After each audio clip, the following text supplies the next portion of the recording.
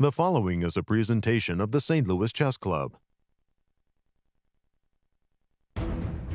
Frontrunners faltered at the Cairns Cup in St. Louis. First place Humpy Koneru was in prime position to pull away from the pack, but Carissa had other plans, defeating the veteran to join her in a three-way tie for first. Young phenom Alice Lee was locked in after her round 6 loss, taking down clear second Alina Kashlinskaya to catapult to the top of the leaderboard. The Americans are surging. Will a favorite emerge, or are playoffs inevitable? Day 8 of stupendous chess, coming up next.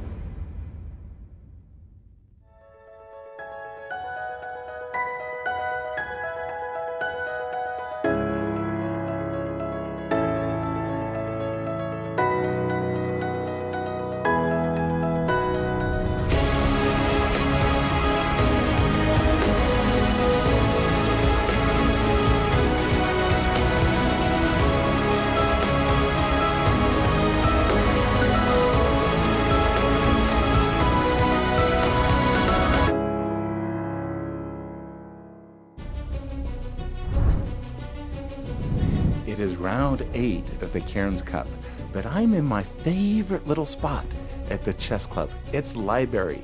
Here I get to delve into all of their books. But first, let's throw it to studio as round 8 is about to begin. 2 American superstars and an Indian former Cairns Cup winner are now tied at the top. With time running short, can anyone take the sole lead? We'll find out today as round 8 from the St. Louis Chess Club starts right now. Hello everyone and welcome to the show. I am Women Grandmaster Katerina Nemcova and I am joined by 2 international masters, Almira Skripchenko and Paikidze. Ladies, it's day 8. It's all coming to an end. Well, hello Katerina, hello Nazi. You can feel the electricity in the air. Hello everyone, welcome. With only 2 rounds left, every move, every decision is a game changer. The tension is at its pinnacle. And adding more to the drama, 3 players are in the lead and 5 players still have a chance to win this tournament. So buckle up, because please forget what you knew about chess, because what you're about to see is raw, intense, and utterly captivating. Katerina, let's reveal the pairings. Yes, let's take a look. So pairings for round 8. And here we go. Actually, let's start with the standings after round 7. So we have a 3-way tie for the first place. Humpy Koneru, Carissa and Alice Lee with 4.5 points. And then closely behind are 2 players, Harika Dronavalli and Alina Kashlinskaya with 4 points. So as you can see, a lot can change today. Now, let's take a look at the format of this event. We play 10-player round robin, which means each player gets to play everybody else in the field. It's always classical chess, 90 minutes for first 40 moves, followed by 30 minutes for rest of the game and a 30-second increment from move 1. No draw offers are allowed in any of those games. And traditional scoring system, 1 point for a win, half a point for a draw, and 0 points for a loss. 3 players are tied for the first place, so let's have a look at the playoff scenario. If 3 players tied for first, they will have a rapid round robin with a time control of 15 minutes plus 10 seconds increment. What if they're still tied? Players will play up to 3 blitz round robins with a time control of 3 minutes plus 2 seconds increment to determine the winner. If they're still tied, players and arbiters will consult to resolve by other means, and we will have a slightly different format in case if 2 players are tied for first, Katerina. And let's take a look at the schedule. So we always play 1 round a day. Today, Wednesday, June 18th, we have round 8. Tomorrow, the last round, round 9. And if there is no sole leader after 9 rounds, we will see playoffs on Friday, June 20th. Now, Nazi, over to you. Thank you, Katerina. Well, as highlighted, we only have 2 rounds left and it's getting crowded at the top. We have 3 co-leaders.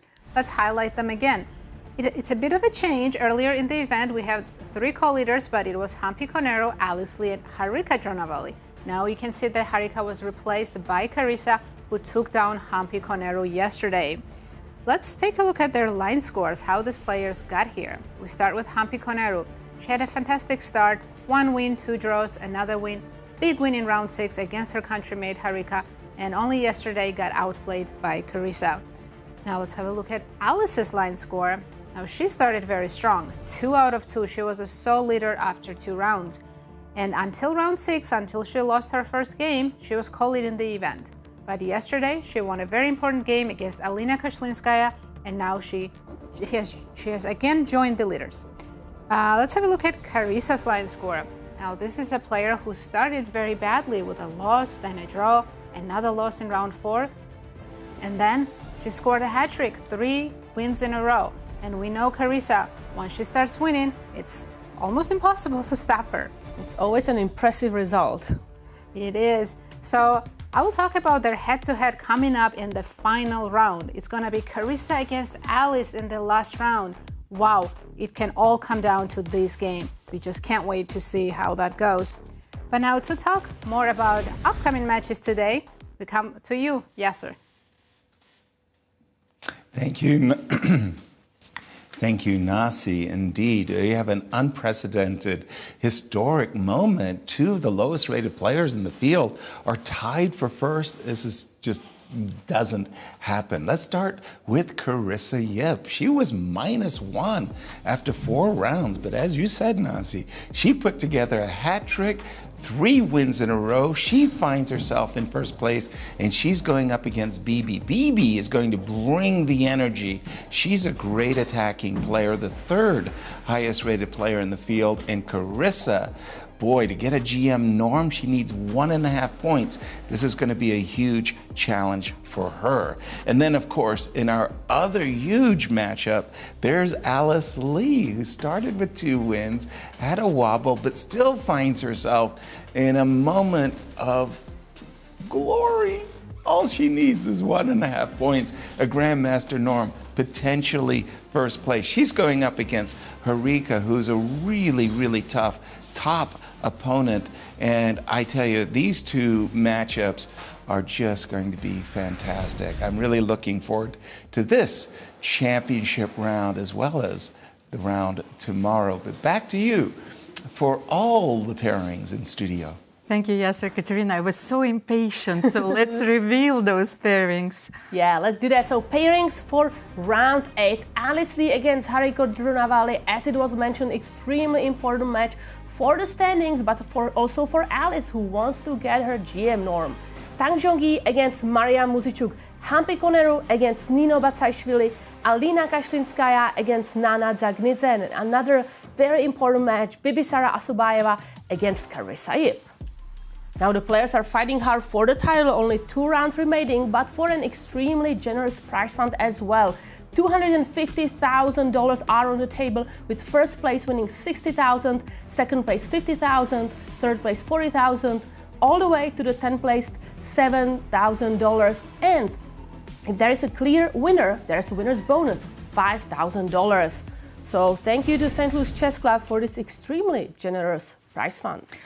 Katerina, this is such an impressive prize fund, but I was thinking so much is at stake, you know, Grandmaster title, championship title, prizes. You said and that every half of a point makes a difference. Every draw makes a difference. So, and all you need is to forget about everything and to play a perfect game of chess. Yes, and forgetting everything, I think that's what Humpy needs to do, because she needs to forget about yesterday's loss and quickly recover to play a good game today against Nino Batsiashvili, who made a draw yesterday and will want to fight back. And we see Carissa, who keeps having this hoodie, Boston hoodie. Boston, yes, sweatshirt, and I'm wondering if Alice Lee is going to have her lucky Cairns Cup sweatshirt as well. I mean, it's working for her, so maybe she's not changing until she loses a game. And Alice right behind her. Here it is, she has it.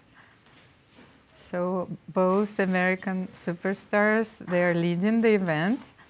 They're playing each other in the last round. You know, we don't need Hollywood screenwriters. Well, you've seen Queen's Gambit, but you haven't seen the 8th round of the Cairns Cup yet. So they are the last players, I think, to enter the playing hall. And we see Dominic Mayer, who is going to be the bell ringer for this round. He's a coach at the Charlotte Chess Center, and he's also the husband to our chief arbiter, Maya Meyers. And Carissa is chatting with them. Alina Kashlinskaya is facing Nana Dzagnidze.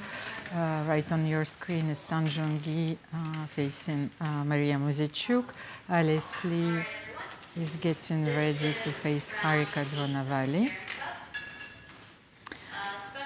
Katerina, would you be interested in knowing a few statistics, head-to-head scores? Because always interested in statistics, but wait a second, we're going to see, and the bell rang. So we are starting the round. Brielle Meyers and Dominique Meyers, they helped us. Wow, we have so many key matchups today. I don't even know where to start, of course. So maybe let's start with Carissa's game. So Bibisara against Carissa. Yep. Bibisara against Carissa. You don't want to hear what I'm about to tell you, Katerina. I see Rui Lopez. What do you want to tell? Well, it's their statistics. Actually, the players, they know each other very well because they played for the first time against each other back in the 2017 when there was a very interesting match organized in St. Louis, Millennials match under 14. And there was the world team. Bibisara played for the world team and Carissa represented the US team. Actually, up till now, Carissa has never won a single game against Bibisara. Okay, so Bibisara is a tough opponent for her. And that's why I think Carissa went for the Rui Lopez, a very solid opening. So let's just forward it a bit. And I just saw that she's going for the Steinitz defense. So knight f3, knight c6, bishop b5, a6, bishop b5 defines the Rui Lopez, a6. And after bishop a4, Carissa made this move d6, the Steinitz defense, which is a very interesting opening. I like it. I play it myself. So the idea, of course, is to play bishop d7 here, but also to play knight f6, then g6. Let's just show it, knight f6, g6, bishop g7 to develop immediately the bishop on g7, because when you play d6, you protect the pawn on e5, so this allows you to develop the bishop on g7, castle, with a very interesting game. So it might have been Looks like an opening was surprise. Caught by surprise, because she is thinking how she wants to continue. And one of the things here is that if you don't want to allow that opening strategy here, Bibisara can go for a surprising continuation. She can take, and to play immediately d4. So first of all, black has to decide. Either they're going for this structure, which is fine for black, but I feel slightly easier to play for white. Or there is a very surprising move here. Katerina, what do you think? No idea. f6. f6. Yes, oh, and wow. then you can go for a very unusual structure. Yeah, because this is usually not a move we want to make, right? First of all, we are taking away the square for the knight, we are weakening this, but I understand that we need to support this pawn, we need to defend it somehow. Of course, and this move is actually possible because there is no counterpart for this light square bishop. And Almira, we have a move on the board. It's move. castle, so Okay, no castle. capturing on that c6 square. so keep this for your next game. I revealed the small opening secret. We have castle on the board, and I'm expecting Carissa to play bishop d7. So Carissa is not yet at the board, so maybe let's take a look what's happening in the Alice Lee game. Okay, let's have a look at our second key matchup. But I feel that every game is a key matchup today, because Alina Especially when we Kashlinskaya, have three leaders of the event. So Alice Lee is facing Harika Dronavalli. Let's have a look at the opening. So Harika went for the classical Queen's Gambit, even though Alice started with knight f3. After d4, they transposed, so the classical Queen's Gambit with knight f6, c6, and she played bishop b7. This is it. I wanted to give you a few details. They only played one game before. This was in the last year's Cairns Cup with the same colors. Alice made a draw against Harika, and I just wanted to show you just this small digression, because like this you will understand Harika's choice, because that was their game in the last year Cairns Cup, because she wanted to go for the semi-Slav, and when Alice played d3, Harika went here, bishop g4, and here she played h3, bishop h5, knight c3, e6, and g4. So I think that Harika wanted to avoid this line, and that's why she's going for a more solid approach, classical Queen's Gambit, where she knows all the plans. And here she was on a, well, it was a very unbalanced game, but with a lot of complications. So just a small story which explains the preparation of the players. So here Alice decided to define the structure. She took on d5 immediately, and she developed the bishop on f4, e3, and Harika is now thinking. Do you remember she developed her bishop on e6 in one game? So this can be an interesting... Maybe castle also here castle, for black, just finish the development.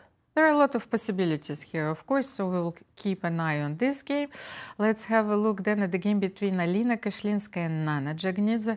Oh, wow. What a surprise. Alina is usually a d4 player, so this shows her intentions. She went for e4, and we know that Nana plays the Sicilian almost exclusively, but she can play many variations, so she knows this opening very well. After knight f3, do you remember she tried a6 in one of the games in this event? So d6, so she went for the Najdorf. Najdorf, Sicilian variation, and f4. f4, e5, and knight b3. Okay, I think this caught Nana by surprise as well, if Alina wins this game. And let me check really quickly what are their head-to-head score. Yes, that was a very important psychological note, because Alina has never won a game against Nana, and she lost her last 3 games, and last game being at the Olympiad last year. So quite recent. So it was quite recent, and Alina is still going for one of the most complicated openings in chess. And actually, I was following this line with my database, and knight b3 is a rare move in this move order. Yeah, I wanted to say there's knight f3, yes? Yeah, exactly. White's supposed to play knight f3, and as you can see, there's 2,600 games. But instead, Alina, I'm guessing this is preparation, or it also could be that because Nana plays so many different Sicilian variations, maybe she didn't expect this one. And now we see knight b3 on the board, and there's only 100 games, but after queen c7, which was played very quickly by Nana, there's only 20 games now in the database. It's crazy that this early in the opening, we can have somewhat of a new position, right? Especially in the line like Najdorf, which has been popular for centuries. Typically, white plays bishop e2 here, b5, castles, and bishop b7. So black, as you can see, is a little bit behind in development. King still in the center, knight d7, king h1. My question is Alina planning to go all in on the king side? Is she going to go g4 eventually, f5, g4, g5? But I guess that also depends on what Nana chooses to do with her king. Is she going to castle short, leave the king here for a bit, or castle long? I mean, white really wants black to capture on f4, so the bishop can there with the tempo develop. But if it's black who is not going to capture on f4, then I don't think white is the one who wants to capture on e5 and help black knight get into the center. So then that's the moment, maybe I just push the pawn and start attacking on the king side. Absolutely. So like bishop b7, and we could play... Would you go f5 now? Well, I am worried about b4 afterwards, because my pawn on e4 can be hanging. So either a3 or a4, and then knight d5. Engine suggests let's just provoke before ourselves and play knight d5. But black castles here, and this is very typical Najdorf position. Of course, the knight on b3 is not very happy. And as a Najdorf player myself with the black pieces, I think black should be quite satisfied here. So you're a Najdorf player yourself. So let's rewind these things a little bit, just to the initial position, a6. A6, yes, here's the knight of tabia. And here, because I wanted to use the analogy, because I'm a Rosalima player myself, so I don't allow those positions very often, but from time to time... Knight C6, right? No, like knight C6, bishop B5, like doesn't matter. So let's get back to the position. So from time to time, I'm trying to target my opponent's opening preparation. And here, actually, I have a game played a few years ago, which started with H4. Oh. It's one of the latest developments. And so after E5, you can go knight B3 here, one of the main moves. So I was thinking that, you know, maybe Alina was looking at all those sharp lines and instead of playing knight F3, well, she decided to go knight F3 using the analogy. But here, one of the main ideas is that you still didn't play F4, so you can play bishop G5. Because you're fighting for the D5 square, whether in the game that we have now, you know, that's no longer possible. So maybe that's the main difference. Let's say after F4, you... To be honest, I've faced F4 many times with the black pieces. H4, I haven't faced yet because it's a new opening and I don't play as much chess anymore. But I've seen it when I do commentary, especially in Rapid and Blitz. They love to try this, yes. This would have been a bit more aggressive, maybe more fun. But let's see how... Okay, Alina is thinking maybe she realized now that she's supposed to go knight F3? Yes, so I think that might be a small confusion, of course, especially that Nana plays a lot of Paulsen and E6 Sicilians. And let's take a look where these players are at the leaderboard.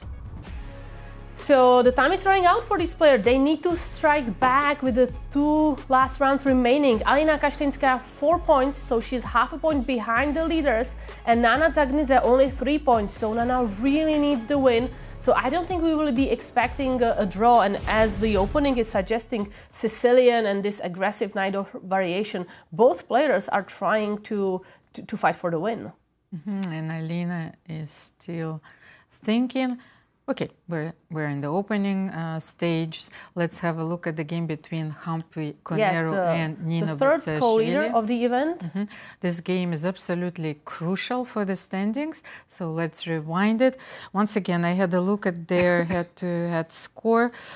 Another surprising statistic, Koneru won almost all of the games played against Nino. So Nino playing with the black pieces against Humpy has to be careful. Knight f6, will she go for her Rogozin? No, she also goes for the classical. I think she played it here already once. Yes, but we have this similar opening and a Nino. As in the game of Alice Lee. But here it's knight h5, whereas in the other game there was, I believe, c6, right? But the thing is, we've seen that Nino went several times for this idea in the game against Nana Dzagnidze. She loves this move, knight h5, which challenges the bishop on f4 immediately. You have to make a decision here. Do you play e3, you know, and allow black to capture? Then you're going to play with this structure. Then you play bishop d3, castle, rook e1, and knight e5. Or here, should you go bishop g3 here? I think we saw it also several times in this event that they go e3, kind of allowing this potential double pawn because the e-file, open e-file will be very good for white. Both choices are very interesting. Which move would you make, Katerina? I would play e3. e3. So you would go for this structure. You know, it seems that you're having a lot of weak pawns here, but actually they're supporting the knight on e5, and it's not easy to target them. You know, unless actually, if I can change my mind, I go bishop d2 and then see what black thinks, because then probably this quiet kind of draw offer if I want to do that, or if I want to change my mind later and just keep this bishop here and do something different. But then you have to play e3, and your bishop is stuck on d2. So and I think that's what's happening in the game. No. No, let's take a look. She played bishop d2? Oh, so let's have a look. So. I haven't seen what were the moves. So h3. h3. Oh, Humpy is so retreating with the bishop, but then h3, maybe thinking about bishop f4, and then having hideout here on h2. Also, what I'm thinking about, she is looking at this move because if black castles, g4 is coming. And Nino played c6, bishop d6 first. She's improving the bishop. I understand that she's not allowing white to play bishop f4 anymore. And the thing is that, okay, now I understand this strategy. After bishop d6, let's say you will play bishop g5 here. What is going to happen? Bishop e6, you have to go for bishop e6 here. You need to protect the pawn because I'm not sure that you have some time, and you can't play h6 here because I will simply take on f6 and take the pawn. Okay.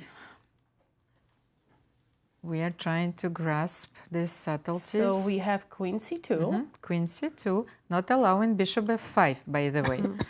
It takes two to tango. So queen c2, a very important move. And I'm thinking, will Humpy castle long here? Castling long, immediately. Yes. Can we castle long and strike with e4? Wow, very, very direct and aggressive. I'm pretty sure that Nazi will tell us that hundreds of games have been played in this position, and castle long is not such an original idea, Nazi. I was hoping to tell you that. I was checking and I was trying to make long castle work, but first of all, there's no games in the database. It could be because we had that repetition, maybe. That's why the move order is different. But yeah, long castle, I like the idea. I like to attack and have opposite side castles, but here in this position, after black goes knight a6, knight b4 is unpleasant, so you have to play a3. Oh, but I don't want to play a3 here because it gives you a hook, you know. Absolutely. Then b5, b4 will be coming with a tempo. And if we don't play a3... If I play e4... You could try e4, but then after knight b4, what do we do with the queen? b1, b3? b1. Let's try b1 first. Let's try queen b1. We take on e4, and I'm attacking now a2 again. Oh, in with bishop the tempo. e6. You could try to trade a lot of minor pieces, like knight d6 and bishop b4. It's probably the best thing to do in this position. But as you can see, this is not why we castle long, right? We wanted to have active pieces, and here we didn't achieve any of it. And it's only black who can be better here. Yes, Also, is there, isolated pawn for white, and white really doesn't have any attack. So in the end game, it's just going to be a weakness that black will target. Well, I can call this an opening disaster. So let's get back to, we should not spoil Humpy's position for her. So should she go for the classic development and play e3? She can play e3. e4 is interesting. I don't think we're going to see this, but since she's thinking maybe she's considering it, if she wants to go to an endgame. Maybe, some players feel more comfortable in the endgames. She will have... There's no advantage here or with the queens on, but if she wants to play this, she has this option. Otherwise, e3 is absolutely the most logical move. Castles, bishop goes to d3. And can we now start with like g4 and long castle? Can we wait with short castling for white? Good point. So maybe black knight should still go to a6, preparing against the long castle. So a3 now is almost forced. Yes. Sure, a3, let's say rook e8. So you have to make a commitment here. Either you castle short or you go for g4. And I go g4. Let's give it a try. It's not your game, right? g4, I would react probably with immediately c5, just to open up the center. Okay, g5. Okay, c4. Bishop e2. It's too much not to take on a6 and play g5 then. Take here? No. Like if we take on a6 first, just a question. e6. a6, the knight on a6. And then g5. Okay, to avoid c4, right? Yes, just let's say, try this. I feel Probably that it's still too knight much. e4 still. And without the white squared bishop, I think the attack is just not going to be strong. Yes, but I just wanted to take on d5, but I think after bishop b7, white is completely lost here. You're absolutely right. Yes, it's -4 here. White's position collapses very quickly. So we're trying really hard to find ways to lose with white. If we play regular chess, I feel that we are very good at it. But we've mastered it. h3, now it becomes, you have two hooks, since white, after castling short, is supposed to play on the queen side. so the minority attack, then a3 is a useful move. Whether h3, I feel, is a potential target, because very often you play knight e4 and you play queen f6, queen h6, and you sacrifice the bishop on h3. Yeah, absolutely. This could be a problem, but of course, and maybe because of h3 is why black has equalized and has no issues here. Black can also play h6 here, and it's just about equal. White's usual plans like either knight e5 or f4 or immediately e4. It's just not working here. So we'll probably have to play on the queen side, b4, right? But then yeah, black is completely fine there. Two knight is actually well placed on c7 against this plan. So I think Nino has equalized. Perfect. Thank you, Nazi. And we have some statistics now. Number of moves before a deep think. So let's take a look. The average of first 7 rounds. So for Humpy Koneru, it's been the most. So she plays pretty fast. So 30 moves, and only then she took a deep think. Whereas Muzychuk is on the other side. It seems that for her, she's taking the deep think much sooner. I'm curious to see where is Carissa. Carissa, yep, it's 11.3. I would expect her to be like 18 because she always plays so fast. But apparently, the first time she takes a deep dive into what is happening with her position, how she wants to position her pieces, it's after 11.3 moves. But those are fascinating statistics. You know, I feel like I'm watching the NBA finals. Thank you so much for providing us with those. And Ben, who is Ben Underwood, who is providing us with those magical numbers, he's going to join us in the studio. So you'll be able to thank him in person. I will be able to challenge him in person as well. Let's do. And I think we have one game that we didn't take a look at, which is Alina Kashlinskaya. No, it's Tang Zhongyi against Mariya Muzychuk. Knight h4. So here we had the bishop on f5, and white played knight h4. So how many interesting games? Okay, another so let's see story. How we got here.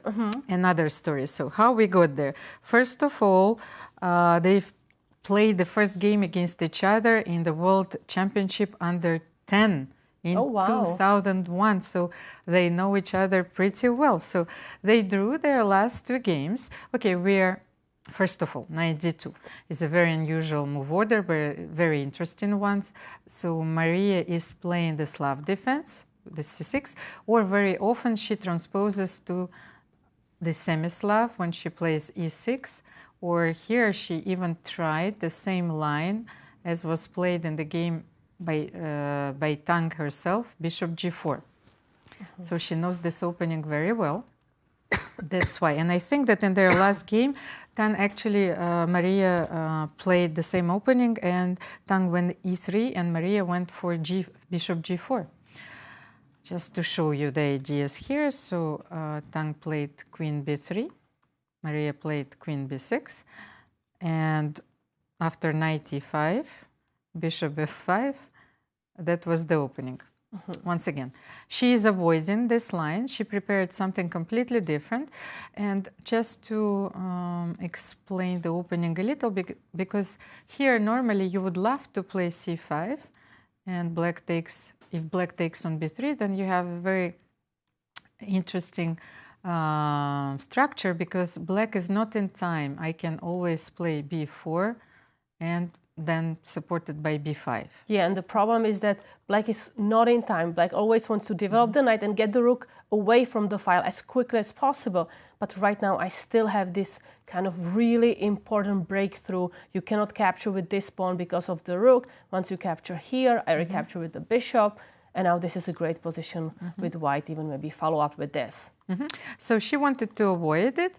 And here we have the position on the board where Mariya went bishop f5 and knight h4 was played, and queen b3, knight d7, e3, and Mariya is thinking. But let's check in with Yasser. Thank you, ladies. I like the variations where you were showing how Humpy could lose with the white pieces in all kinds of ways, nasty ways too. I've got my eyes on the game of Carissa and Bibi, and Bibi is actually thinking at this moment in this modern Steinitz variation of the Ruy Lopez, you would say. Carissa has game time on her clock. She has 91 minutes and 38 seconds. Oops, no. Oh, they did. Oh, how about that? How funny. Just the moment I was thinking, when I was speaking, Bibi went down to 1 hour and say 16 minutes. And what she was thinking about was right here. This was a crucial moment, knight ge7, because you can go in 3 separate directions as white. One direction you can go in is you can capture the pawn. D takes e5, trade a pair of knights, and you get a structure of 4 versus 4, 3 versus 3. White slightly better because this bishop on a g7 is blocked. So that's one idea that Bibi was interested in. Another idea is to grab space. D4, D5, nice lock in the center. Knight goes back to B8.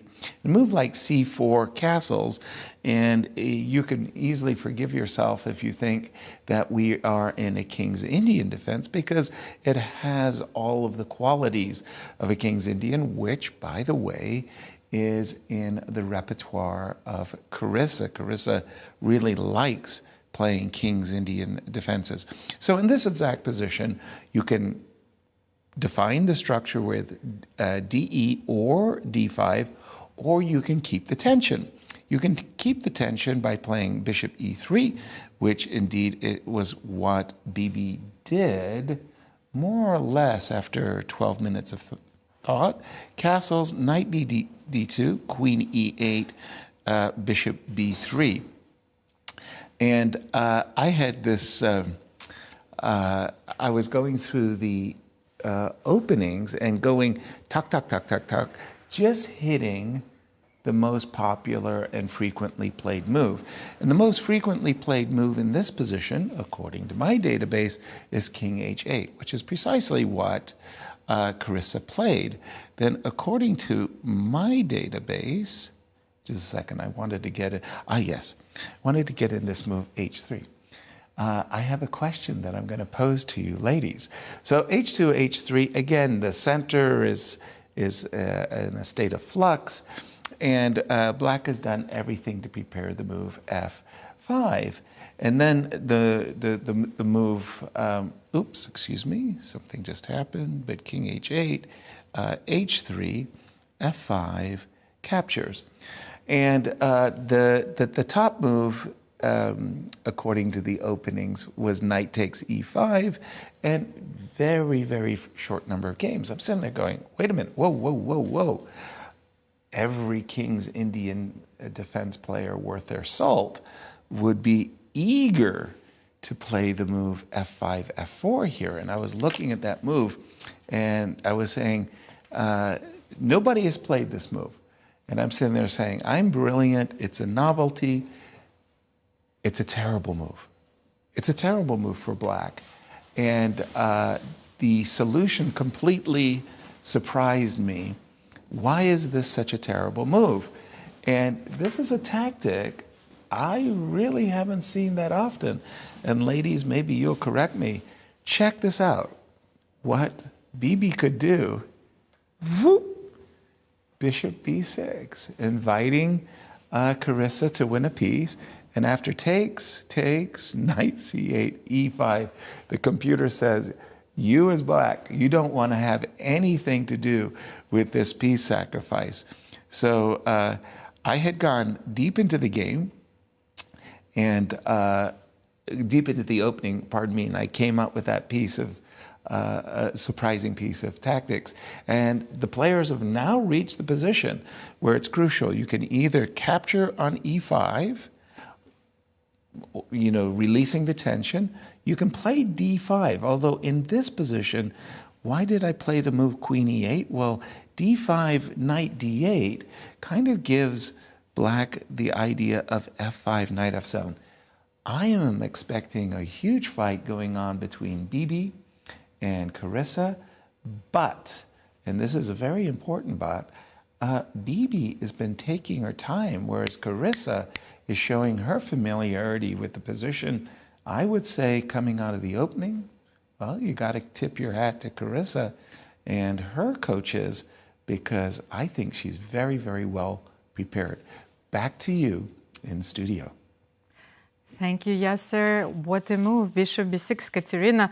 You saw that I almost fell over the chair in the studio. Brilliant tactics. And thank you, Yasser, for such deep analysis. It helps us to grasp the essence of the position, and especially that both of the players are the King's Indian players. You know, they play the King's Indian. They know those ideas. Yeah, Carissa, she always goes for this f5, f4.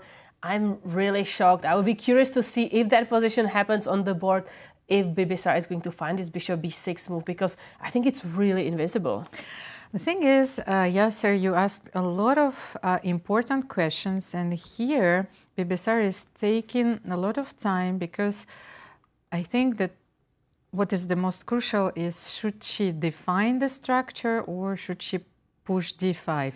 And I think that she started the game with d4 with the intention of having this dynamic game, not having the close structure.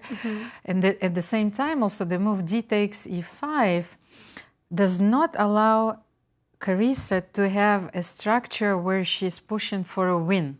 So she's going to make things very difficult for Carissa to win this game with black. So if we take all those elements into consideration, she might as well take on e5, Katerina. So how would you continue? So you take on e5. Yes. I recapture with my pawn on e5. With the pawn, I thought maybe with the knight, because this knight is completely misplaced. What do you think? Both I want to with pawn, because with I want pawn? to have the open file, and I'm not sure what you're going to do with your knight on d2. Because it's not that easy for you to transfer it. I understand you would probably like to do something maybe like this, but it's going to take you time. Because it's very interesting, just in case I wanted to show something, and then, because when you take here, I think I should try and have this position, because actually white is not forced to take. That's why maybe you're completely right. So bring this knight here and queen to e7. But as we can see, I can play bishop c5 and bishop a3. So black could be in trouble. You're absolutely right, Katerina. So let's see, after d takes e5, if black plays d takes e5. Even because the continuation for black is very simple, right? I want to put rook on the open file, then I would to start pushing f5, and then see if I am going to reroute the knight, or if I'm just really start pushing with all these pawns. So what should we do here? Should we play queen e2 with the idea of connecting the rooks, playing rook a d1? And just in case if f5 is played, we can always play bishop c5, and after b6, bishop a3, you know, to keep both bishops on those diagonals, cutting the board like lasers. And this is quite important game against leader Carissa, but also let's take a look where Bibisara is in the standings to see how much it's at stake for her. So Carissa with 4.5 points, Bibisara Assaubayeva with 3.5 points. So if she manages to win it against Carissa, she's gonna tie her. So she is thinking how to keep pressure in this position and how to play for the win. And what would be the most unpleasant position for Carissa to play? Sometimes you might not make the strongest move in the position. By the way, a lot of things have happened in the game between Carissa and Humpy yesterday. And so we've seen a lot of mistakes, but those mistakes were crucial because they forced Humpy to take difficult decisions, and this is the nature between like our mistakes. Actually, for the sake of the truth, Katerina, may I show you something? Because when I saw the move bishop b6, which was shown by Yasser, I just want to show you the game from the round 7. So yesterday round between Carissa and Humpy, because everything happened so quickly and it was such a dramatic end of the game. I couldn't sleep myself, you know, so I was analyzing this position myself. So after b3, bishop g4 was played, and I wanted to show you this beautiful variation because these players are very strong and it was not easy for me to spot what Humpy missed here. So here Carissa played Rook d4, and there were 2 question marks on this Of course. move. And she went on to win the game after knight e7. But actually, black is winning here, or having a winning position, but after bishop d4, and that's what I wanted to illustrate.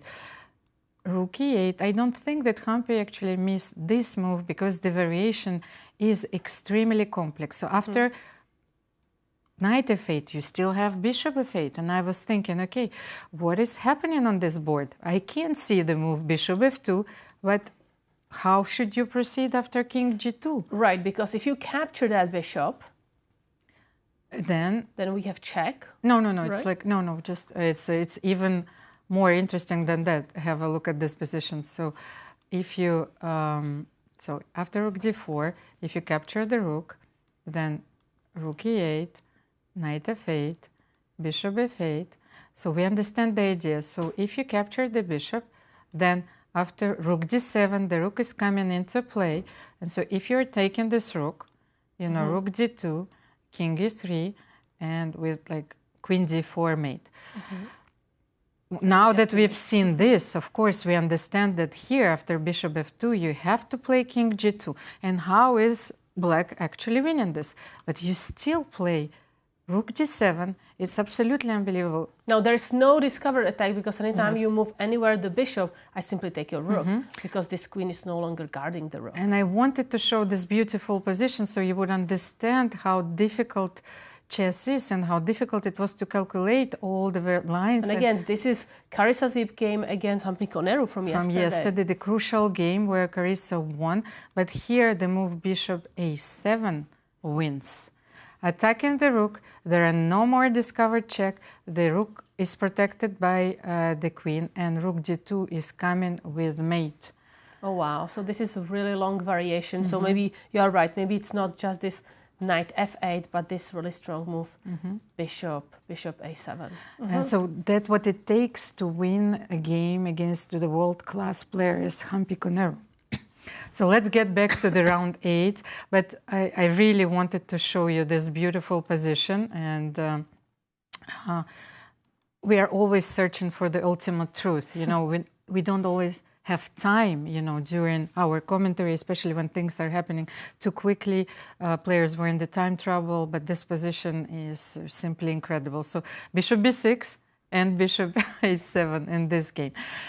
So Bibisara did capture on e5 and pawn recaptured, but Yasser has some thoughts. So Yasser, over to you. Ladies, first of all, thank you so much for reviewing yesterday's absolutely huge swing, that turnaround game between Humpy and Carissa. That sets up this incredible final 2 championship rounds. Had Humpy won that game, just as you showed, bishop a7, one of those invisible moves. Thank you, Almira, for that. Humpy, the Cairns Cup could be over. I wanted to, again, stay with the game between Bibi and Carissa because, again, Bibi was not completely satisfied with the move d4, d5, going into those King's Indian type of structures. Because again, this move queen d8 has made room for the knight, and that's actually really, really good. Instead of going back to b8 or a7 where it's passive, you might say the knight is passive on d8. Not so.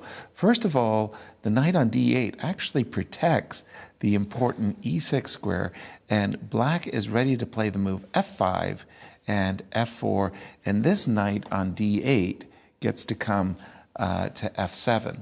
So Bibi felt not so good about that. She didn't like playing into that h3, f5 variation, so she immediately played d takes e5, d takes e5. So the position is defined, and Almira was saying, okay, bishop c5, and I'm looking at that move, bishop c5, and I say, wow, that's a really, really attractive move.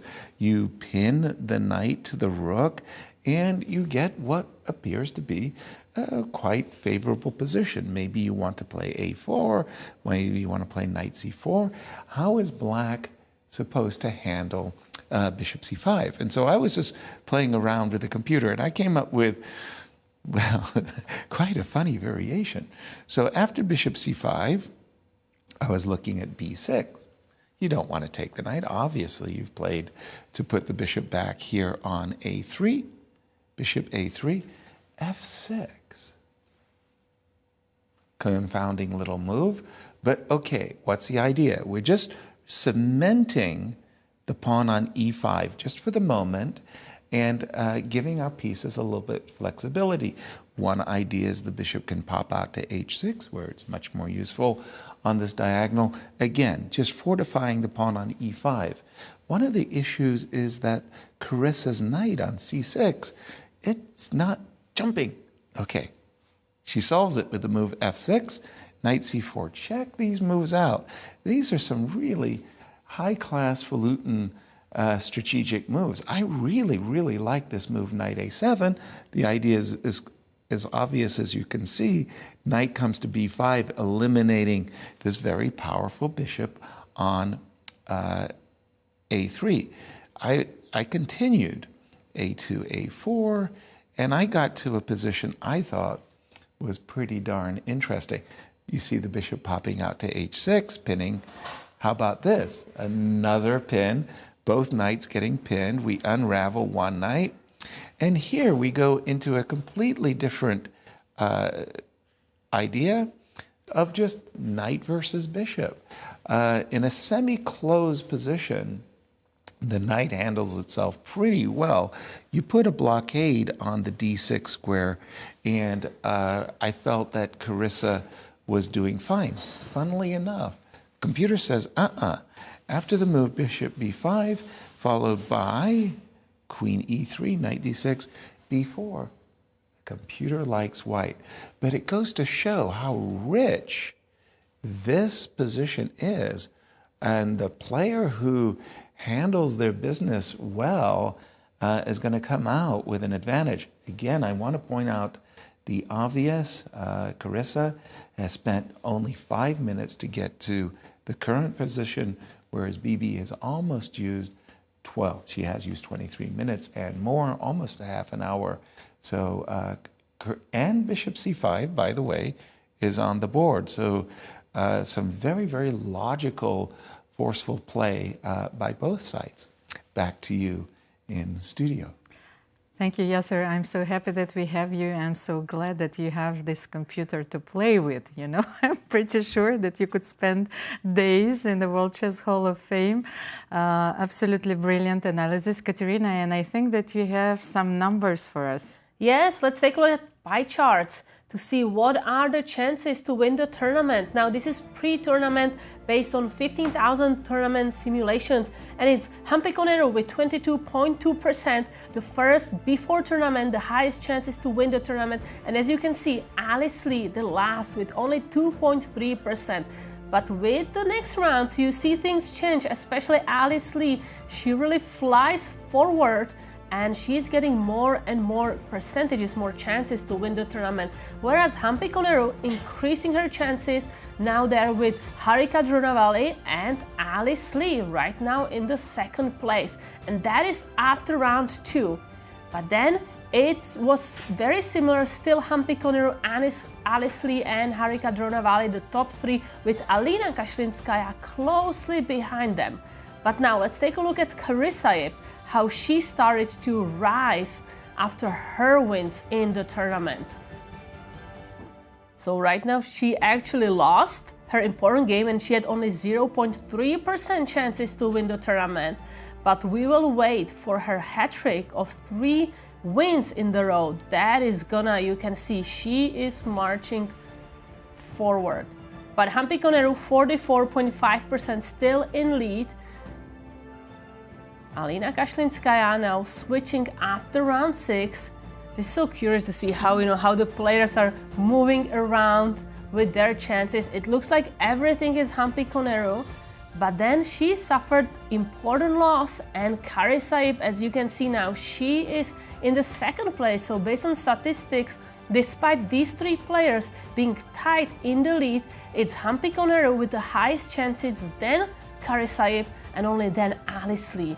Maybe Alice Lee is a little mad. She's saying like, why do I have only 24.4 chances when I have the same amount of points? Katerina, this was a real jaw dropper for me, because before the round 7th, Carissa was barely on like 3%, it was 2 point something, but now she has almost 30% chances to win the event. One game changed everything. As I've said yesterday, Carissa's fate is in her hands, and she has to survive this game against the opening, first of all, against Bibisara Assaubayeva, a very uncomfortable opponent for her, and start taking chances later in the game. Yeah, because again, it's not just about the standings, but by the way, let's take a look at Carissa's line score. She started with a 0, which Carissa even said, you know, her stats in the tournaments are sometimes shaky, but after round 4, when she lost again, she caught her breath, she started to winning, and now also important to notice that she is here for the GM norm, and she needs 1.5 points in the last 2 rounds. So she would love to win now and then make a draw with Alice Lee tomorrow. You know, this draw is almost an anomaly. If you put a 1 or 0 there, it looks like a code, you know. So Carissa is playing for her 4th win in a row. And I think this is a great opening for her because she likes to play King's Indian defense, so this structure fits her well. But Nazi, over to you. I have some updates in another leaders game, Humpy Koneru. We left it here right after she played h3, and we're wondering if she was going to do follow up with g4, and guess what? She did. Not only that, Nina played knight a6, which we know is preparation against long castle, so she can play knight b4. But guess what? Here, Humpy's not afraid of anything. She just played g5. This might be a bit of an overreach. Maybe, I mean, she knows that these 2 American players are co-leading with her, and she wants to take a lead. So maybe she's over pushing a little bit, and who knows? I mean, her position is still fine, but we can see she's already taking early risks. And Nino, who's having a quite bad tournament, she could play a big spoiler today. So after g5, I was looking at knight b4 inclusion, queen b1, and then knight h5. So it looks like white started an attack before developing any pieces, and black hasn't even castled yet, right? So objectively, it's fine. The engine says it's equal, but looking at it as a chess player, I can't justify early g4, g5. What do you think, Almira? The thing is, the more I look at this position, I fail to find a clear plan for black as well. First of all, we know Nino. I think that she has this tendency of putting the knights on h5. So after g5, she will always play knight h5, of course. But have a look. Even if with the inclusion of knight b4, when I will play a3, you will have to go back knight a6. No, a3. Sorry. Yes, a3. So maybe a3 is even like a more necessary move for me, a more useful move for me. So here, how should we continue? How can we exploit the knight on h5? I think very often you want to go e4. And that's the engine's best suggestion, e4. But let's say I castle. Okay. You do have to worry about your king a little bit. I want to play e5 here. That's the idea, and bishop d3. I was thinking that if you allow me to play this position, maybe it justifies the whole opening strategy for Humpy. What do you think? I'm not sure. I feel that the g6 is... I anyway maybe want to go knight g7, bishop f5. And also, I just want my knight. Now, if I go to c7 and to e6, I'm going to be targeting that pawn on d4 and g5. And where are you going to go with your king? I may follow up with c5. I feel like this is extremely risky for Humpy. And if you are playing this risky opening, you usually are prepared. But when you look at the clock, Humpy is down 30 minutes, while Nino only 10. Yeah, I think this is maybe overextending your position a little bit. And I like knight g7, bishop f5. That looks great. That knight also has a route, maybe even c5. So I'm not loving this position for white. Just a second, but my idea was when you play knight g7, I will play h4 immediately. Okay, you can even start with h4 if you want. Okay, and if you play knight g7, then I will play h5 immediately, and I will give up the rook, you know, and this is it. Probably we'll have to play bishop g4 here. Yeah, the engine doesn't believe in white's attack. I think if we had already castled long, that would work beautifully. But now, with the rook and queen cut off from the king side, looks like white just doesn't have enough pieces here. And of course, I didn't have to let you play h5, but it looks like Of even if I course. do, black is completely fine. So And let's take a look where these players are at, because they're in the opposite sides of the standings. Humpy Koneru in the lead with 4.5 points, while Nino Batsiashvili only with 2 points. She was saying in the interviews that she feels like she's playing well, but just the games are not going her direction. And I think she only blundered one with Nana Dzagnidze, that rook takes e6, after which she resigned immediately. But otherwise, she had good chances in her games. She was sometimes pushing, having advantage, but somehow blundering or mismanaging the game at the end. So let's have a closer look at this position on our analysis board. So Humpy Koneru against Nino Batsiashvili. Nino is still thinking. She is asking herself the same question: should I go to h5 once again? The thing is, this might as well be one of the turning points in this game, because Humpy will have to demonstrate how she will proceed after knight h5. But if it was my turn, I would start with this move, because since you allow me to get this knight here, I really want you to then push my knight away and kind of weaken this this pawn and weaken that queen side. So I think maybe she's discussing whether knight this before move on the board. You're on fire today, Katerina. So queen b1, knight h5. I wanted to play e3 once again, so let's check this line. So is there any other way? I don't see, because you could play e3 claiming that that the knight is not going to f4, but you're absolutely right. You need to maneuver your pieces to better squares, and g6, knight g7 with bishop f5 or knight f5 coming, and black is absolutely fine. So I think that here, after knight b4, queen b1, knight h5, you have to do something urgent. So e4, how is it happening? e4 here, and Nazi was suggesting just castle. Yes. Because again, you look at white's pieces, like look at this rook, this queen, like these pieces are just horrible for white, and you are pushing in the center.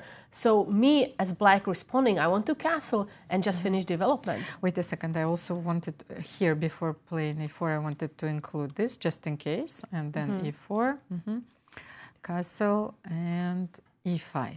Okay. Because just to note, again, for pawn grabbers, I don't think you can capture this pawn. Because after takes, knight takes, this looks terrible. Just looks terrible, because now we have rook e8. We may be thinking about some discovered attacks later, and just where is this king going? Yes, the king is stuck in the center. There's no way for you to castle. Now you would wish you would castle long, but okay, this is too late. No. My opening strategy was based on this idea. I want to play e5, close the center, and bishop b7. Maybe here, instead of playing bishop d3, which looked very natural to me, is there any way that I can target this bishop? This knight, like, could I play bishop e2 here? What do you think? I will go g6 anyway, because this is always a square that I want to take control of, so the bishop can be developed, and this is a hiding spot for my knight. Yes, and I'm not sure how to finish the development here. No, wait a second, just a second. If bishop d3, d6, and I thought about this move, maybe queen d1. We should think about it. I mean, yes, this is possible. Something like this we are expecting in the game of Humpy Koneru, but it's not clear how she's attacking, although we can see her passion to try to attack on the king side, but it seems like black is quite solid. But Nazi, you have some news for us. Yes, this game between Zhongyi and Mariya Muzychuk is really heating up. After this last move, e5, look at this. Zhongyi just took the pawn on b7. Yasser, if you're watching, let us know if you're proud of her or not. But let's have a look why computer thinks it's not a good move. Black can start with rook b8 or take on d4. Rook b8. Do we take another one? Yes, once we start it, let's continue. Exactly. Now just play bishop b4. You need to finish development. So bishop e2? Bishop e2, yes. All right. Now I'll include this capture. Then I'll castle.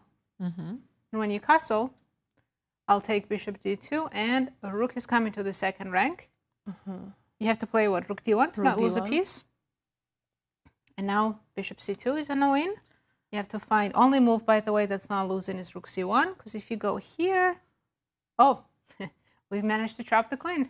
Wow, the queen trapped. Wait, why isn't it winning after rook c1? That's maybe too many. you just sacrifice, right? Bishop a5. But so what is the difference there? Because you attack the bishop, actually. At the yes, end, right? at the end, yes. So you need this bishop, this extra bishop. Big difference. Wow. So we do have a move. E takes d was played, which is, like I said, another good move. Just after e takes d, Mariya needs to play rook b8. That's important for her advantage. And after rook b8, if 10 takes another pawn, let's say a7, same thing, I believe. Black still plays bishop b4, but even, whoa, bishop c2. That's an interesting move. What's the idea behind bishop c2? I think you're again taking away squares for the queen, and maybe you rook a8 is not trapping it yet, but the queen has nowhere to go except a6. Maybe right like now. queen c8, rook a8 is the threat. That could be a possibility. To be honest, I feel that Tan is completely suicidal today, because she knows that taking on b7 is very risky, and she first played e3 because it was possible already after knight b7, knight d7. So she could have taken here. Yes, but it's still... And you will transpose the same position Transpose to the same idea. Yes. So she knows that you shouldn't do this. I don't understand what is happening. Wow. And Yasser, you have some thoughts on this game, and I am curious, is Tang Zhongyi going to be accepted to the Pawn Grabbers Association? Of course. Thank you. Of course she's going to be accepted, but she may not be happy. That was not a tasty pawn, not at all. And in fact, especially because she had a much, much better move instead of capturing the pawn. I'm not familiar with this opening at all, but the much better move that she had was simply f2, f3, putting the question to the bishop. She has played knight h4. She's going after the light squared bishop. Having said A, having said B, play f2, f3, and get rid of this kind of offside knight before you take the pawn on b7. Now, of course, great. Grab the pawn on b7, enjoy your ill-gotten gains. And Nasi, you were showing some very nice lines here with rook b8 and queen takes e6. And I love your move, bishop b4. There's no question that develop, get everybody into attack. But the one I wanted to point out, I'm seeing this tactic. This is not a common tactic that I'm used to whatsoever. In this position, I understand these ideas of bishop c2, trapping the queen and all of that stuff. And I love bishop b4. I play bishop b4 in a heartbeat. And the engine is rather insistent. Play rook b6. You're 2 pawns down, but play rook b6. Basically the only move, queen a4, go away. And what? Rook e6. And it's like this knight is offside, this bishop on that one. And so you can't take the bishop on e4, rook takes e4, that's a double attack. If you play bishop e2, bishop d3, row, and suddenly this rook on e6 is really a monster. Knight takes e4, giving up a piece is considered the best move by the engine, much better for black. The second best move, king d1, knight g4, and nobody, including Tan, is siding up for this one. So, again, I kind of flummoxed grabbing the pawns by white looks pretty good. Queen takes b7. But this move, rook b6 to e6, that could really, really hurt Tan's feelings. A big moment here in this game for Mariya. Back to you guys in studio. Thank you, Yasser. I don't know what did you do yesterday, but you are the real master of play. And let's keep it that way. But we should look at the game between Alice Lee and Harika Dronavalli. We left it at the position where Harika was thinking about taking the bishop on f4. So let's have a look. We saw another knight at the edge of the board. So bishop d3 was played. Harika took on f4, but we know that this pawn structure is giving white a slight edge, by the way. So yes, you should underline this because they're supporting the knight on e5. Then bishop g4 was played in preventing this idea because, of course, the knight is pinned. Castle, knight bd7, rook e1. Putting the rook on the open file, the most natural move. So Harika was delaying the castle, but she needs to castle now, of course. And here, look at this move, rook e3. It is a very multi-purpose move because, first of all, it allows you to take with the rook if bishop takes f3, let's say, so you can unpin your queen. So now you can play queen d2. Alice's idea, and it's a very standard plan, a very important plan to play queen d2 and rook e1. So you need to take the control of the e file, and a bit using the analogy like in the Petrov, but here we don't have the dark square bishop, so I am expecting Harika to play bishop d6 here. Harika played that move, bishop d6. She already played. Okay, so this and Alice responded with knight e2. Okay, so she wanted to defend. Oh, okay. Then now we see d6. the rook doing that really important job, as you are mentioning, just guarding this knight, so this queen can freely go here. Or maybe we will try to do like this kind of battery with the queen being here and strongly looking at h7. Of course, and yes, you are looking at some point you can sacrifice and bring your rook to h3 if this bishop disappears. So the main idea behind queen knight e2, now that you cannot double your rooks on the e file, is that you can jump knight e5 here. So Harika is facing a very important decision here. Should she take bishop f3 here? Bishop f3, now that you are f3. mentioning it, I think either capturing or, like, I don't know how I feel like this move f6. At least it's taking control of this square, but it's also creating a lot of weaknesses. Katerina, what do you think about this line? Bishop f3. So takes. And knight f6, bringing the knight to f6, taking control of the e4 square. Then I will play rook e8, queen d7 with a very nice game. Because what else can we have here? You can have knight g3, knight a5. Or I can start with queen c2. Queen c2. Let's say rook e8. Now if I go rook h3, how do you continue? Because I cannot play h6 here? Well, the idea was that usually in those situations we like to play g6, right? To make sure we have this pawn chain when there is this diagonal. But here maybe there is this f5 move, right? That I'm starting to attack this pawn. And then once I capture, you have to be extremely careful because then I can have some sacrifices. You're absolutely right. But since the dark square bishop has disappeared from the board, then I can easily play h6 because all the sacrifices, they're not possible here because you cannot play knight g3. I will take on f4. So you can't comfortably play queen d2 because then I will play knight e4. You see, bishop d6 is a very precise move, so it doesn't allow me to play queen d2, rook e1, forced Alice to play knight e2, and I think,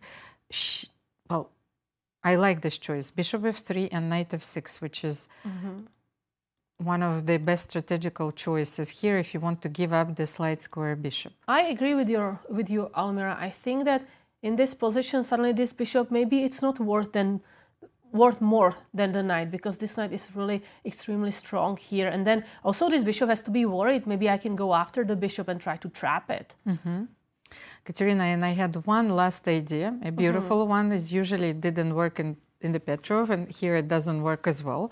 But I just wanted to mention it, of course, because after knight g5, you would think that this bishop is yours. But here you have a very powerful reply, queen g5, protecting the bishop. And if you take on g5, then I will take on d1, and you even lost a piece. And there's no intermediate check, right? Because after queen takes g5, if I give a check anywhere, you just move back the queen. Yeah, I and can play queen f5. you got two pieces for free, pieces, or for a yes. pawn. Yeah, that's too good for black. Alice? So I think that we are going to be seeing bishop f3. Is there any other move? Can I start with maybe rook e8? No, because the knight is there's only 2. knight e2. The thing is, yes, you are facing a dilemma here. Are you allowing knight e5 when I don't think that you want to do so? So, Because now there is not the pin, right? So this is the decision where you have to decide either you allow the knight to go to e5, or you play this. I mean, what do you think about this f6 move? You don't like it, I understand, but tell me why. It's weakening because, first of all, it's one of the most natural moves, queen c2. What do you do about this pawn? Are you going to play h6 here? And if you play g6, then I'm sacrificing. This is it. You're lost immediately. Yeah, so maybe there's just immediate problem with this queen c2. So f6 is a very responsible move. I understand that we want to take control of the e5 square, but unfortunately, I think queen c2 underlines the drawback of this move immediately. You know, one more thing to note about this game is clock. Look at the clock. Alice Lee has 1 hour 20 minutes, while Harika under 15 minutes. So they have already 30 minutes difference. So there is some pressure on Harika, as Alice seems to be well prepared in this game. But we will see how this game unfolds. And before we take a short break, let's check in with our friends at the Q Boutique. So this time it's this iconic 2025 Cairns Cup souvenir shirt. Features the Cairns Cup logo on the front and the St. Louis Chess Club logo on the back of the neck. Stay cool and show your love for chess with this must-have piece. Available at qboutiquestl.com and in person at the St. Louis Chess Club. As we go to break, Yasser sat down with rising star international master Alice Lee. Let's take a look.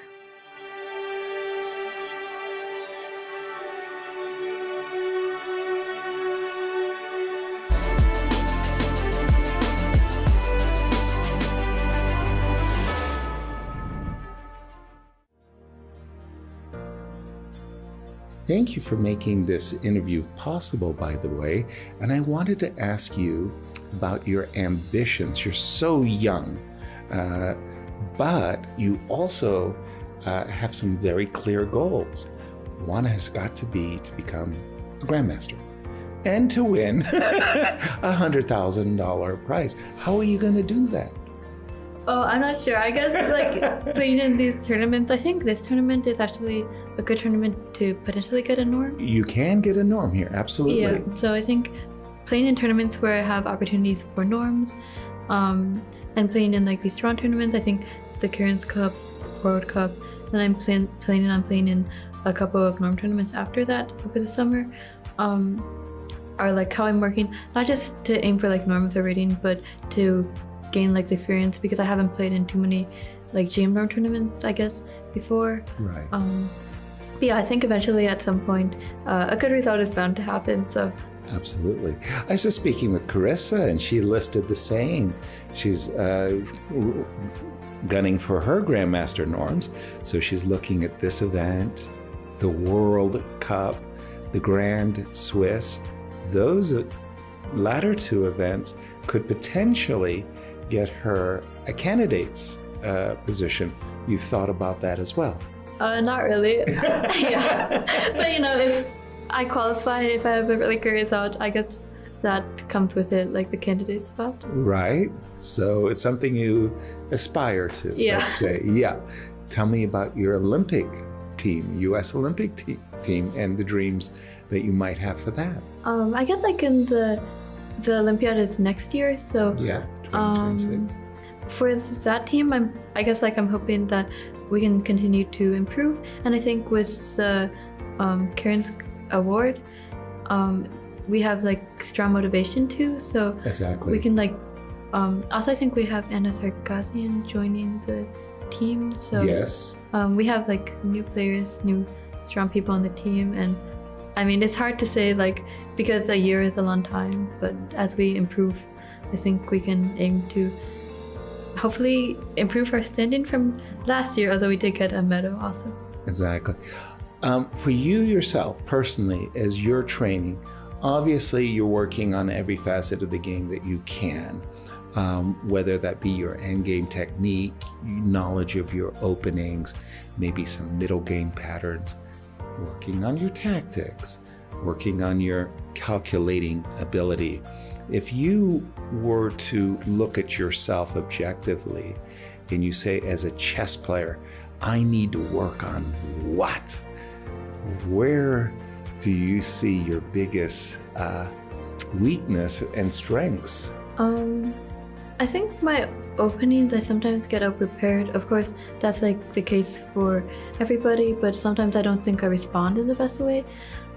I also think, I guess sometimes I just make weird decisions. Like, but you know, for my strengths, I think I'm quite good in like boring positions or trying to like find opportunities in positions where it looks like there's not really much, especially if I'm in like a must-win situation and I need to find something. But yeah, I guess like there's a lot of areas for improvement, even in those positions, and like that's what chess is. There always is areas of improvement, but for one of the things that objectively I've seen about you is you're a great fighter. At the board, you're not giving up until you absolutely positively have to give up. You are resourceful, and that's a great strength to have. Is this something that you've worked on? I think actually it's just like the experience I've gone through, like not losing, just like holding on to many games. I remember there was a game in 2022 in a norm tournament where I was like down a rook, and it was like basically 2 rooks versus 1 rook, but I found a stalemate idea, and after that I'm like, I'm never resigning again. And you saved the game. Yeah. Fantastic. Alice Lee, very good luck in the 2025 Cairns Cup. Thank you.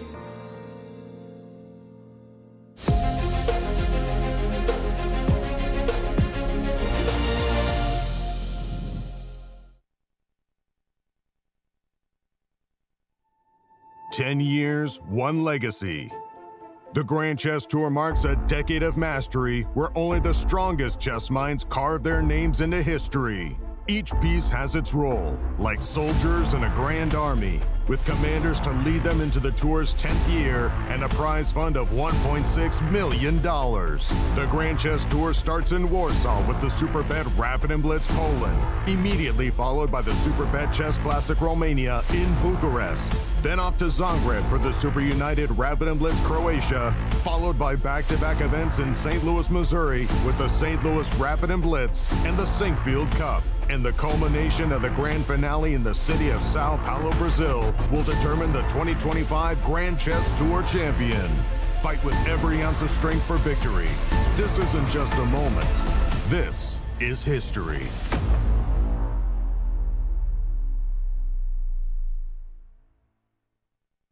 National titles are up for grabs as rising stars and chess legends converge in the chess capital of America, St. Louis, Missouri, for the 2025 U.S. Senior, Junior, and Girls Championships. Beginning July 15th, 30 elite players across 3 fields will compete for a total prize fund of $225,000.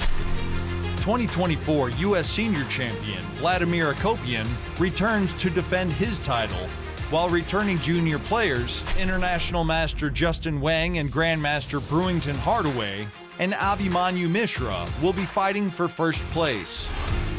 In the Junior Girls Championship, top seed Zoe Tang chases her first national title in what promises to be a wide-open field. Young stars and seasoned vets are ready to leave it all on the board. Catch all the action on the St. Louis Chess Club YouTube and Twitch channels. Corporate Chess League started in 2018, and we started it because we wanted to get the corporations around St. Louis to get together, casually play chess, and network together. So each corporation has their own team. They bring 4 to 6 people every week, and they play over the board in-person chess. In our team, for all of us to be here, we don't see each other throughout our week. We work in different departments in different areas. So yeah, I think it's a good thing to hang out with your other peers at the club. So what myself and my coworkers get out of playing in the Corporate Chess League is camaraderie, getting to hang out with people from work, from different departments, getting to meet people from other companies, learn what they do, and obviously just enjoy the game of chess that we all love. We have about 10 teams right now. We average 10 to 12 teams every year. So if your corporation is interested, or if you work for a corporation and you're trying to get a team, all you need to do is go to our website, stlouischessclub.org, and all the information is there. You know Q Boutique at the World Chess Hall of Fame has the region's best selection of chess sets. But this store is so much more. Discover our masterfully curated selection of unique jewelry, clever kids games that nurture critical thinking and creativity, quirky greeting cards, books for all ages, and a wide variety of locally made goods. Find just what you're looking for at Q Boutique at the World Chess Hall of Fame. If you love playing chess and want to put your skills to the test, the St. Louis Chess Club welcomes you to our monthly open tournaments. This is your chance to compete in a 5-round Swiss system tournament with 2 sections, Open, which is FIDE rated, and Under 1800. Feel the thrill of competition as you contend for a share of $4,200 in prizes every month. To learn more and to register, please visit stlouischessclub.org.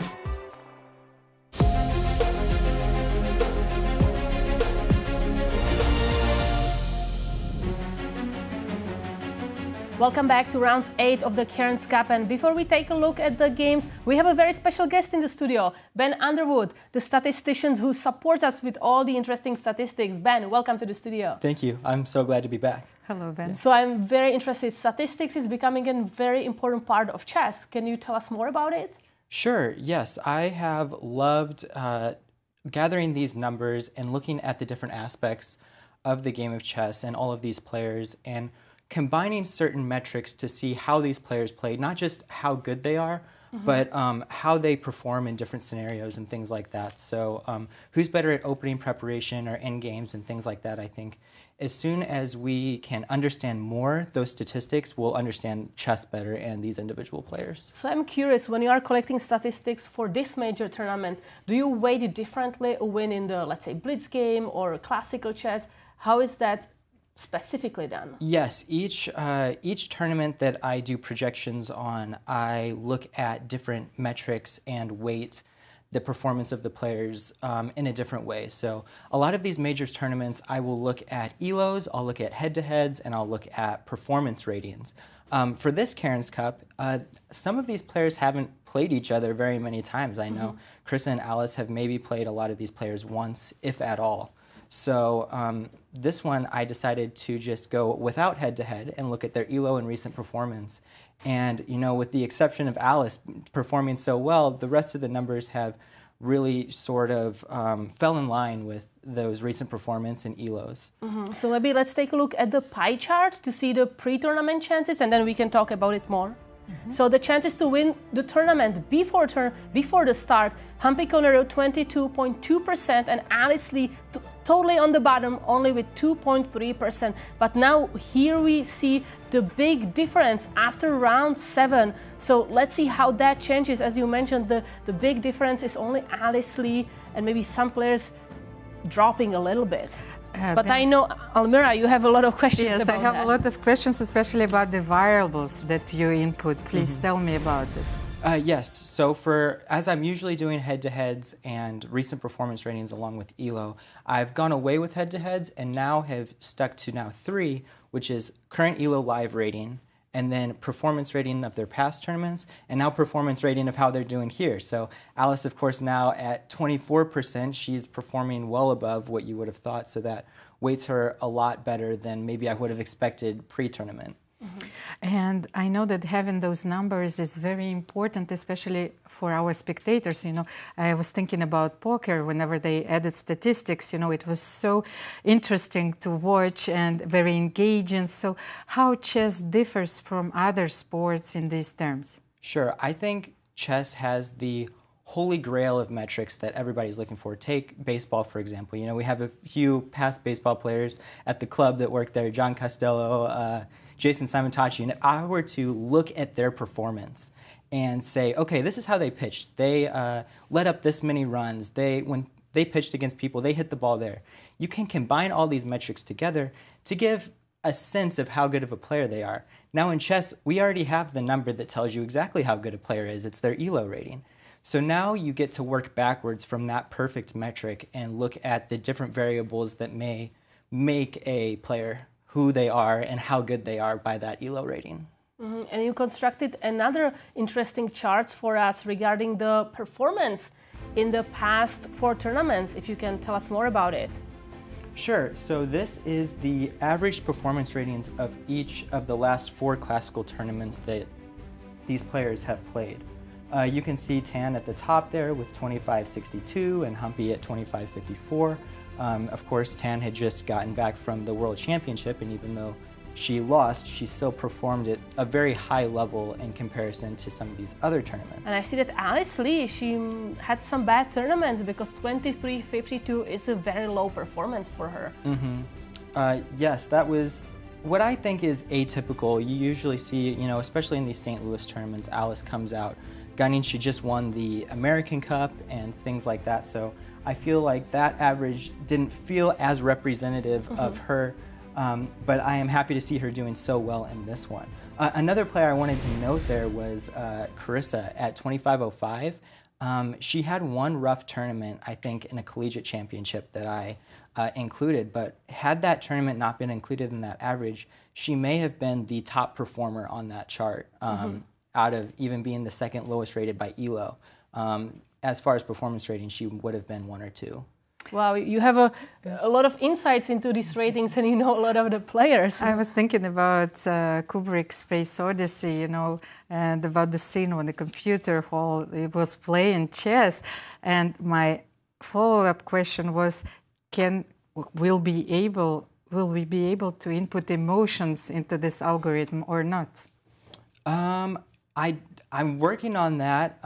One of the things that I am trying to do is actually, with all the rise of AI, is start to put some of these metrics into different AI models that would be able to look at those and use math combined with some of the other information that maybe we can pull from the internet about players to make more accurate predictions.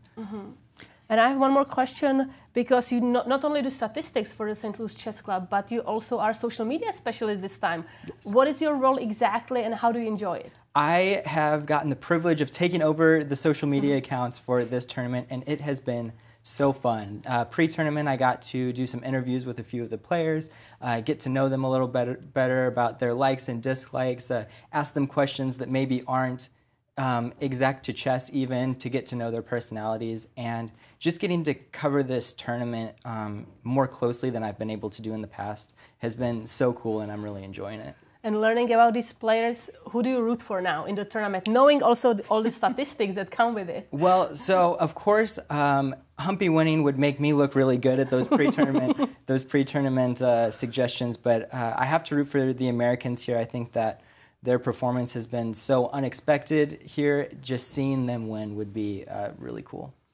Thank you so much, Ben. And we have to look at the standings to remind our audience who is leading, and that we have 3 players tied for the first place.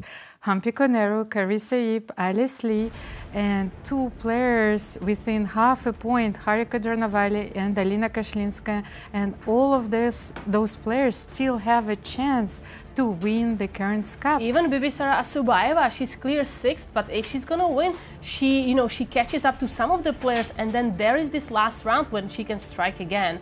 So a lot of options who is going to be the winner are still on the table. And this is the pairings for today's round. Alice Lee playing Harika Dronavalli, Zhongyi against Mariya Muzychuk, Humpy Koneru against Nino Batsiashvili. So maybe that is an easier opponent, but you never know. Players can have a very good day even if they are not that strong in the event altogether. Alina Kashlinskaya against Nana Dzagnidze, and Bibisara Assaubayeva against Carissa. And Nazi, you have some news. Tell us.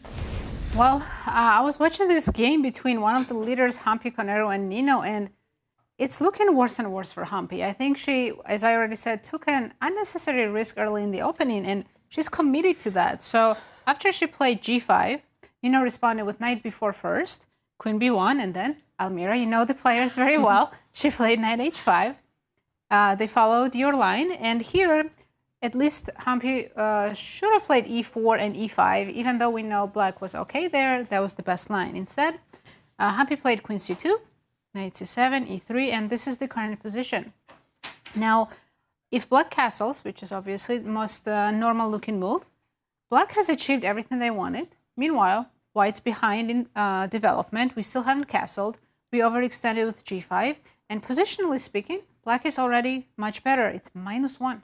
Even though material is completely even. So Nazi, if Humpy castles now, do I go knight e6 or do I go b5 immediately? It's a good question. Both are absolutely playable, but b5 immediately is the strongest. Because we still don't know if we're going to need knight on e6, but we know we're going for b5, a5, b4, or maybe even immediately b4, depends. And here, the question is... Yeah? Just a second, Nazi, if I play knight e2 here... Knight e2? This way, okay. Yes, what do you a5, think? let's say. Ah, you go for... The problem is how does white create an attack on the king side, right? We need to get rid of this knight so we can push h4, h5. But this bishop's doing a fantastic job controlling g3 and f4. So if you try something like knight g3, let's say even wanting to sacrifice a pawn, I could take with the bishop and then jump back to h5. Actually, I wanted to take on c6, but now that we've seen Endgame from today, I wanted to take a pawn. Almira, you are learning. I'm happy you are part of this commentary team. Well, there is an application which is going to be submitted today to this association. So but only Yasser can approve those admissions. Yes, he's the only member. So here, at least if we're suffering, let's suffer for a pawn, right? Yes. So queen c6, b4. a4 I wanted a4, to play. And I can play bishop a6. Ah, so you don't even want to play something like... Well. No, I just want to get the rook on c8 as soon as possible. Okay, I will take on a6. Can I take on a6? Should I take, okay, with the rook? Queen c2. This looks terrible, but... It does, right? Queen e8. Now rook c6 is a threat. The rook c6 is coming, so you can't stop it. You have to go here, and I can sacrifice more pawns. Well, I don't think you can take that one, right? I have queen e4 and taking on f3, so you go here, but then taking on a4. Yeah, this is just game over, right? b3 is a wonderful move, because if only I could make another move and play b3 myself, I think that you're fine. So if I waste the move, I go king h8 and you play b3, you're absolutely right. Yeah, white is fine here. Yeah.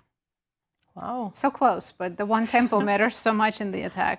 So we see Nino has castled, and yeah, she's enjoying this wonderful position. So Nazi, one more thing. Can I try to long castle? Right now? Yes. b5. Let's continue with this variation. Where is it? Here. Knight e2, a5, and knight f4. Okay. I feel like if you now capture with the bishop, at least I can push in the future the pawn forward. That's an improvement on knight g3 for sure, but according to the engine, one, I can take with the bishop and play knight e6, but it prefers to do this instead and just go b4. So you're welcome to play h4, h5 now, but black is definitely faster. I think you have to defend a3 first, right? Right, so a4. Okay, a4. I think c5 is coming, right? So maybe start with knight a6. Okay. Yeah, you still need so much time. And if I go f5? Okay, instead of 5, probably just c5. Oh, these pawns on the queen side are so scary. They really are. But can you take on g6? Yeah, you want to take on g6, but I'm guessing it's just not enough. Black can, I like this move a lot. Okay, 7. Not only am I defending this, rook is coming to c7. Knight hanging on f3. This is terrible. Yeah. My only weakness is pawn on h7, which I just defended very well. And still all the files in front of my king are closed. You know, this is the first game by Humpy Koneru that I feel like she's misplaying it since the opening. It seems like she hasn't recovered from yesterday. Thank you so much, Nazi. And let's take a look at the game of Alice Lee against Harika Dronavalli. So that's where we left, by the way, Katerina. Let's refresh the position. And Harika was thinking at this moment, And we were talking about probably the best move here for her is to capture the knight, so this knight cannot jump here. So did she capture? Let's see what was played on the board. So Then I can come back next year, I hope. Good job, Almira. You guessed it correctly. Thank you. So bishop f3, rook f3, rook e8. Exactly the plan that we showed. But Alice went for rook h3 immediately. So knight f6, protecting everything. Knight g3. So for the moment she leaves interesting move. her queen on d1. But I feel that you can again try to submit your application to the Pawn Grabbers Association. So what's going to happen here? I think Alice wants to play knight h5. Here. Yes. So I'm trying to get rid of this defender of the pawn. And if you take, I may even start by capturing on h7 because you cannot capture this bishop because wait. You have bishop h6. And checkmate. Oh, there is bishop Don't forget h6. about this move. Yes. So there is this block. Okay, that means I need to capture back. h6. h6, and now queen f5, I think, is winning, if I'm not mistaken. Maybe not winning, but at least it's very dangerous because then you're threatening queen h7, queen h8, and then queen g7. Yes, something like this. So if I go queen d6 here, check. I run. You run. Let's. Can I know? First, I give check. I'm starting to get excited like Yasser, you know, but I can see that after queen g7, you know, you can play. My idea was to try to trap the queen, but no, you have a check, rook e1. Yes, but I also have queen h7, you know. I'm thinking rook e1 first. And then but this is completely winning, yes. So you cannot play this. Okay, so that's the idea. Good calculation, and that's why Harika played g6, just not allowing any jumps on h5. But we are talking about this h6 move, that it also allows maybe some push in the future. I think we were analyzing queen c2, h6. The situation was a bit different, whether Alice started with knight g3, and I think that there might be a slight difference. I mean, I see the engine prefers black, but okay, I go. What do you play? f5. Let's see, but there are no threats here. Do you want to bring your queen to f3 next? Maybe, or maybe even queen to d2 and then to h6. I mean, this would be a nice queen here together with the rook. So I have to find an idea which will parry this threat. Not sure if I can play bishop f4 immediately. And f5 on the board. Yes, I understand this. You start pushing forward. So can we take, let me see something. I want to play knight e4, but that might be premature, but what if? Okay, let's start with knight e4. So I am considering queen g4 as one idea, simply bringing the queen closer and maybe putting some pressure on g6 or capturing immediately. But I like this tension on the board, so let me play queen g4. Oh, maybe you have some knight this here? No, okay, no. Knight g5 was not really the first move I was looking at, but now, okay. This is a threat, this threat. So can I first take on g3? Katerina, what are you going to take? H take? Here? Yes, with the h-pawn, because that h-file can be quite useful for me in the future. Maybe can I prepare something? Wait a second, because here there are a lot of motifs, so I should bring my queen into play as well. How should I start here? Maybe bishop g3. I don't want to give this bishop away. Queen f6 or bishop. Okay, let's try something. I will play queen g5. I want to trade queens here, and then I think that your attacking potential, yes, is going to be diminished, and black is going to be better. Can Harika be the spoiler today? Let's take a look. Yeah, Harika for sure can be the spoiler because right now she's clear fourth, but only half a point behind Alice Lee, who is the co-leader of the event. So if she manages to win, guess what? She can be the leader. And let's check in with Yasser. Yasser, over to you. Thank you. Fascinating games, worthy of the championship round, very much so. I've been keeping my eye on the game between Bibi and Carissa, and right now I don't feel good about the current position. Let's just take a look at the current position for just a moment, and then we'll come back to what I think Carissa needed to do. So, pawn structure is fine, everything's fine, everything's fine.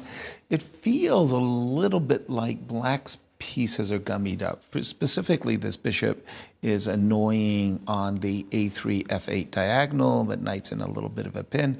But much more disconcerting to my eyes are the idea that the knight on a5 and the bishop on b5 are kind of out of play. From White's point of view, White's play is pretty clear. BB would like to play b3, knight f1, knight g3, bring her rook to d1, trade rooks, take over the d file. Okay, maybe even on a good day to try to put pressure on the e5 pawn. So I would say the last few moves, bishop a3, rook d8, I don't like. Queen e2, knight a5, I don't like. Bishop c2, bishop b5, I don't like. Queen e3,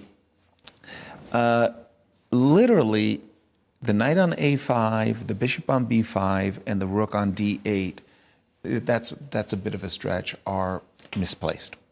What she should have done instead is really, really cool and absolutely fascinating, by the way. Let's go back to this position immediately after bishop c5. Okay, so I don't like what happened. The question for me was like, if we play f5, that's what Black wants to play. He wants to play f5, f4, g5, g4, check, check, checkmate, and go, go, go. The problem with f5 is simply knight g5. Knight g5 is absolutely, absolutely too strong. We can always include b6, bishop a3, but whenever you get a position like this, guess what? You get in f4, but after knight f3, full stop, end of story. The computer just says, this attack is going nowhere. I'll play h3, I'll play queen e2, I'll play rook d1. I got the two bishops. Computer's super happy with White. So what should Carissa have played? Saving the best for last, of course. What Carissa should have played, which is very interesting and virtually invisible, is the move f7, f6, pardon me, right here. Right, oops, excuse me. I did it wrong. F6. Like, what's the idea of f7, f6? Well, to really drill down into the position, the problem is the knight. The knight on c6 is literally in the way. Also, it's got no moves. The bishop on d7 isn't very good, and the knight on e7 isn't very good. What the move f7, f6 does is it absolutely reinforces the pawn on e5. So I just put some position moves on the board. a2, a4, gaining a little space, looks really good, until you see what Black is up to. Knight d8, knight e6. Aha! The first transformation has taken place. Give me the bishop. I've also got a square here on f4. Bishop a3, rook f7. The next transformation that's taking place. Notice that the bishop on g7, rather poor. We're ready to play bishop f8 and bishop h6. So these are the best moves that I could come up with during our break time. And we get to this position where it's so much different than in the game position. The bishop on g7 has been traded for this bishop on a3. The trade has eased Black's position, and knight f4, f6, f5 is still in the area. I want to come back to the current position, the current game position, and after the move queen e3, one of the things that you'd really like to do with Black is to play knight g8, and bishop h6. Notice that the queen is trapped. Knight g8. Ooh, you get to play bishop h6, trap the queen. Your feelings get hurt. Bishop takes fa. Oops, costs you the exchange.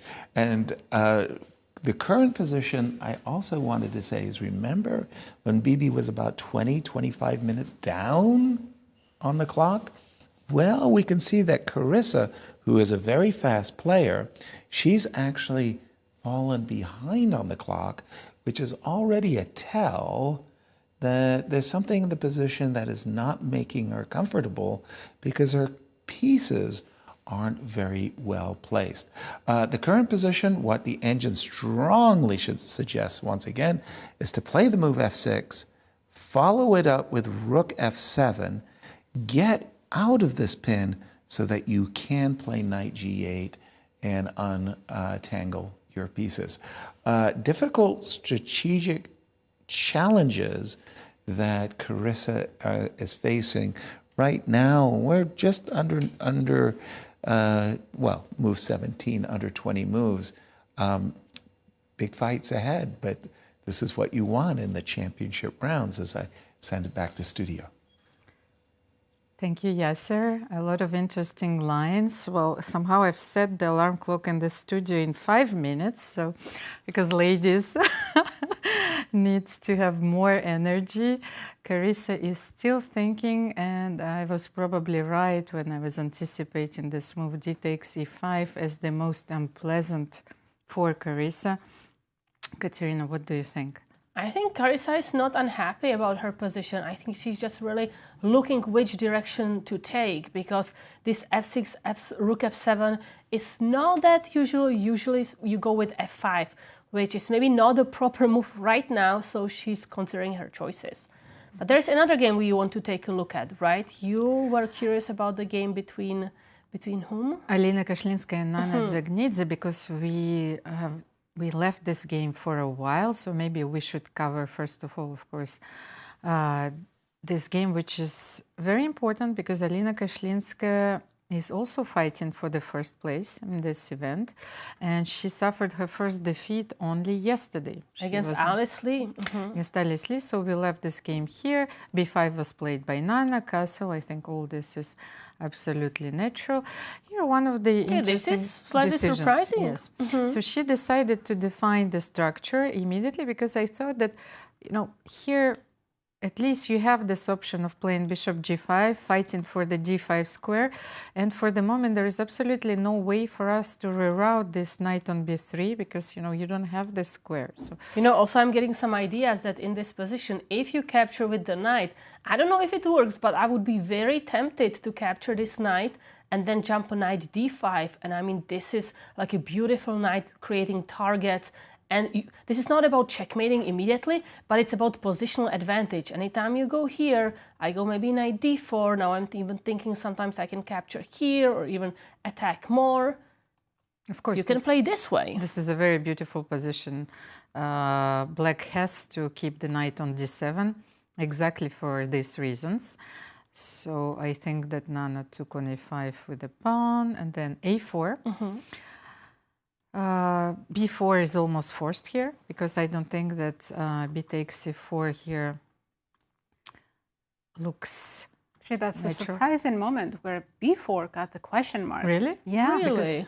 Bishop b takes a4? b takes a4 was the only move. Because I was thinking that that rook takes a4 and opening the files. Knight So b6. Naz, you want to take us through these variations? Yes, sure, I can show you. I was analyzing a lot this game. So after a4 here, Nana had to take on a4, otherwise white is better. So let's take a look. If rook takes a4, it looks unpleasant. White wants to come rook c4, but black plays knight b6, tempo move. You have to drop back, a1 or a2, and now just simply bishop b7, and we're going to castle very quickly. So Almira, you want to try bishop g5, right? And now I still castle. It looks dangerous, even Katerina's idea, right? To take on f6 at some point, but in this position, since I still have one knight controlling the d5 square, black shouldn't be worried. Absolutely fine position for black. However, after Nana played b4, now after knight d5, it's just huge advantage for Alina. And best move for Nana was to take on d5 and play knight b6. And I'll show you the reason why white is so much better. It's this sneaky move, queen a5. Something we don't often see in Najdorf, but bishop e3 is coming. The spin is unpleasant. You have to waste time with moves like this. Bishop e3, let's say then you develop. And simply rook c1 now. I want to play c3, and black has a lot of problems on the queen side. Wow. Queen a5 is the key move. But usually it's the black queen that's on a5, and the white queen got there via d5. Yeah, you don't imagine this queen going to a5, and that's the reason why white's much better. But here Nana played queen d6, after which white had a lot of options. Bishop e3 most logical, or simply prophylaxis move like king h1. Instead, Alina played bishop c4, which agent didn't love. Seems like it was unnecessary, but she still has a good position after bishop e3. Maybe now it's time to take on d5.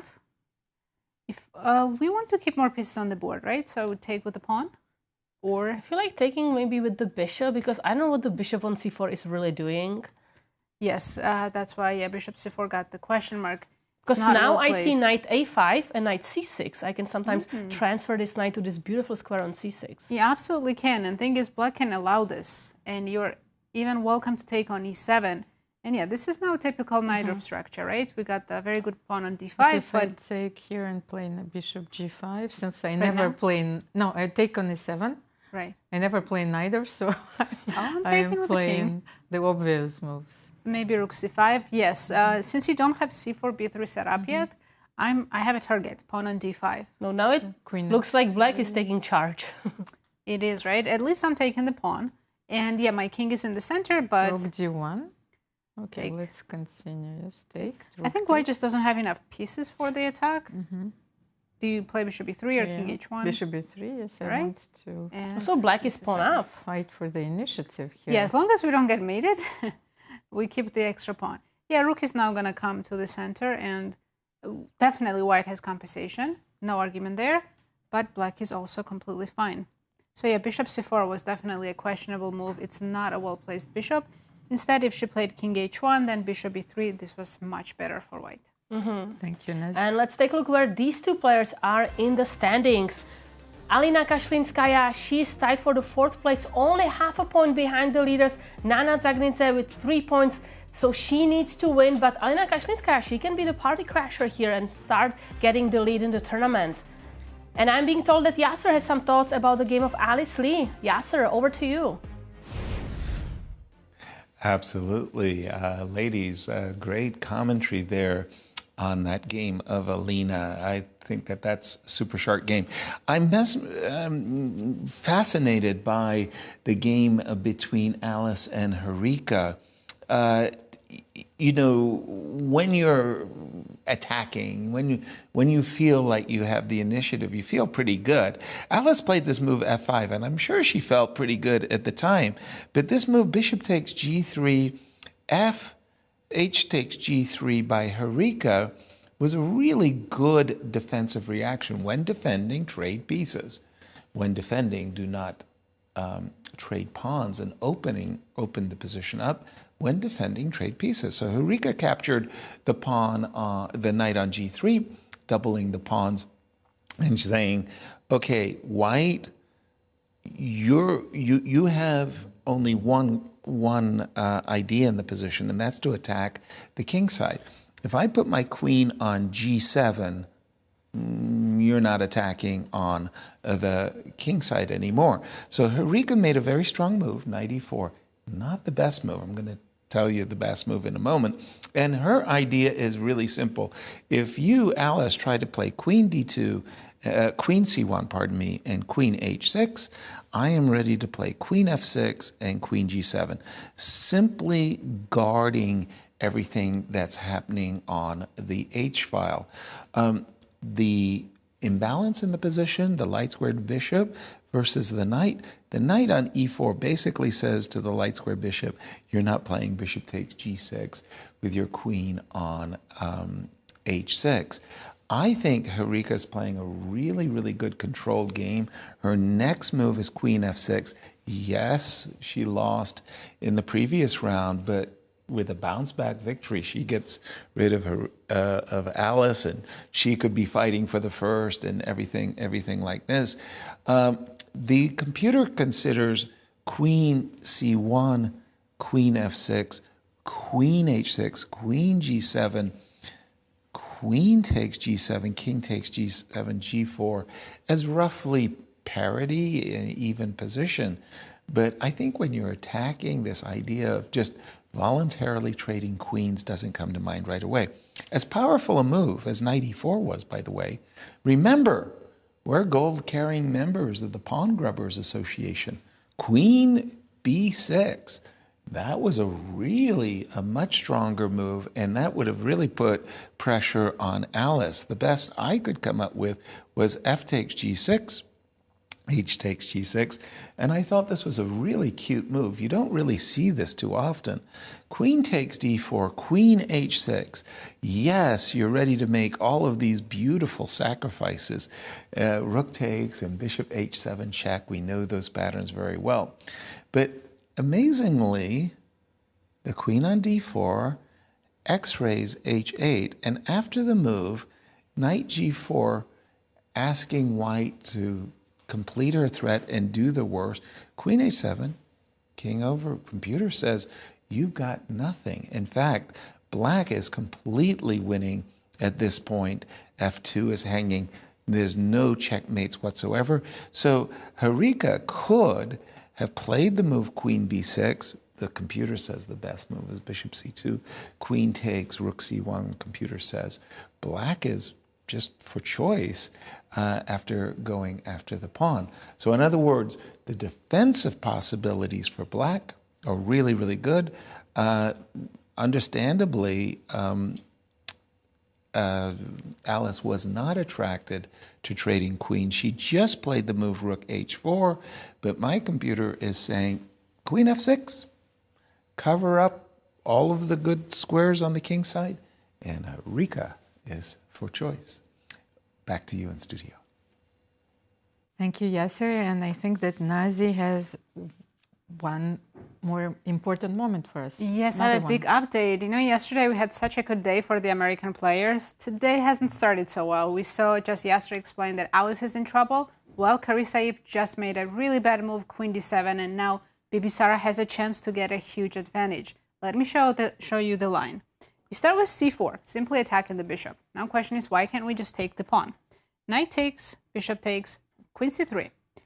So seemingly I'm just attacking your bishop. What if you just defend? Well, I go Rook D1. Now your queen has to stay close to the knight on E7 because it's hanging. Let's say you go Queen E8, I trade, B3. It's a long line, but a lot of forcing moves. Bishop B6, Rook D1. Now only move is Queen E8, and I take on C7. White has a huge advantage. But I see, whoa, Rook D1 played. Bibisara missed this opportunity. She rushed because I saw Queen D7 was played just like 2 minutes ago. Now for for Carissa to be okay, she can go back to E8, which is unpleasant. We don't like to do that, right? That was probably not the reason why she went Queen D7. So I think she'll play Queen E6. Maybe she wants to bring the queen out a little bit. And it's on the board, Queen E6. It's on the board, okay. So she survived the worst. The worst is over. C4 didn't happen. B3 now, why are these players blitzing? I'm not sure. They have 45 minutes. But, you know, sometimes it happens when your opponent is playing fast. You kind of keep up with the rhythm and also respond fast. Now, we know White is slightly better, but maybe Carissa's okay compared to what could have been. Just she needs to be careful and not go too aggressive. F5 is immediately losing the pawn, right? So instead, F6 is being suggested, which is also an ugly looking move, but it's important to play. This idea is after C4 equal Bishop E8. You're kind of rerouting your pieces to different squares. I want to say better squares, but that's still questionable. Bishop B3, maybe Bishop F7 now. Oops, not Bishop F7. You have to go Queen C8.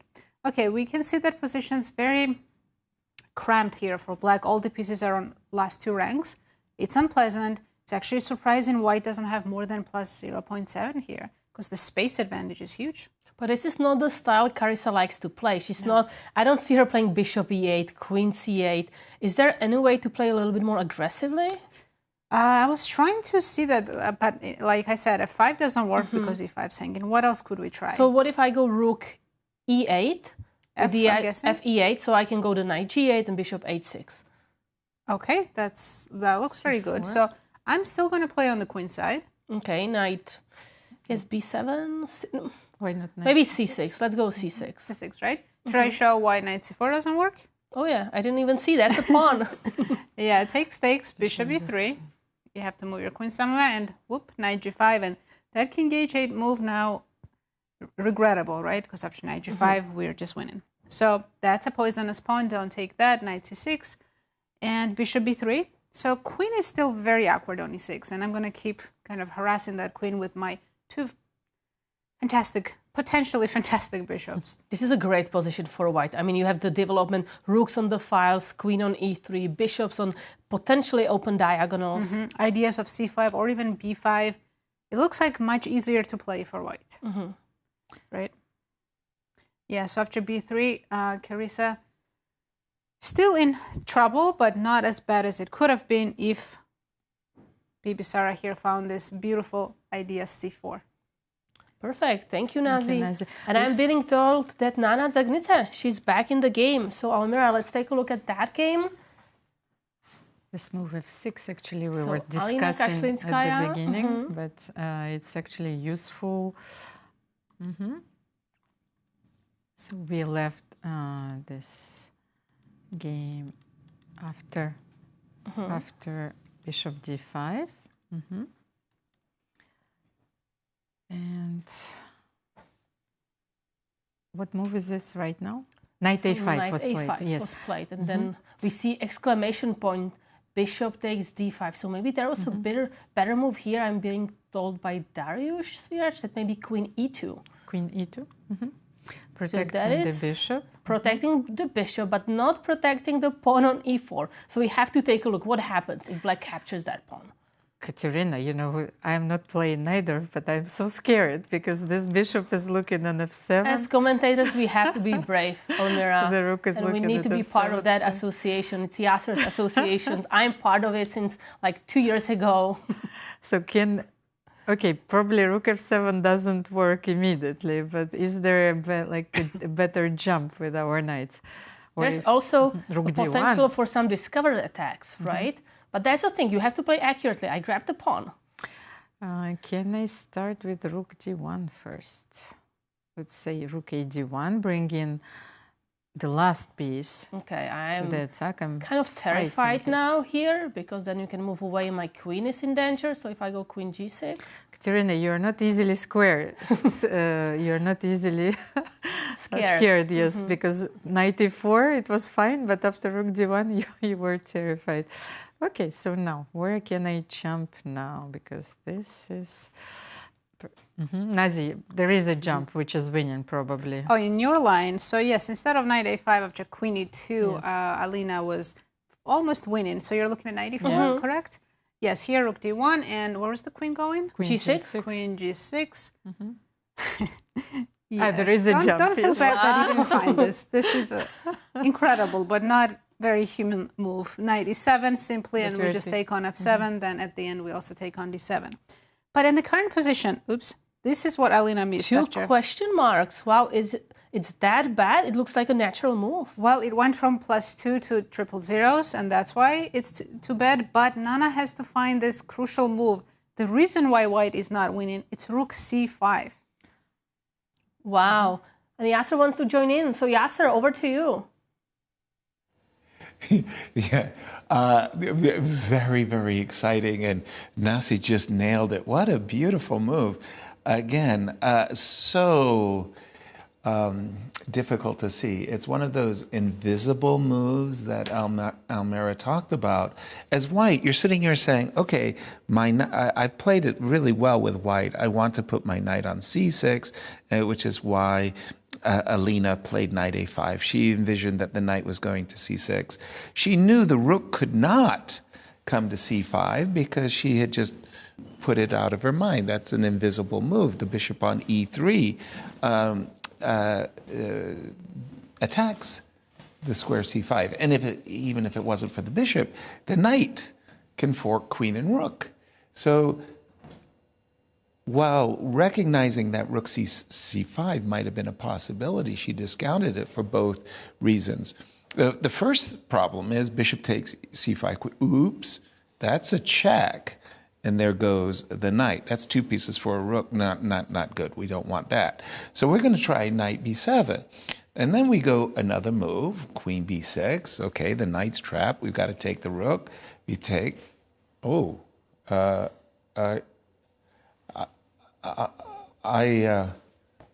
she missed it. Bishop e7. Bishop e7. Ooh, she missed it. Nana missed it. And it's easy to miss. The point is, bishop takes c5. Just as I was saying, you can't take, because we've seen this movie before, queen takes c5 is check, and there goes a piece. So bishop takes e3, we got to go back, and then suddenly knight e4. End of the day, black's winning. It's remarkable. Rook c5, black would be winning. Unfortunately, she's missed it. And now white has every opportunity of doing everything Alina wants. I think most people would play the move knight c6 in a heartbeat. I mean, that's where the knight belongs. But pawn grabbers, yep, that's me, and would be looking at knight b7 as well with the idea, yeah, I want that pawn because it gives me access to the b5 square. And after, for example, castles d6, my computer engine is just saying white all day. So Alina, wow, she could be bouncing back, and Nana's going to rue the fact that she missed this amazing opportunity. Again, that tactical rook c5 would have completely turned the tables. Wow, what a huge miss. Back to you guys in studio. And let's see, I mean, this is a great opportunity for Alina Kashlinskaya, because if she manages to win, as you know, Humpy, Koneru, Carissa, and honestly, they have all troubles in their games, so she can be the leader. Very big chance for her to come back. A very important game for the standings. So, wow, knight c6. But I think, Nazi, you were saying that there are even other moves that are keeping the advantage. Do you want to show us what else is possible besides what Yasser was saying, this knight c6 or knight b7? Absolutely. There's many options. Even the simplest move like queen e2, it's +2. So I think the a6 pawn is just falling. You're not going to spend more time defending that, right? Would you play knight b8 here? Why it's not? Very ugly. If you're forced to play it, let's do it. All right, rook let's d1. try it. Rook d1 is very good. I can also do this with the idea of knight c4, which is very unpleasant for black. And then d6 is coming. Let's say you move your queen somewhere. I go d6, knight b6. There's just so many ideas here. I mean, this light square bishop, and in general, white has a pair of bishops, open lines, open diagonals, files. This is a great position. I do think, sorry, we're going to see. I couldn't understand anything. You know, there's knight b6. Why can't I simply move my rook? Like, okay, let's take a look. Do you want rook to sacrifice on f6 here? Yes, rook f6 is going to be a mate. Okay, that was my idea. At least I saw it. Okay. Yes. Yeah, but I think we're going to see some knight move, either knight c6 or knight b7. This seems the easiest, right? Just like Yasser talked about, bishop a6, healthy extra pawn. And actually, this a pawn will be kind of unstoppable. So she's in, Nana's in big trouble. But another game I want to draw your attention to is Humpy's game. She was in big trouble. When she played early g4, g5, and all this, we know that black had absolutely no problems, and Nino can start playing a5, b5, just improve your position. Instead, she played knight g7. This is the first wrong move, but she's still better. And here, another bad move. So here, f6 is strong, just to open up a file, and it's not white who is attacking on the king side, it will actually be black. But she played bishop f5. It looks good, but now most of the advantage is completely gone, because position is kind of closed. We got rid of a lot of pieces. a5, pawn takes, okay. That wasn't the best, but still, I think Humpy's position has never looked better since she played g4. It seemed like Nino wanted to simplify the position. Maybe she is just insecure because her tournament is not going so well. But if she played with b5, a5, there is clear advantage. Yes, I think if she felt like I can play for a win, she would have done that. But here maybe she's just simplifying and she's okay with the draw maybe? She didn't want to play king f1, king g2 here, or it was, here? Yes, the worst option. King f1, yeah, maybe I'll still play f6 and attack kind of goes on. You still have this resource, very important yeah, resource. And it's still -1 here. So, wow, today we have 3 co-leaders and they're all in trouble. Carissa, Alice, and Humpy. But for Humpy, the worst is over right now. So again, let's see, a 3-way tie for the first place, but all these players are in trouble. It's difficult to be a leader and just playing your best. There is a lot of pressure on you, especially knowing there are just 2 rounds to go. Yes, Katerina, the burden of the leader. We all know that the crown is very heavy to wear. So who is going to win the Cairns Cup? We might as well see, I don't know how many people share in tied for the first place tomorrow, and coming. Maybe it will be like a 5-way tiebreak in the playoffs. Wow. Yeah, today Alina could win and join the leaders. So let's have a look at the pie charts. I think we should. Want to see one more pie charts? Okay, so let's take a look once again. What were the pre-tournament chances to win the event and how that changed over so many rounds? Here we go. So pre-tournament, it was Humpy Koneru with 22.2% chances and honestly on the bottom, only 2.3% chances. But as you can see, it quickly changed. Carissa flying to the 2nd place with Alice Lee, and this is after yesterday. So after round 7, it's still Humpy Koneru in the lead with 38.7% chances to win, but then the 2 American superstars, Carissa and Alice Lee, are closely behind her. This cake looks delicious. Unfortunately, for the moment, it's divided in 3 big parts, Katerina, and everyone wants a big piece of this cake. Yeah, I mean, it's a nice cake to take a piece in. And as we go to break, Yasser sat down with the players and asked them why the Cairns Cup is important to them. Let's take a look.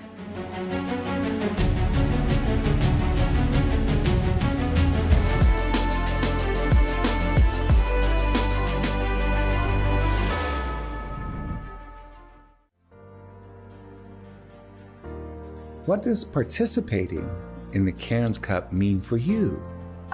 It's one of the strongest tournament for women's chess, and it definitely means a lot to be competing at the highest level, and especially by playing all the editions, I got used to it, I would say, so I wouldn't feel good not playing. That's honestly my, I just want to play here and do my best every year. Oh, actually, I love coming here. I think it's already 5th time I played every stage of Cairns Cup.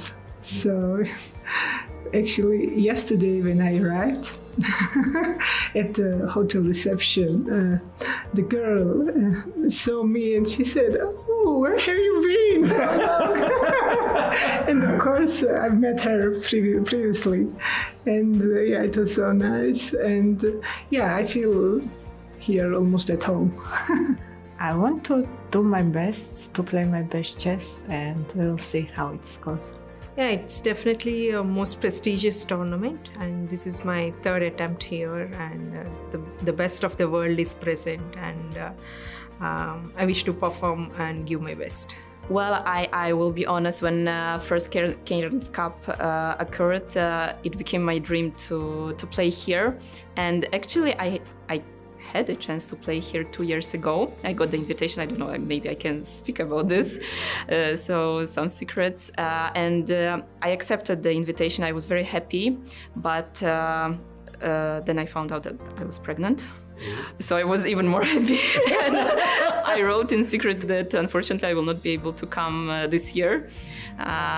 So I had to decline, and then the next year I got the invitation, which was like 10 days before the event, but as I didn't participate the year before, I didn't apply for visa. So I had no visa and no chance to get it in 10 days.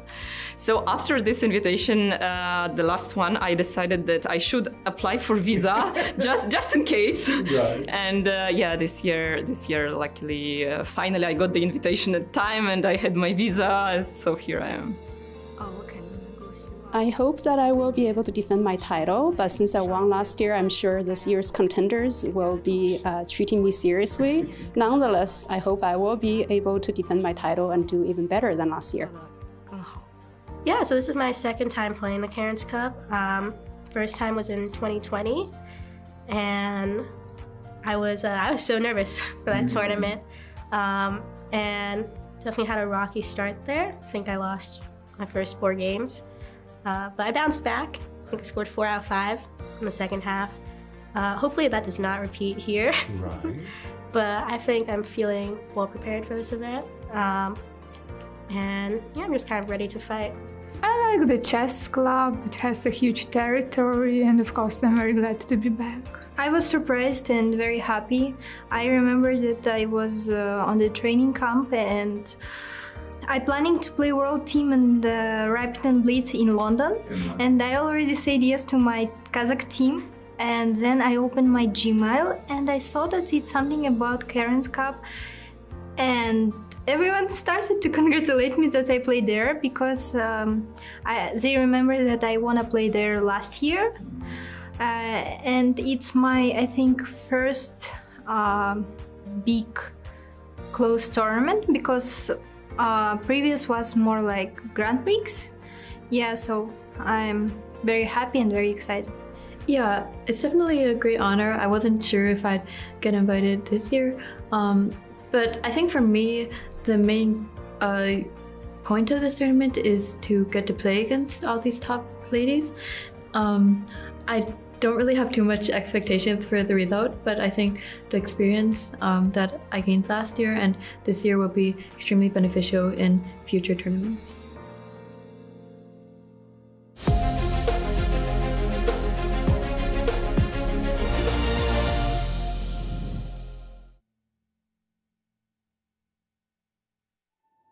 "10 years, one legacy." The Grand Chess Tour marks a decade of mastery where only the strongest chess minds carve their names into history. Each piece has its role, like soldiers in a grand army, with commanders to lead them into the tour's 10th year and a prize fund of $1.6 million. The Grand Chess Tour starts in Warsaw with the Superbet Rapid and Blitz Poland, immediately followed by the Superbet Chess Classic Romania in Bucharest, then off to Zagreb for the Super United Rapid and Blitz Croatia, followed by back-to-back events in St. Louis, Missouri with the St. Louis Rapid and Blitz and the Sinkfield Cup. And the culmination of the grand finale in the city of Sao Paulo, Brazil, will determine the 2025 Grand Chess Tour champion. Fight with every ounce of strength for victory. This isn't just a moment. This is history.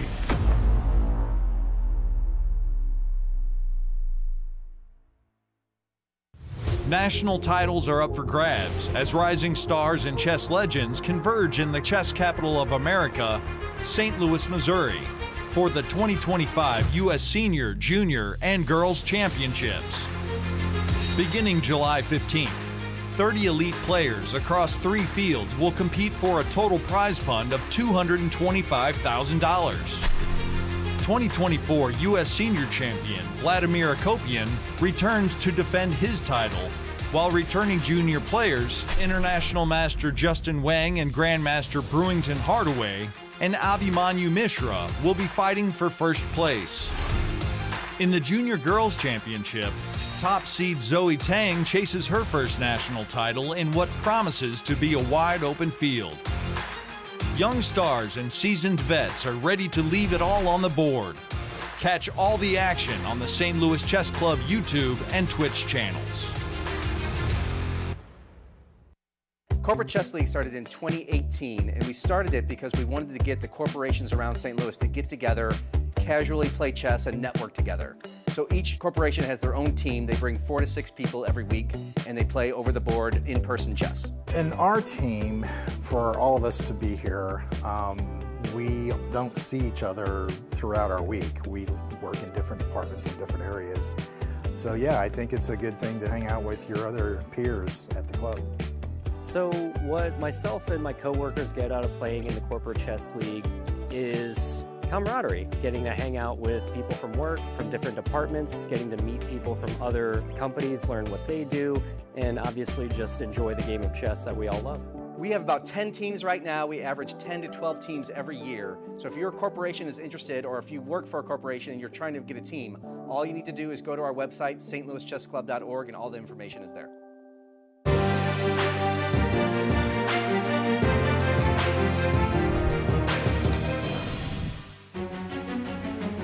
Welcome back to round 8 of the Cairns Cup. We have 3 co-leaders in the event, so let's take a look at their games, and we will start with the game of Alice Lee against Harika Dronavalli.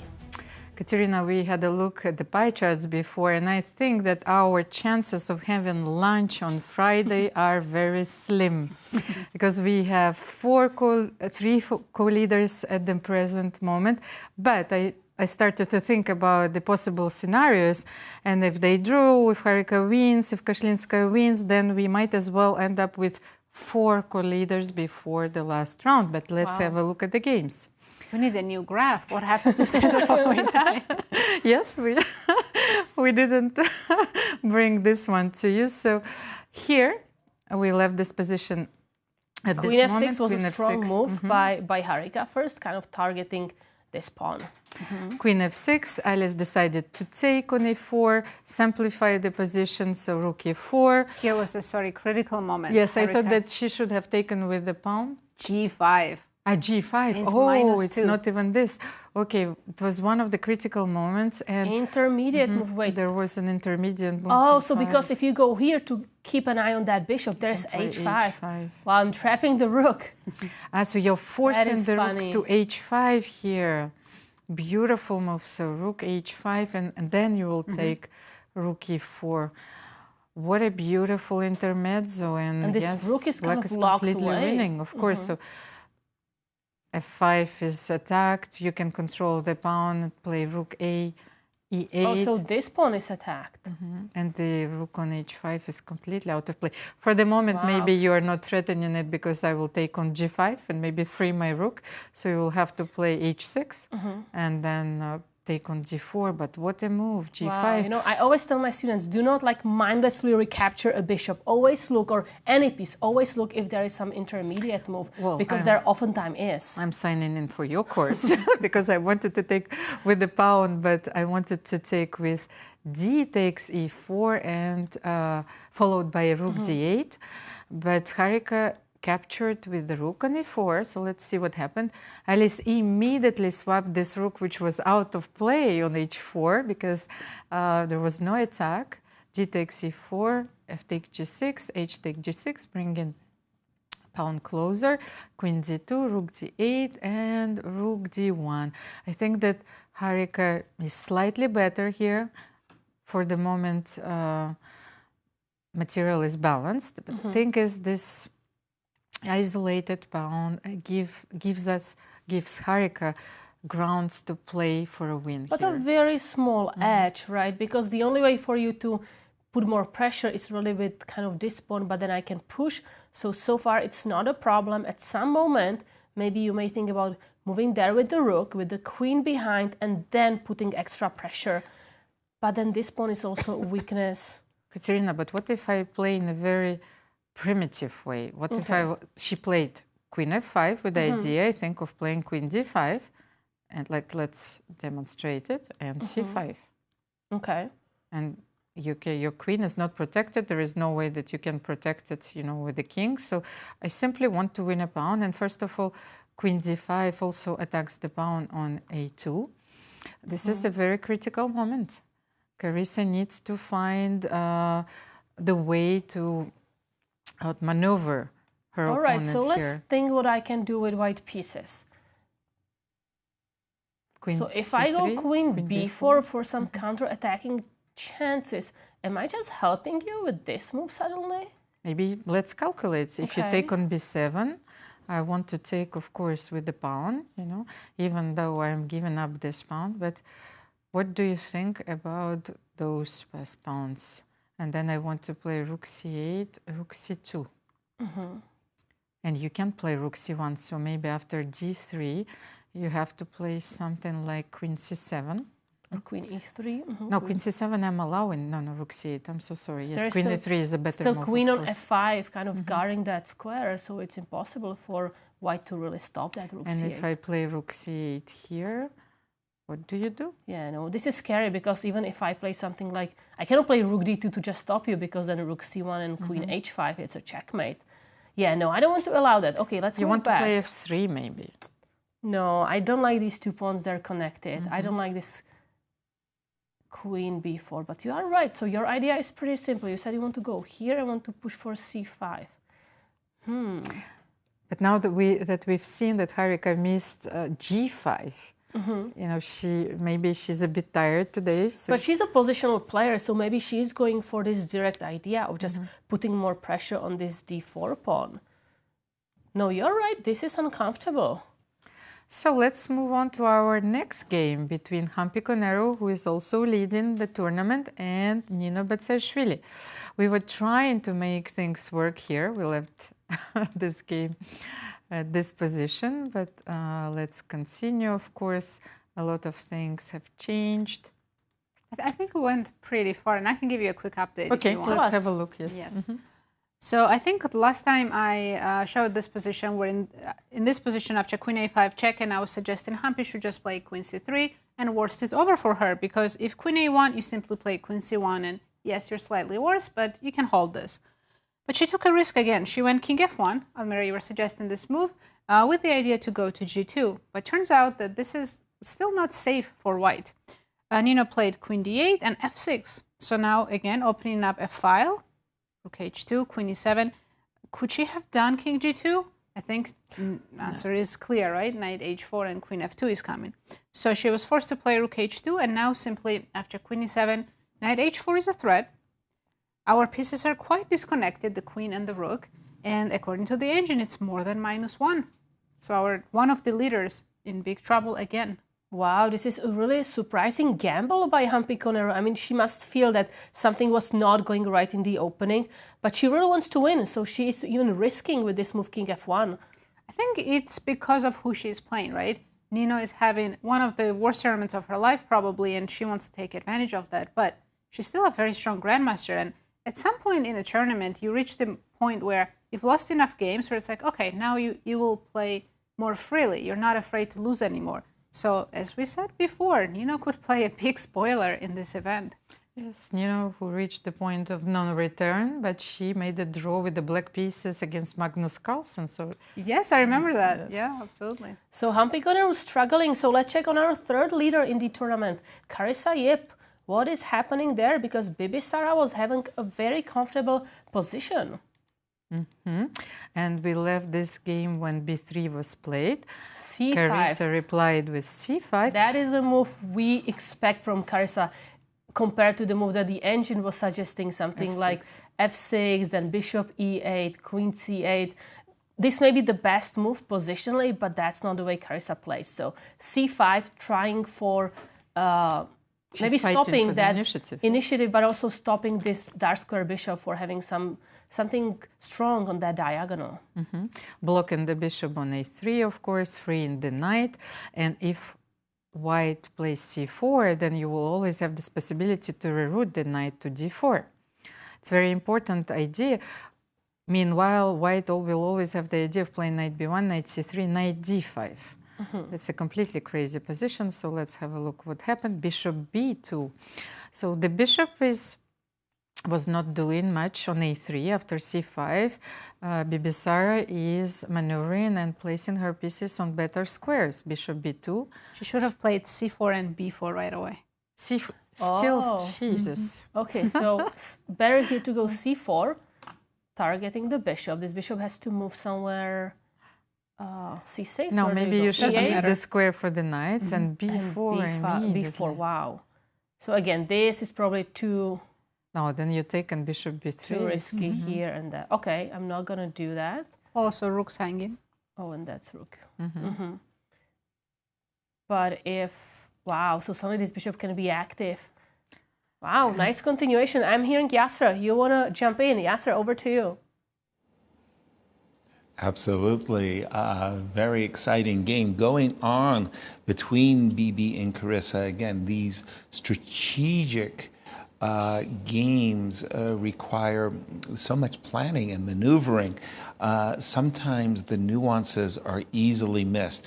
The move, c7, c5, is clearly motivated by this enormous desire of Carissa to break the pin on the bishop on a3. Again, I mentioned a moment ago that this idea of knight g8, bishop h6 is super compelling for black. Look, you want to get rid of this queen. The problem is, oops, you're losing lots and lots of material. So you can't do that. So what Carissa did was play c5 again with a very, very clear idea that she wants to play knight g8, she wants to play bishop h6, find better squares for her pieces, especially this knight on e7. It's like really, really lousy. We understand what Carissa wants to do, but what about Bibi? On Bibi's side, hey man, you just closed my diagonal. Let's open it up. Boom. This is actually a very, very powerful move, as you're discovering yourselves. Bishop d7, b4, kaboom. If you take, I knew that this position is for sure better for white. Yeah, I mean, I knew that. The bishop is obviously very strong. This bishop is obviously very strong. Pay attention, knight g5 is in the air. I looked at the engine, almost +4, +3, like, wow. Huge advantage, in fact, for Bibi. If Carissa has gone back with, c takes b4, bishop takes b4, the computer engine is suggesting king g8, which is really an indication that Carissa's game is really not going very well. But this did not happen, because after c5, Bibi acquiesced. She said, okay, I'm not going to blast open the diagonals with c4 and bishop b4. I'm going to go bishop b2. And I'm sure, I'm absolutely sure, this move came as an enormous relief for Carissa, because, again, she had been burning a lot of her clock. She played knight g8 with alacrity. She is ready to play bishop h6, queen g5, and guess what? We're now seeing the engine for the first time ever in the entire game saying black is for choice. What is the engine's first move? f6, queen h4. Interesting to me, the engine wants to play bishop h6, but okay, let's have a look. Just where is it going? The engine is saying, that was maybe not the greatest, wisest decision to put your queen over.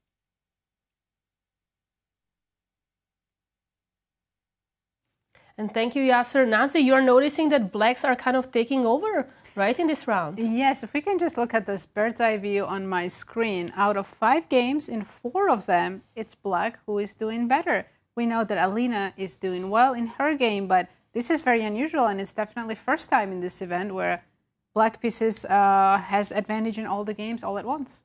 Wow. Nazi, maybe we can have a look at the game between Zhongyi and Mariya Muzychuk. We haven't checked that game in a while, right? I see a while ago. So what happened? The queen is still on the board. Right, we saw queen b7, so I'll quickly update you what happened. Rook b8, Mariya played correctly. Queen a7, again, good development. Castles, okay, maybe here instead of castle, there was some g5 ideas and going absolutely crazy in this position, but she played castle, takes, rook b2. We looked at this line, it was one of my analysis, and after rook d1 takes on c4. Here, Zhongyi had to play queen a3, only correct move, and after rook c2, f3, trying to kick black pieces out to get some breathing room here. Ooh, but there's c3, there's so many tactics here. If you take on e2, right? Yeah, this looks unpleasant. Knight e4, yes. Oh, even knight h5 is for some reason better. I think we want to play knight f4 and attack g2. But let's see what happens. So Tan took on c4, which was a bad move. And now after knight g4, found by Mariya, We are attacking the knight on h4. This knight's putting pressure on 2 pawns of this bishop also as well. This is very worrisome. Knight f3 is the only move. Ooh, should we take on f2? Let's calculate. Let's have a look. King f2, bishop f3. I think we don't have enough yet on queen h4. There is king g1. If only the rook was on e8, that would be helpful. Okay, here knight b6. It's a tempo. Moves. Queen takes d4. I mean, it still looks very good for a black, but engine says white is okay. Bishop queen f2. I guess this bishop and rook combo kind of defending the second rank. Somehow white's okay here after queen c7. Nazi, so let me defend the humanity. I think that this race, we've lost in advance, but after knight f3, I thought, why not bishop f3? At least, ruin the structure. Absolutely, makes a lot of sense. And simply go back.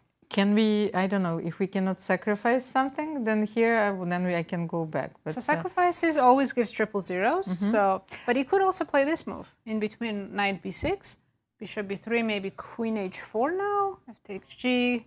It still says equal. I want to sacrifice so badly, but queen it's h4, not letting me.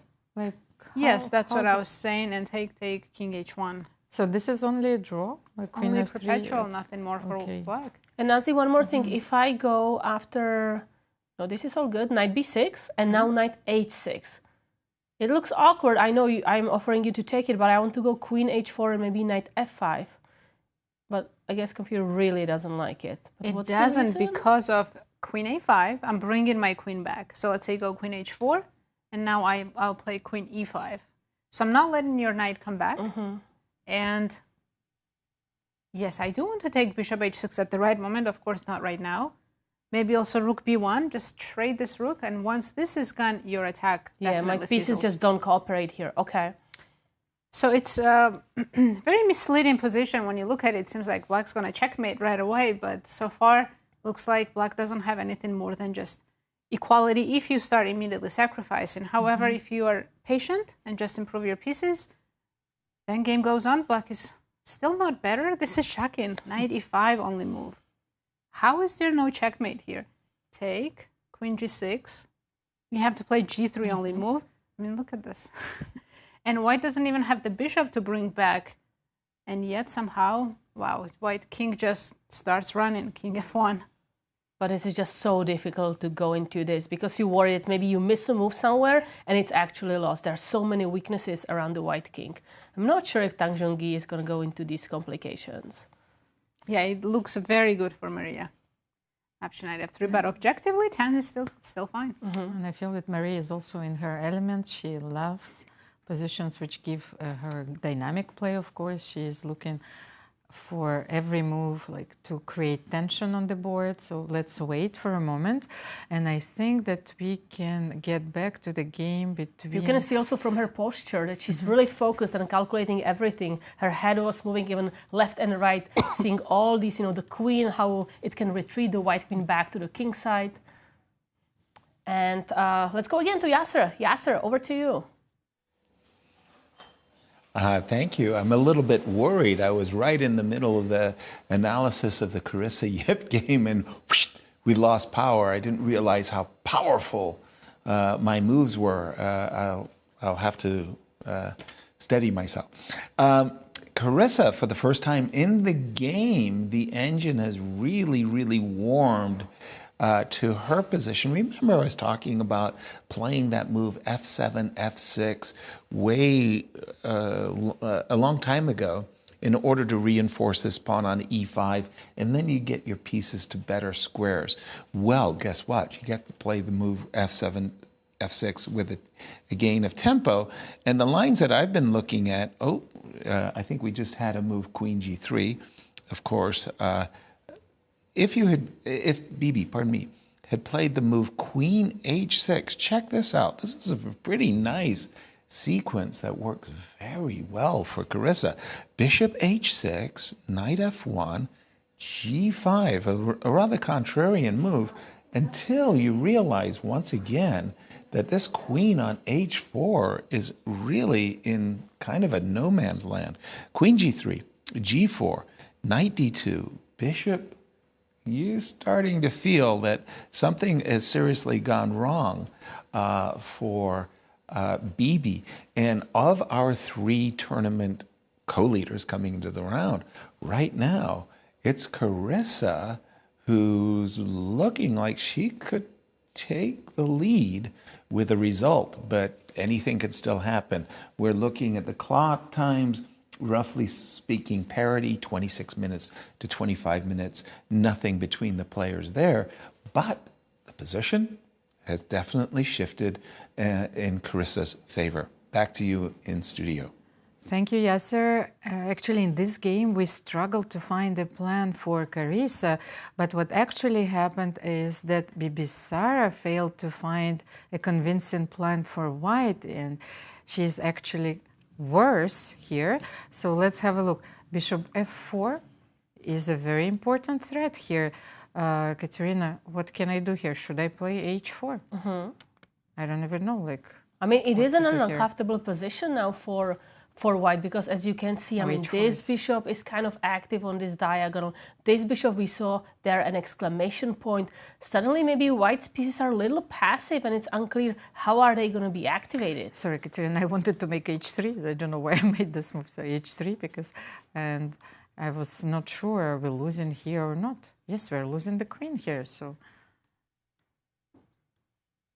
Now I still have the square. Yes, h3 is necessary. It was a mouse slip, but how can we continue after h3? And you know, if Carissa wins today and all the other players loses, because Humpy is in big trouble, and I don't know how it's Alice, but positionally she was worse, then tomorrow all she needs to do is to draw, and she's going to get not only the Grandmaster norm, but she's going to win the tournament. And she's facing Alice in the last round. But let's have a look at the game between Alina and Kashlinskaya, because she was much better. And if she defeats Nana Dzagnidze today, she also has a clear shot at the title. So we left this game here. Alina decided to take the bishop on e7. It's an interesting decision. Okay, let's say king e7, because she wanted to force the king on e7. And queen e2 was played, targeting the pawn on e6, so not allowing... Sorry, just that, yeah, you are saying forcing, because if queen takes, D6. then there is d6, right? And suddenly this bishop is extremely active, and this pawn can be dangerous moving forward. So that's why Nana took on e7 with the king, then queen e2, protecting the bishop, and I in the pawn on e6. So that Nana cannot play comfortably in one move, knight bd7, protecting the knight on f6 as well. a5 was played, rook d1, cementing the pawn on d5, rook d8, king h1, prophylactic move, quiet move here, h6, of course, because not allowing bishop g5. If I move it back for a second, the idea is White would love to play immediately bishop g5, put a pin here and saying, you know, I'm going to take here, disrupt your pawn structures. There's going to be so many weak light squares. It's going to be horrible for Black to defend. But the problem is that right now there's queen c5 and it's a double attack. And for that reason, White has to waste some time and play the move king h1, but then Black immediately plays this h6 to make sure this bishop is not going to find its way to g5. That's the position on the board. So let us update you on their time. 22 minutes. And Yasser, you have some news in the game of Carissa. Over to you. Absolutely, big breaking news. Look at the position. Look at the position. Carissa is in cruise mode. When Bibi played the move bishop b2. Oh, excuse me. When Bibi played the move bishop b2, obviously she had intended to play c4 and to open up the long diagonal. But this last move by Bibi was a definite error. She absolutely had to play the move c4. After the move knight f1, well, we don't have to be asked twice. We want to play the move bishop f4 and ask White, where does Bibi want to move her queen? Well, nobody wants to play queen h3 and get these ugly pawns. We don't even want to go there. I mean, maybe I'll play c4. I don't know. Just yeah, that just, it looks bad. But check out the alternative. In the alternative case, if we do play the move Queen H4, the computer says G5, Queen H5. Notice that you have this move Bishop E8, but the rook is hanging. So you include rook takes D1, rook takes D1, bishop back to E8, and that's it. That's game over. White's queen is trapped. The computer says you got to play knight takes G5, sacrificing a piece for one pawn. That's not going to cut it. And after the move knight F1, literally the move is forced. After the move bishop F4, Bibi is not going to be pleased, but she's got to play queen H3. Otherwise, it's game over. And who wants to play queen H3? This is not what Bibi had in mind when she went queen G5 and was maybe thinking about attack. Carissa is so close, so close. A victory today. Wow, that would be her 4th in a row in Grandmaster norm. This young lady, 3-time U.S. women's champion, she just needs to keep her nerves. And as Almira said, play a darn good game of chess. That's what she's doing so far. Let's hope she keeps it up. Big opportunity for Carissa Yip. Back to you in studio. Thank you, Yasser. And yes, we failed to find an answer what we are supposed to do in this position. If we were in Bibisara's shoes, H3, H4, everything looked completely horrible. And we are expecting the move. Okay, rook D1 is fine, and then bishop F4. I think Carissa is heading that direction. She wants to play bishop F4, queen H3. Let's just check it here on our board. Rook D1, bishop D1, bishop F4, queen H3. This is an absolutely horrible structure, and she wants to play rook D8 here. I mean, given the position right after the opening, when we were worried about Carissa being attacked by white pieces, it's a completely different story. Now it's her taking advantage of weaknesses and having a very active pair of bishops.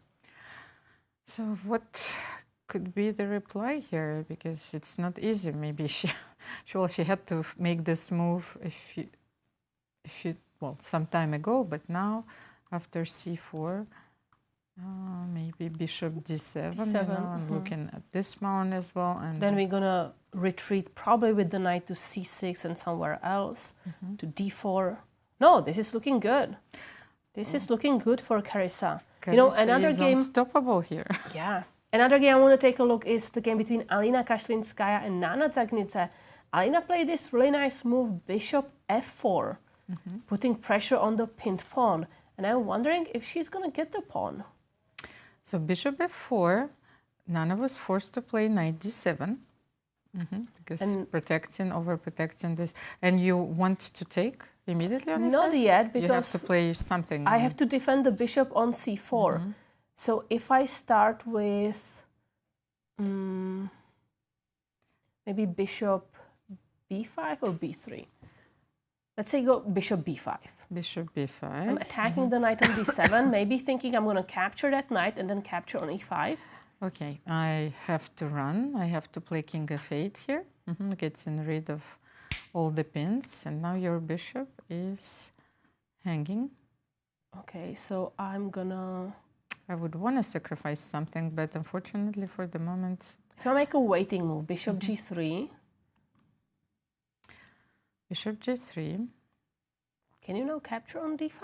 Are you going to be that brave? No, never. I am trying to activate my other knight, but the thing is, if I play rook E8 now, this one is going to be pinned as well. So how am I going to And right now, I protect want it? to do this pin. Yes, bishop Put pressure H4. on this knight. I would be forced to play G5 if you're forcing me. But then I'm very happy that black is weakening the king even more. Okay, can I try something like rook C5 here? I want to take on d5 with the rook, even though I still think that it might lose because then you will pin everything. Okay, so I go with my idea, bishop h4. G5. Wow, G5. you're very brave. It's like, the problem is I don't have anything else. By the way, yeah, bishop g3 is on the board, so we're gonna see what's happening. But let's see the game of the leader, Humpy Koneru. How is she fighting with Nino Batsiashvili? Maybe Nazi, you wanna walk us through it?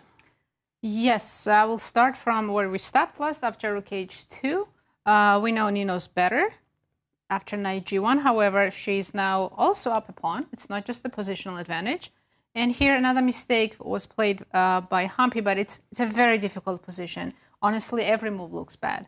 She was supposed to play king e1, not an easy move to make. Instead, she played e4, and now after rook a8 was the strongest move. Let's say Nino played queen g5. A lot of moves have been played. Knight e2. Are they in time trouble? Not yet. Okay. Rook a8 now found. f4. Oh, wow. I mean, we usually like to keep the king safe, but e4, f4. I think Humpy said, well, my king's not safe anyway, so might as well. And maybe improve this rook. But now it's almost -4. Black can take on f4. I mean, rook a1 at some moment. Yeah, what is her idea? Does she want to take queen b7 and have some, oops, my bad, maybe have some counterplay by threatening queen f7? But I think I see checkmate. I just check on a1 and knight d3 checkmate. Oh, there's the other. Knight, unfortunately. Maybe knight h3. Queen g2. Yes, something like knight this. Knight h3, correct. Rook h3, queen g2. It's not a mate, but you're picking up a lot of material. Okay, but queen g2. And now you just trade this knight, so I have no counterplay whatsoever. Knight f3 and game over. I mean, you're completely winning here. I don't have any perpetuals, of course. Your king will hide on h6. So, very simple play, right? You can also start with rook a1. Nino, this will be her first win, correct, in this tournament. And wow, yes. Taking down the leader who was having a fantastic tournament, and Humpy about to lose 2 games in a row. I mean, this is huge for the standings. It's clear that Humpy, she has not recovered after yesterday's tough loss. You know, I feel like yesterday's loss was the first punch towards the knockout, but she was still standing. And today Nino is about to knock out her completely. I agree. And well, while this is terrible news for Humpy, great news for Carissa, who is also much better in her game, and she could end up being the sole leader after today's round. So Nazi, I have one more question about this position. So we are thinking knight takes f4 being the best choice. Can I start with rook a1 check? Absolutely. Is there any difference? And it's very tempting, right? To get the check first, king f2, and then take on f4. I think the only slight difference is that here maybe I can go queen g3 and offer a queen trade. Of course, this is still completely winning because you have simply g5, defend your knights. You're up 2 pawns now? 2 pawns. 2 healthy pawns in an endgame with a fantastic rook, while white's rook is still cannot really move. I mean, I can go rook h1, but then we go into the knight endgame down 2 pawns. So it just depends whether Nino is okay trading queens or not. I think if you're winning, but also your opponent's king is this weak, maybe keep the queens on the board. But she could also play queen g3 here, I think, no? Yes, she could also play queen g3 here, but do we have to take? Maybe you have rook f8 somewhere down the line. You know, honestly, still take on g3 is fine. Rook f8 is just for fun. I want to look at it. No, I mean first take on g3. Those I'm not good. Maybe sacrifice the queen. This is also interesting, though. Wow! And look at this picture. Carissa is just checking the game of. Oh, it's her game. she's confident, just staring. Yes. Sometimes the most annoying thing you do is you go behind that opponent to check your game from the other person's perspective. I don't like when somebody does it. It's super annoying. So this is a better way, just to check it from your side without sitting next to the board, but standing to have a better angle. Yeah, I think she's intimidating her opponent. I mean, her position is good. It's -1, but it's not close to winning yet. And yeah, if she wins, she can very well be the sole leader. Guys, I think Alina made a mistake. We know that if Alina wins, she would only be half a point or possibly a point behind the leader, but she let go of her advantage. First of all, here when she played bishop f4. Oh, I like this move, but it was not good. Okay. It looks very good, but she needs to go the other way. Bishop d4 was better, but even better was to start with c3. Oops. Then play bishop d4, and then just take bishop c3, and this is just beautiful. Plus 3 already. Wow. After bishop f4, knight d7, she's okay here, but wow. If computer wants to go back bishop c4, that means it's not that easy to play for white. But we were analyzing this position, and they are following our analysis. However, Katerina proposed the move bishop b5 instead of bishop b3. Bishop b3. It's a more active it was square. Definitely better, but even my engine is struggling to find next moves for white. Here it has bishop c4 back. That's our analysis as well. But I understand now the bishop b3. You just keep the bishop to defend that pawn on d4. And if I go bishop h4 now to put pressure on that knight, how do you continue? That was a good move. And then black just stands, plays rook c7 and is standing. And it's +1. Game goes on. But Alina made a mistake. She played rook f5. And now simply after g6, which I think black wanted to play anyways just to improve the king situation. What's the plan? You have to drop down and just king g7. That was a huge help for black. But yeah, absolutely. If we play, because I think that Alina thought that softening the f6 square was very important, especially that she has the pair of bishops, of course. But we tried another line, but let's put the bishop on h4 after king g7. Should black play g5 as we tried, or it's too much? I don't think g5 is good because now I drop back to maybe e1 and I still want to play c3, bishop c3. But g5 seems unnecessary because your knight's not pinned, you're free to move around. Maybe you want to come to f4. Guess what? f5 is actually a good move. I mean, suddenly the light square bishop on b3 can be just useless because it's blocked by its own pawn. Yeah, exactly. This bishop's now not participating at all. Okay. Thank you, Nazi. And let's go to Yasser. Yasser, over to you. Thank you. Just huge developments in our games of our co-leaders. As you've been pointing out, indeed, Humpy is losing. And her opponent, Nino, can put the game to rest. What to say? Humpy just got outplayed convincingly from start to finish. Hard to believe that Nino hasn't won a single game, considering what great positions she's had. Humpy just captured on b7, and I think you pointed this out yourself already. Lots of moves, or winning moves here for black. Rook f8, but this one for me is the most direct and clear. Rook a1 check, king f2, knight h3 check. Oopsie daisy, no squares to go with the king. You must capture the knight. Check. No, all forced. It's all a very, very forcing move. Now, of course, you don't want to allow queen f7 check, so you got to get rid of this knight that protects the f7 square. Knight f3 check, knight takes, queen takes, and this is all she wrote. This is an exchange up. Black has the material and the attack. My computer is saying +4, give it a rest.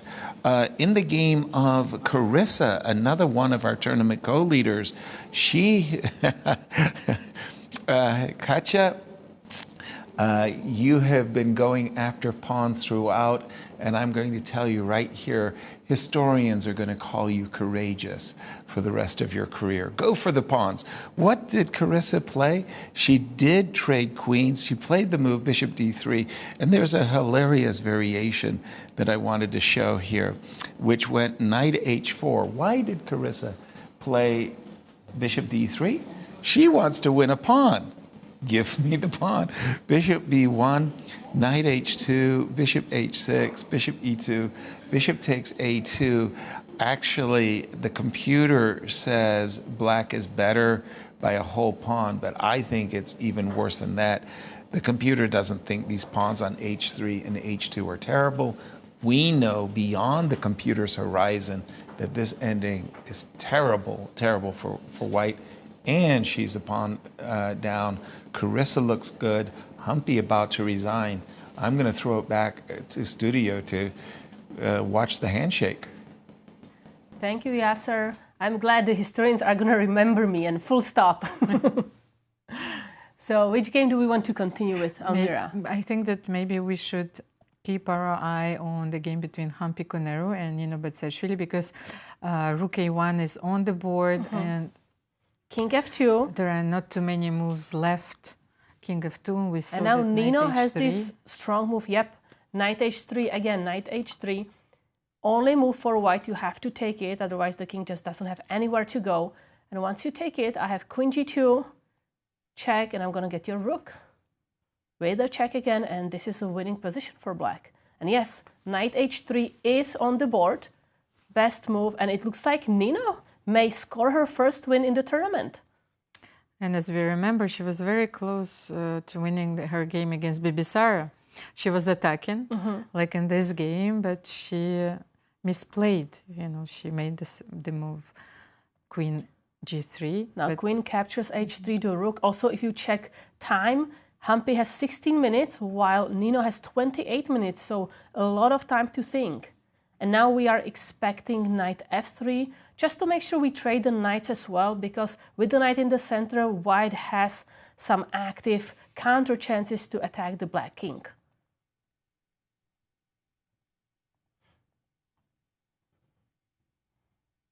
Knight F3 Knight is F3 on the board. Forcing the trade.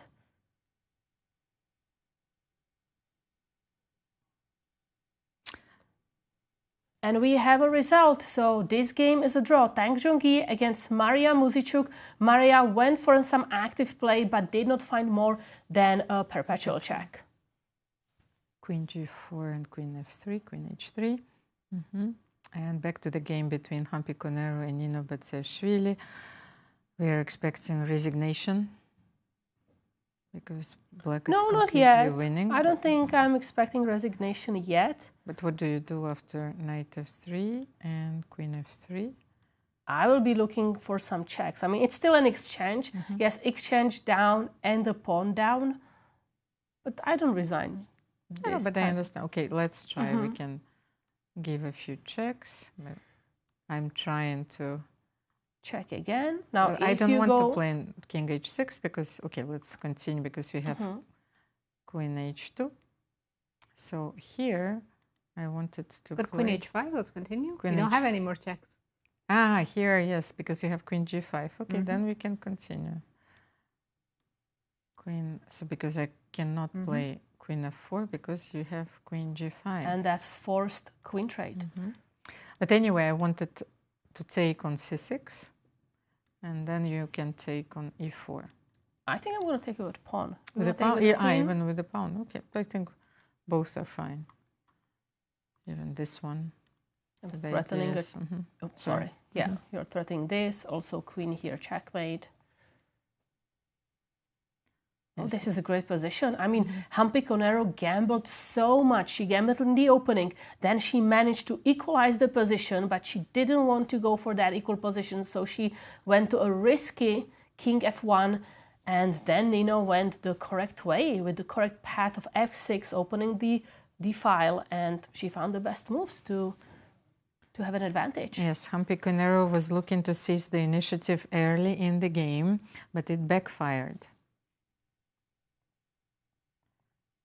And we have the trade.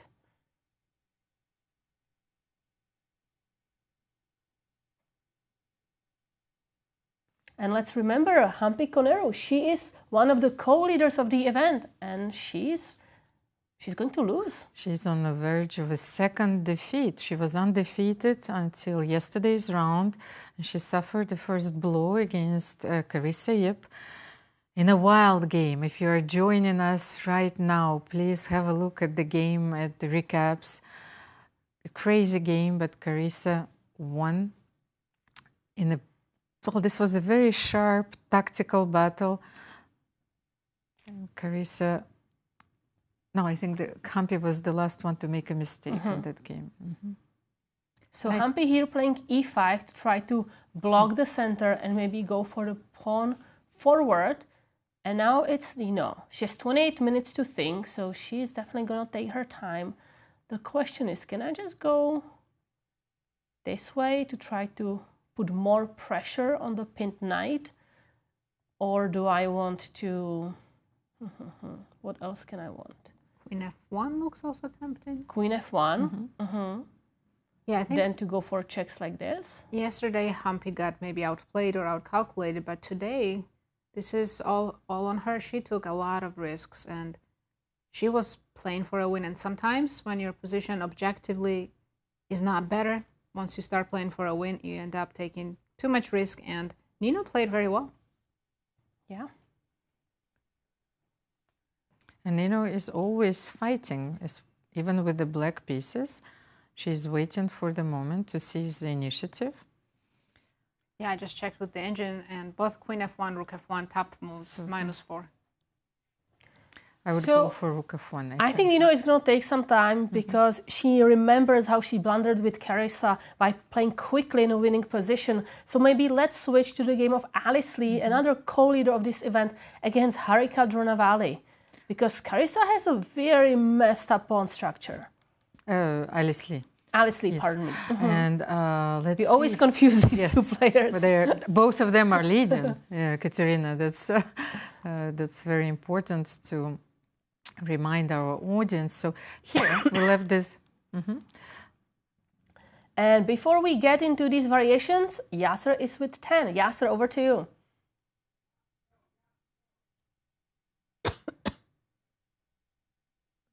It's been a while. How are you? 欢迎你到我们的节目来，你怎么样？现在感觉？我觉得还好。I feel okay. I felt okay. What a difference a year makes. A year ago, you were the Cairns Cup champion. Everything went smoothly. This year, things have gone wrong. What happened? 今年怎么和去年那么大的差异？去年你是 champion， 今年好像有些地方下得不太好，出了什么问题呢？你觉得？可能错过了一些机会，但是总体来说确实，犯的错误会更多一些。I missed some opportunities, but overall, I made more mistakes this year than last year. By far, for sure. You're coming from the World Chess Championships. Anybody who has anything to do with World Chess Championships knows it's really energy draining. Do you feel that that World Championship has drained her of her energy? 世界冠军比赛是不是把你的能量给消耗掉了？我觉得不是最主要的原因，因为其实大家的水平都很接近，有的时候可能就是一两盘棋，就是你没有抓住机会，到了这个排序出来之后，其实想赢一盘是不太容易的。I don't think the main reason was because of the World Championship. The main reason here, I think it's because all the players are fairly evenly matched. Right. So if you miss one opportunity or so, then the ranking changes dramatically, and then it becomes very difficult to win subsequently. My bad. I made a mistake. I should have introduced you as well, Vanessa. Vanessa is the mother of Alice Lee, and she's being our translator for Tan. So thank you so much for joining us, Vanessa. Thank you. My pleasure. And just last question for Tan. Tomorrow is the last game of the tournament. How does she feel? Like she's ready to fight for the last round, or is it time to think about packing and going home? 你觉得明天的比赛，你的心理状态怎么样？你觉得是就赶快结束了好呢，还是明天再做最后一战？我明天对张一泽、娜娜，然后她的对我的战绩是比较好的，我可能想要守住半分，还需要尽一些努力。Tomorrow's opponent has been a challenging opponent for me in the past, so I'm going to try to hold the game, and it's not going to be easy. Oh, very good. Thank you so much for joining us. Thank you. And thank you, Vanessa, very much. Back to you in studio. Thank you, Yasser. And we're going to jump right into the game of Alice Lee and Harika Dronavalli because it looks like these players are repeating. Well, they are repeating, but here I wanted to show you that Alice made a very strong move, b4, preventing c5. And I don't think that Harika played in a very precise way here because she played b6. she wants to play c5, but c6 now is a weakness, so it's a very easy target. She gave a very good chance to exchange those weaknesses d4 and c6, and I think that this game is heading towards a draw. She found one last chance. She played d3. So black gives away that pawn because black would lose that pawn anyway, but at least now it's destroying the pawn structure. Yes, spoiling the pawn structure, but you can't play king g7 and rook h8. You can't make all these moves immediately here. After queen e3, queen h6, king g1, Harika is thinking if she should repeat. Because Harika right now is a pawn up, right? She recaptured this pawn. That was an extra pawn. The problem now for black is this queen is attacking the rook. It's also attacking this pawn. It's also attacking this pawn. So the question is, what do you want to do? If you are not going to go for the perpetual, which I think they will, yes, so she's going for it, and I think they're going to sign the score sheet, because you don't want to go something passive like queen f8, where you anyway going to give me, oh, actually after queen f8, I can capture this way anyway. Because once you capture, I'm going to capture this rook. Wow, no three-move repetition. Harika played rook f8. Oh, wow. So no, so we know Harika being a player who really squeezes any advantage. She wants to continue. She played a 6-hour game in the first round, I believe, against Carissa, and she managed to win at the end. Then she had another long game. So she wants to fight, and she wants to try to prove that play king g7. These two pawns are weak. King g7. No, that was my idea, but suddenly, you know, here it comes. And rook h8. Saying, oh, there's a checkmate on the h-file. All right, so how can Alice defend here? So the trick is clear. You want to go here and there. So I may start with rook f4. Okay, I want to take the pawn. So if I take the pawn... King g7. King g7, and now I go rook f4. You are going to give me the check? Yes. No, g5 just went. Our g5 is even winning immediately. Oh, g5, super strong move. So you target the rook. You are not going to allow me to go here. Yeah. And something tells me it's all about the g5 square in this game. Once again, you know, Harika missed first time the win. She didn't play g5. Yes, earlier she missed g5. So yeah. I'm pretty sure that you can't take the pawn on a7. No. Rook f3 is the best move. Rook f4 is an option, but yeah, Alice found the best move. The best move on the board, rook f3. How many moves do we have till the time control? 5 more. 5 more. Okay, rook f3 is the best move. And Alice has 23 minutes on the clock. Harika, 8 minutes, 50 seconds. Now after queen d4, surprisingly, now you can take on a7. And on king g7, go g4. But that's a computer play. After queen d4, takes here g4. Saying if you take, I take. And no mate. Okay, because the king can always hide. And if check, then just block. And if I take, can probably just capture, because that's just a, well, no, I would be a little terrified. Why not take with the king on it? Everything hanging, yeah. So probably taking with the king instead. Yeah, this looks drawish. But okay, strong move by Alice, finding this rook f3 pretty quickly. She didn't even take much time to play it.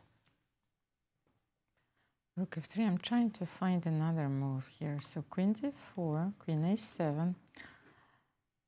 Looks very dangerous. So king g7 and g4. What's a defensive resource? It's not forced. You didn't have to take on a7, but you can. But what if I will try to play this position? Queen g4. Take on b6. Queen b6, and how? Now if you give me check on the h-file, I will just move my king g1. Okay, and now I wanted to bring my rook to c. Oh, queen f6 is a threat, by the way. And I was like, I just saw that I cannot activate my rook because queen f6, queen f7 is the huge threat. So queen b6 is actually a very good move here. Okay, we can do this.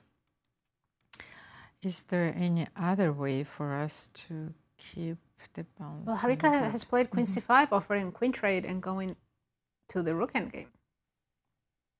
But we all know how much she loves those rook endgames with an extra pawn.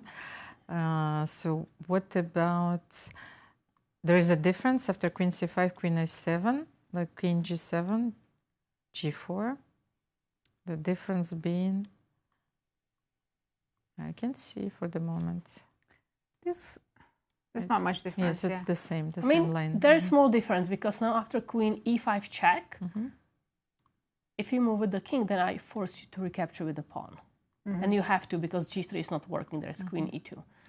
Okay, maybe this, Yeah. then you're losing everything. Okay. Instead of rook h3, we could Just a have second. moved the king. Okay, let's go back here.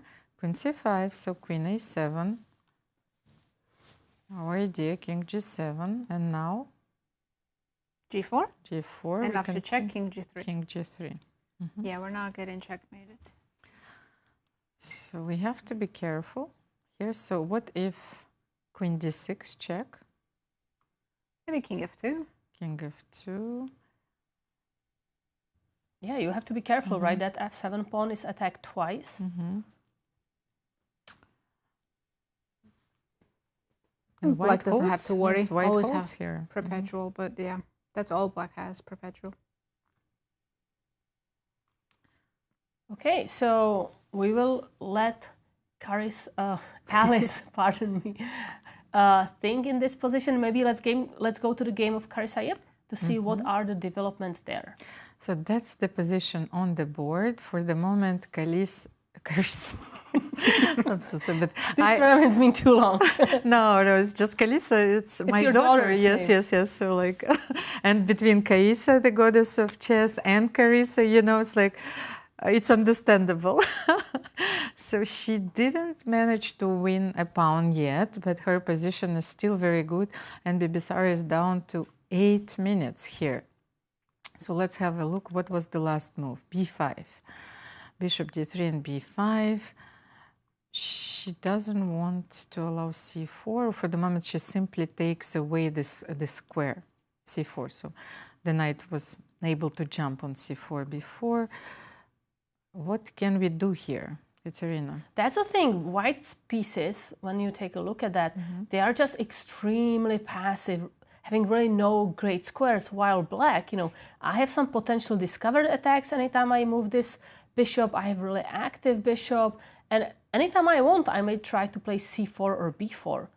This is a position I would love to play for black, even if, okay, computer gives kind of a big edge to black, but even if there wasn't maybe a clearer path, this is just so fun to play for black, and white has to be extremely careful. So let's try bishop a3 now that you played b5. I'm just looking at this pawn. So if you're taking on e2, I still have rook So I e2. take on e3, then, Let's well, try. then you have, But I don't know if that's enough, but I can make another double pawn. Because you could have taken on e3 here anyway at the beginning. So this is the line that we can have. You can always protect the pawn on c5 by playing knight b7.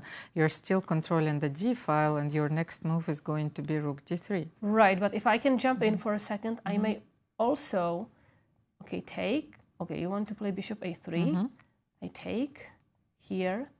And I play bishop c2, kind of a quiet move, targeting this knight. And if you move this knight away, then I will take this pawn. And I cannot take on c5? So if you take... I take, you Bishop take b7, here. yes, that's all. Maybe then that dark square bishop is actually active. Okay, so I see your threat. Knight b7. So just bishop don't give a3, anything. yeah, knight b7. Let's just, this knight is anyway not doing much here.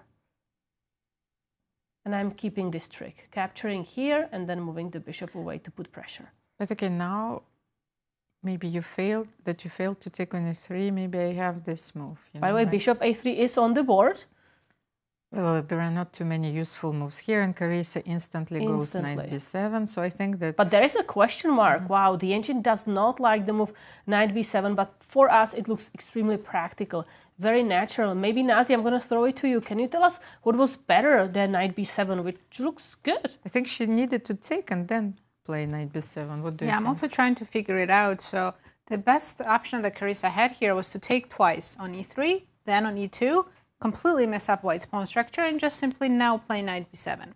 It's going to be a long maneuvering game, but you can see how black has a long-term advantage here, right? 2 sets of double pawns for white in a close position, 2 knights versus bishop and knight, and this is just -2 here for black. Now that she has played knight b7, Bibi has this chance to slightly improve her position by taking and going knight f1. So why isn't c3 hanging? Ooh, of course, rook d1, and suddenly I have a very strong counterplay with rook coming to d7. So you can't allow this.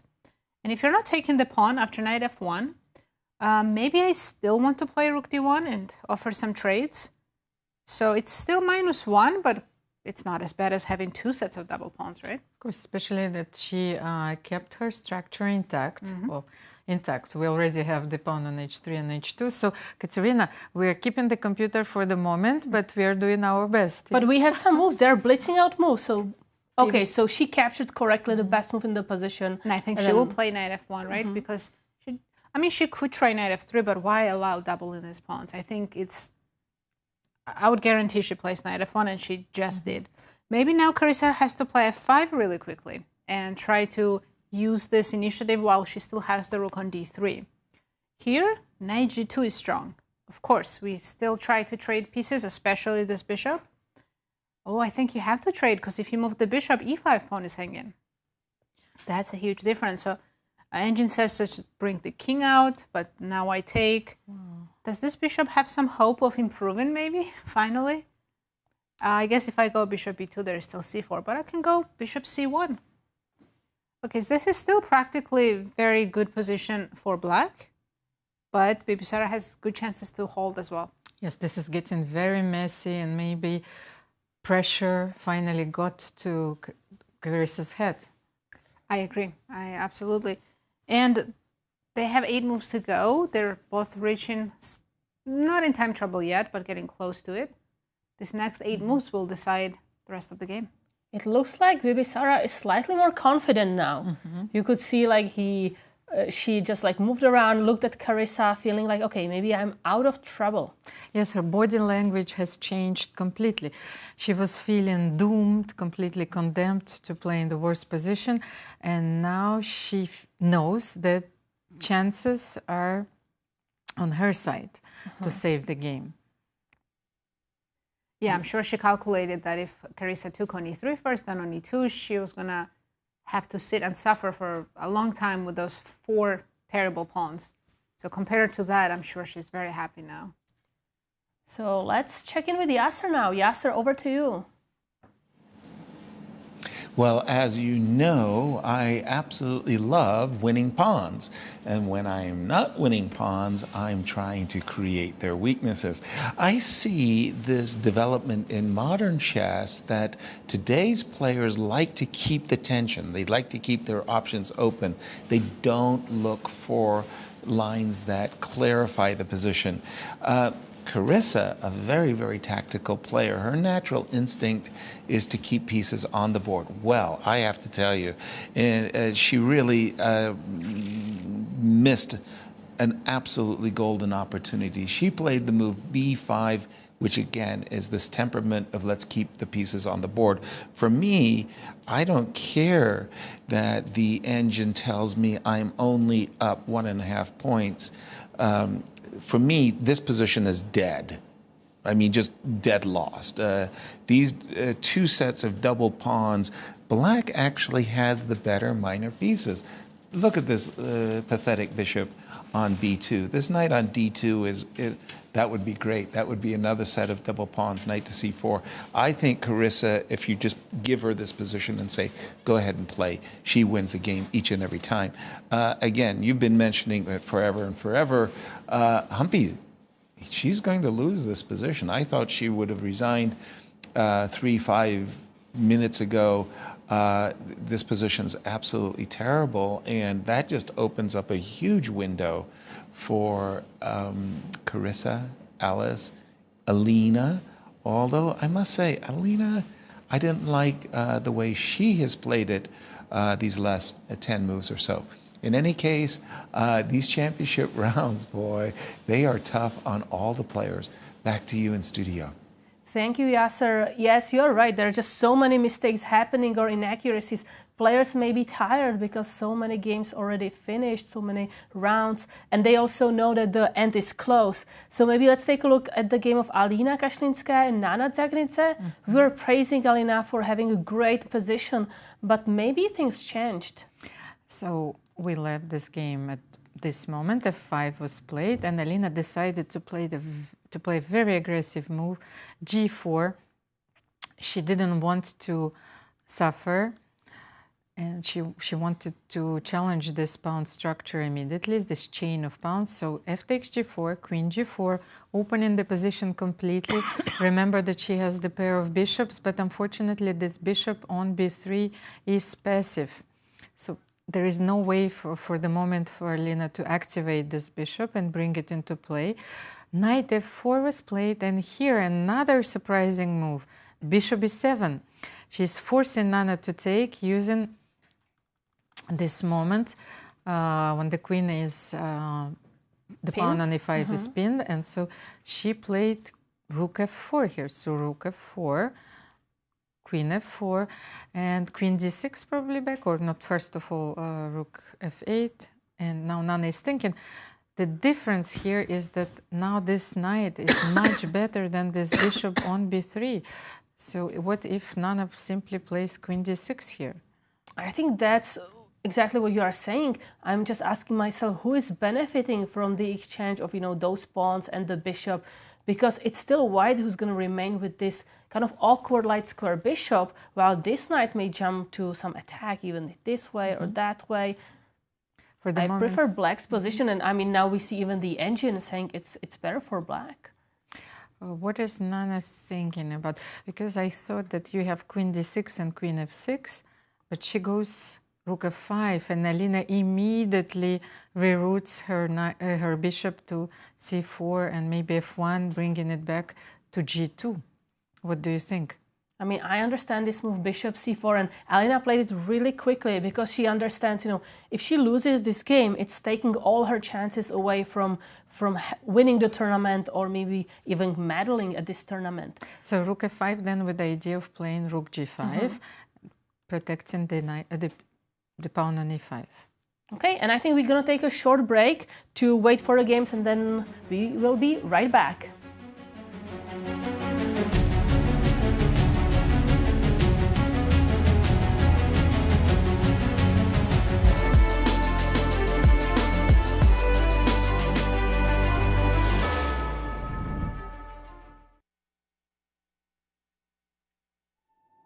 "10 years, one legacy." The Grand Chess Tour marks a decade of mastery where only the strongest chess minds carve their names into history. Each piece has its role, like soldiers in a grand army, with commanders to lead them into the tour's 10th year and a prize fund of $1.6 million. The Grand Chess Tour starts in Warsaw with the Superbet Rapid and Blitz Poland, immediately followed by the Superbet Chess Classic Romania in Bucharest. Then off to Zagreb for the Super United Rapid and Blitz Croatia, followed by back-to-back events in St. Louis, Missouri with the St. Louis Rapid and Blitz and the Sinkfield Cup. And the culmination of the grand finale in the city of Sao Paulo, Brazil, will determine the 2025 Grand Chess Tour champion. Fight with every ounce of strength for victory. This isn't just a moment. This is history.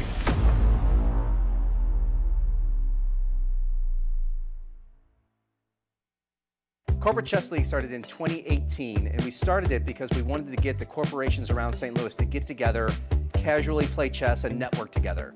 So each corporation has their own team. They bring 4 to 6 people every week, and they play over the board in-person chess. In our team, for all of us to be here, we don't see each other throughout our week. We work in different departments in different areas.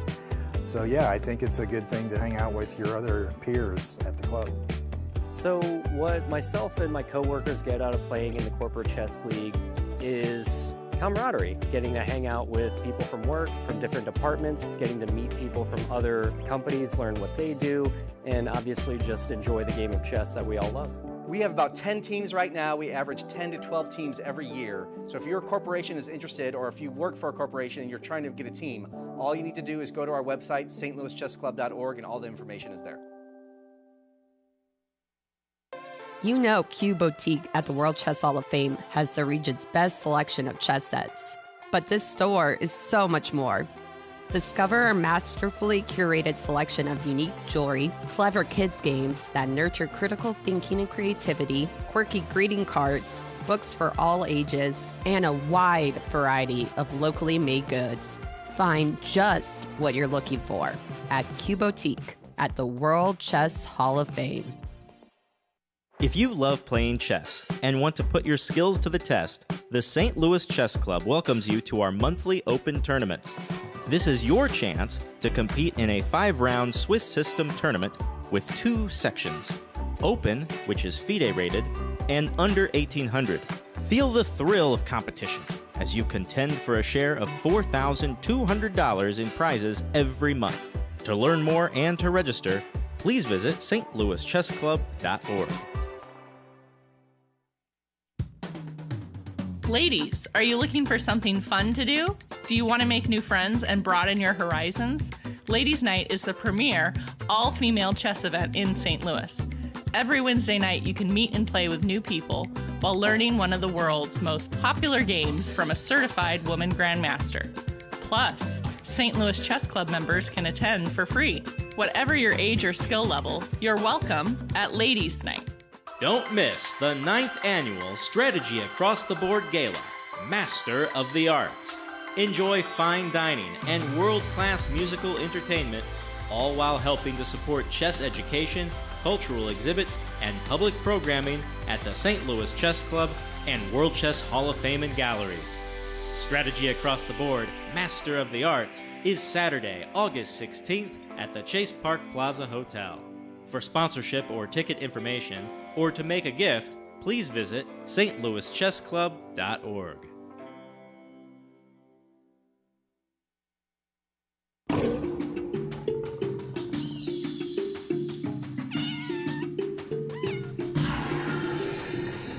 We just had our grand opening of Paws and Pawns Exploring Animal Chess Sets. This show contains over 50 chess sets, sculptures, photographs, and other artwork exploring the connection between chess and the natural world. We have sets and boards that date from the late 19th century all the way up to the present. You get to see a little bit of how artists have reinterpreted familiar chess pieces using the imagery of the animal world. The World Chess Hall of Fame's collection has over 800 chess sets, and as we were going through this collection, I noticed so many different ways that people integrated animals into these artistic chess sets. And it just seemed a natural fit to make a whole show of it. We reached out to some really wonderful lenders, including from Chess Collectors International and some great artists. And we even reached out to local artist Justin King to create a giant T-Rex especially for this exhibit.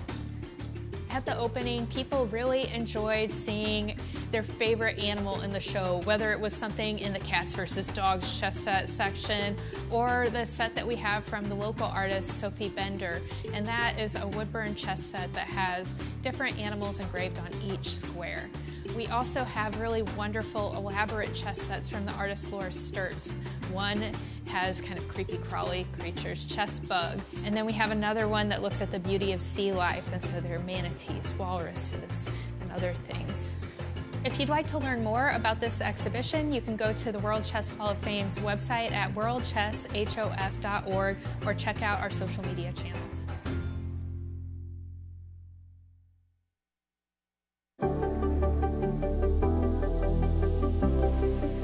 Hello, everybody. Thank you so much for coming. This is a wonderful day. Normally you do this at the culmination of an event, but this is midterm, and I hate to, interrupt things too much. We are just honored to be part of this expansion project and, just to expand on what you've already grounded here in St. Louis. Everyone knows now St. Louis as the place for chess. So to see the club expanding, that's so exciting. there is a steel beam behind the Andy over here, and I think we'd like to start off by having that signed before we can get it erected sometime in the near future.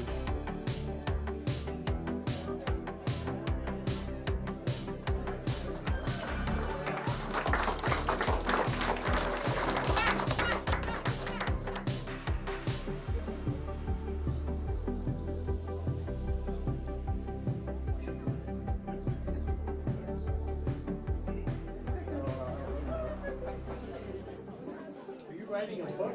Yep.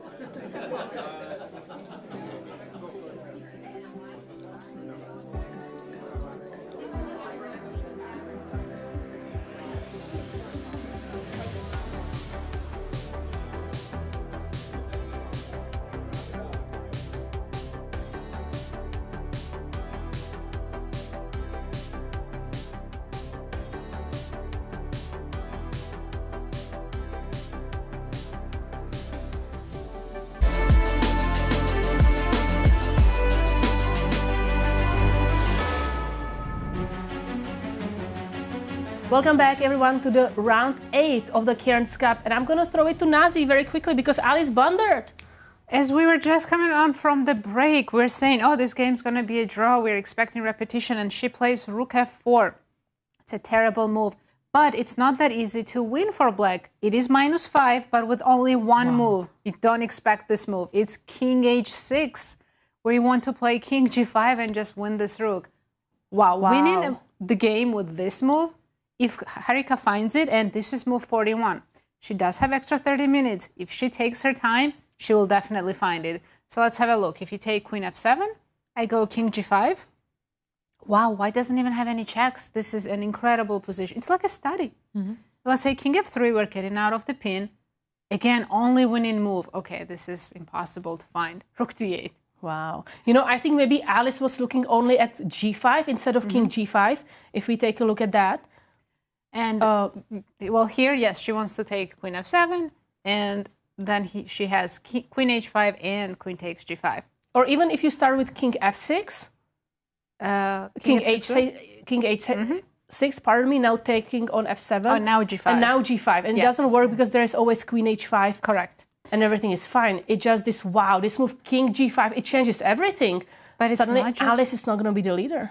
I agree, but I don't think there's a good chance of Harika finding this. Not the king g5 idea, this she can, but rook d8, how do I even explain this? And why I can play rook h1 here? Rook where? h1. Oh, because then there is... I am making human moves. Yes, yes. I want to play rook f1. Well, apparently I survived here after queen c4. I'm stopping you from giving me the check. Beautiful. Okay. I'm still trying to figure out why is rook d8 winning? What am I threatening? If I make any move, let's just make a random move. I think you want to play queen d1 and rook d3. It's something queen a3, and then there's mate. Okay, so forget about the rook. We're just playing for a checkmate. King goes down, queen b2, and bring the rook and checkmate. Okay, but if you don't make a random move and you go g3 to hide the king here, maybe.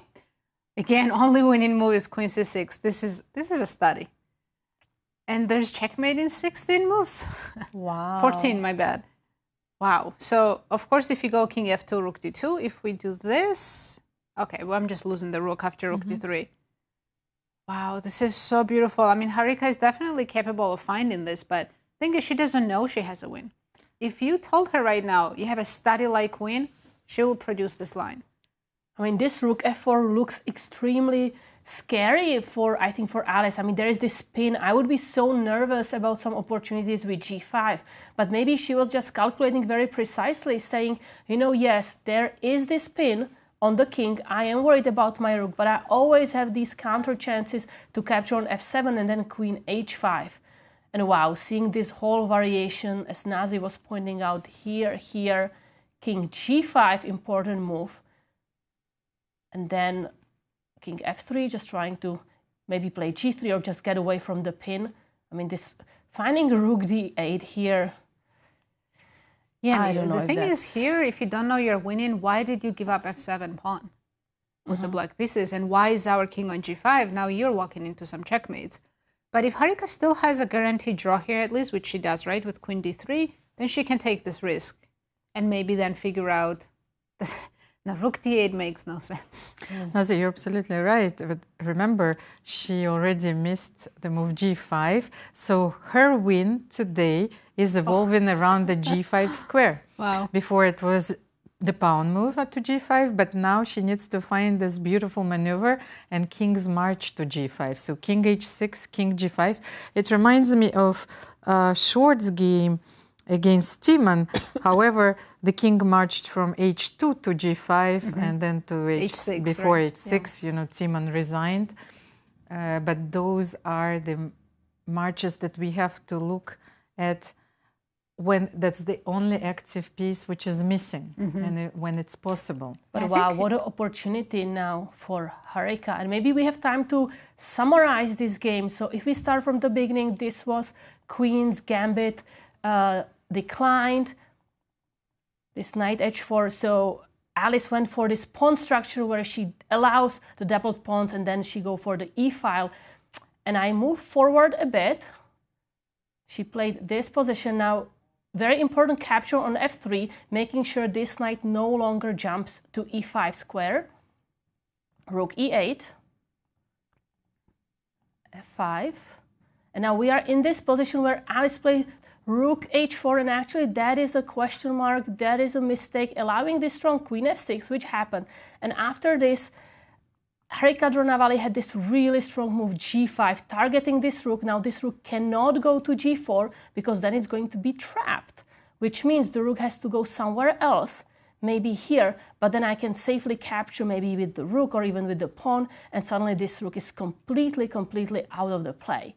But what continued was rook h4, so captured. And now this queen f5 move, idea going here and here. And again, Alice found a really strong move here, b4, making sure this c5 move is completely stopped. Harika going with b6, continuing with the plan, but now Alice realized maybe I'm going to put more pressure on c6.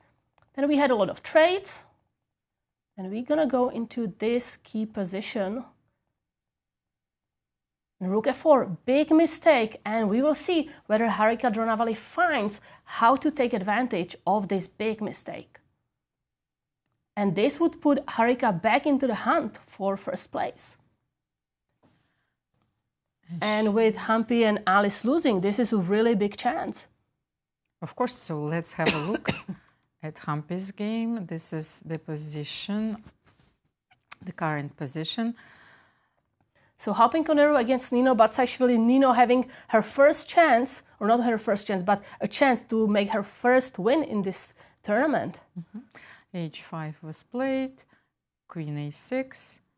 How about H4? She actually had a lot of chance with Carissa. She missed an opportunity to win a completely winning game, and I think one more player. But now, yes, this pawn is just running on the H file. There's always this rook f2 putting pressure on the pinned knight. That's why Humpy played Queen A6, protecting the knight on E2.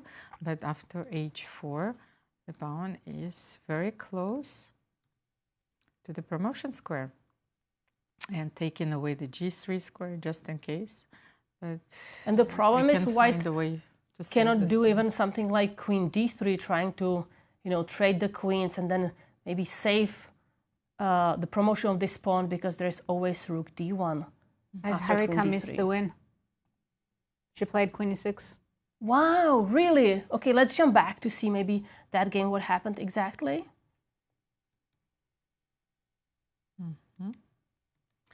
So Queen e6 back. We are not computers, so Queen e6 is a very human move. She needed to protect the f7 pawn. She also had to guard the b6 pawn, and she has a better structure. So this game will go on for a while. Harika maybe even now going for some the board here and there. I thought that Queen e6 has also the advantage of attacking the g4 pawn. So let's say if you will make some move in the long run, let's say you will make rook f3. I just wanted to illustrate the point, because at some point you will have to protect from this check. Then you can bring the rook to d4 attacking the pawn on g4. Maybe that's her idea. Yeah, but right now in the current position, Alice should play queen c7 just to stop rook d8 ideas. Also have queen c3 check ideas herself. Queen c7 is very strong, and after this, I think white doesn't have much to worry about. And how about this one? So can I play rook a8 here? And Harika walking around, just wondering if she did the right thing. I want to play rook 8. You will probably play queen c3. And then I can defend the pawn with just a4. So king g8 and a4.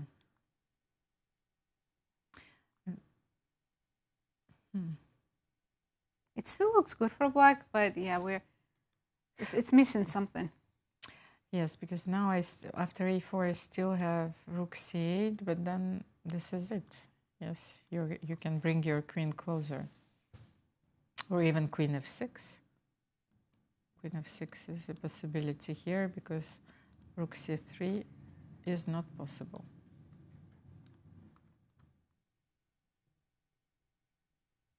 What do you think, Katerina? The worst is over here for Alice, I think. I think so, yeah.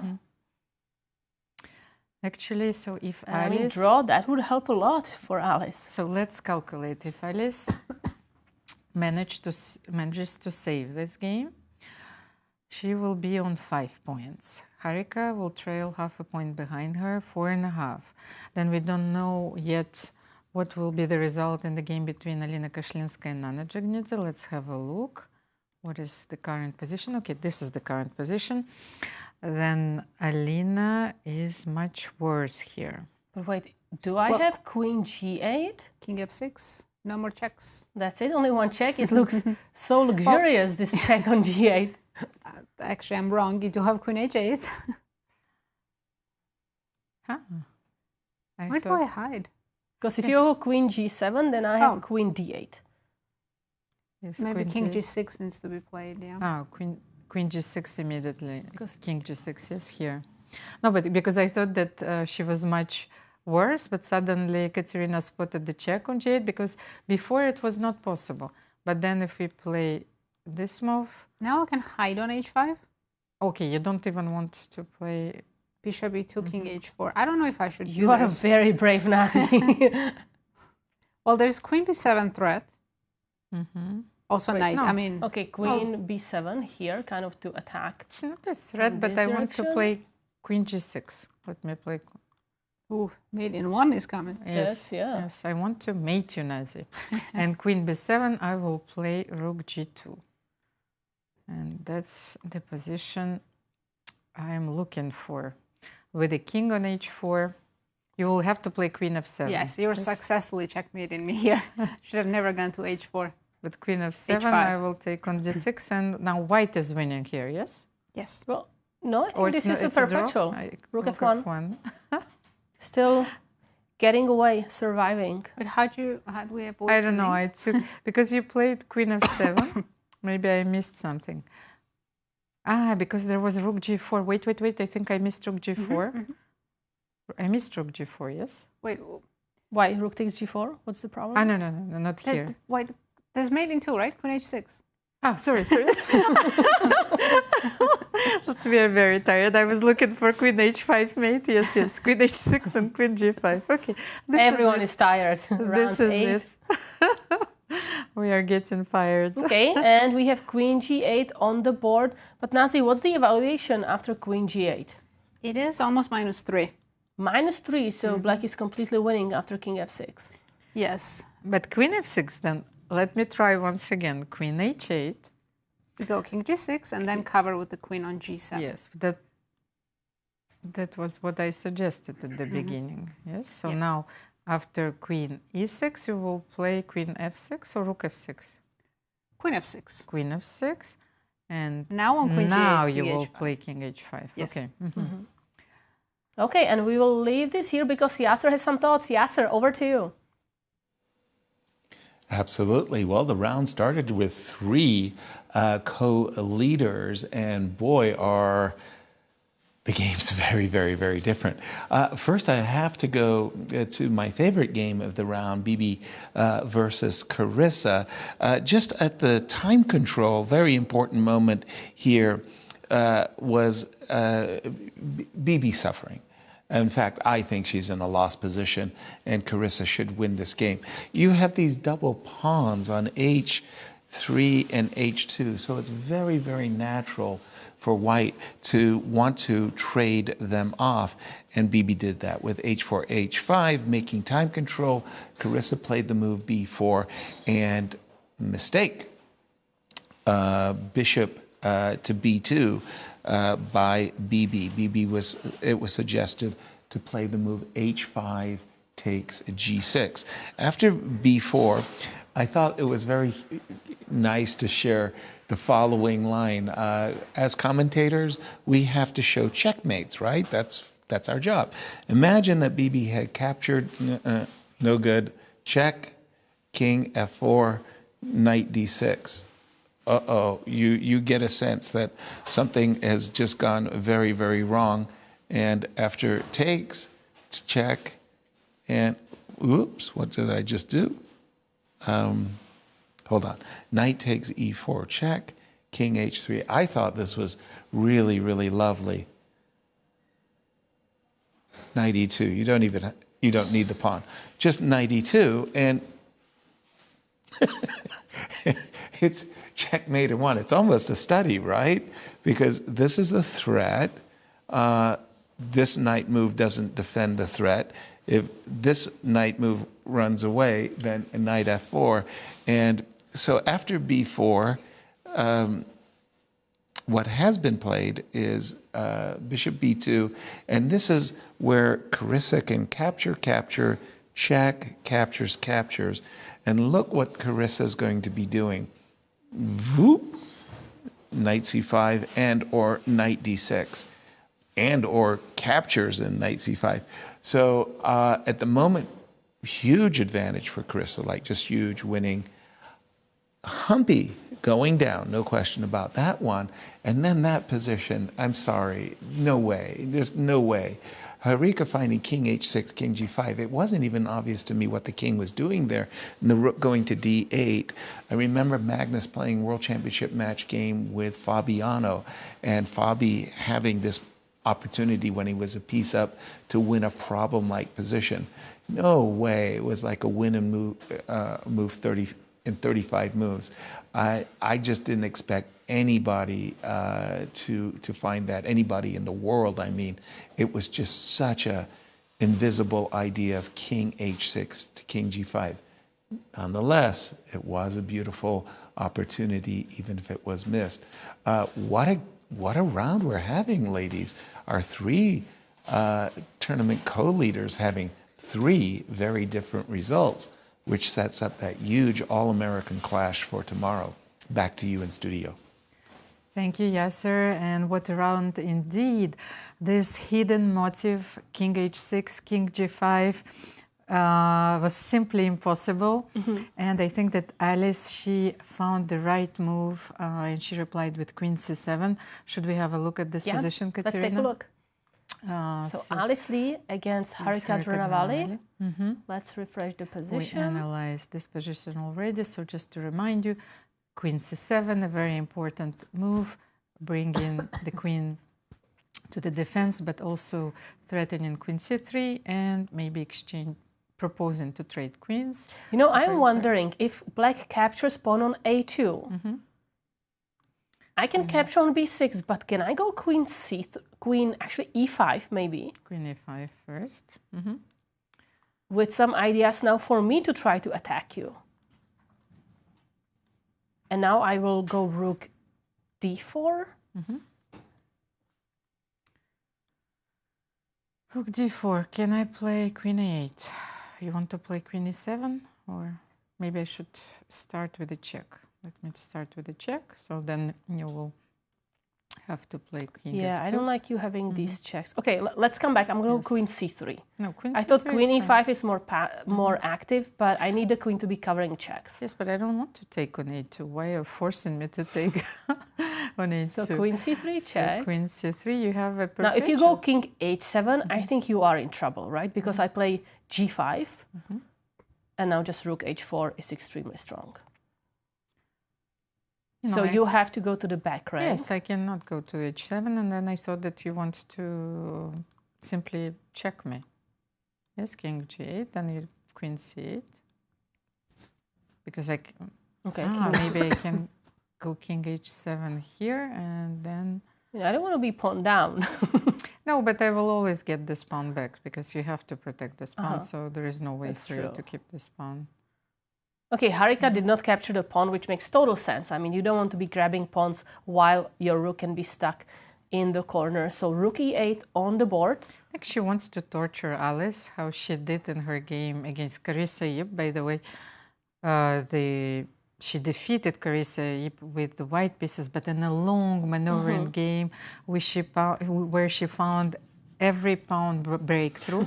G5, then E5. The E5, that was extremely critical. So she wants to play rook E7, getting rid of all the threats, and then shuffling the pieces around for a few hours. I mean, this is how grandmasters play, right? They notice, okay, this king is weaker than ours because of this messed up pawn structure. So it's clearly black who can be pushing and creating some threats. And as you know, this can be a problem in the future. But okay, Alice is giving a check, asking the black king, where do you go?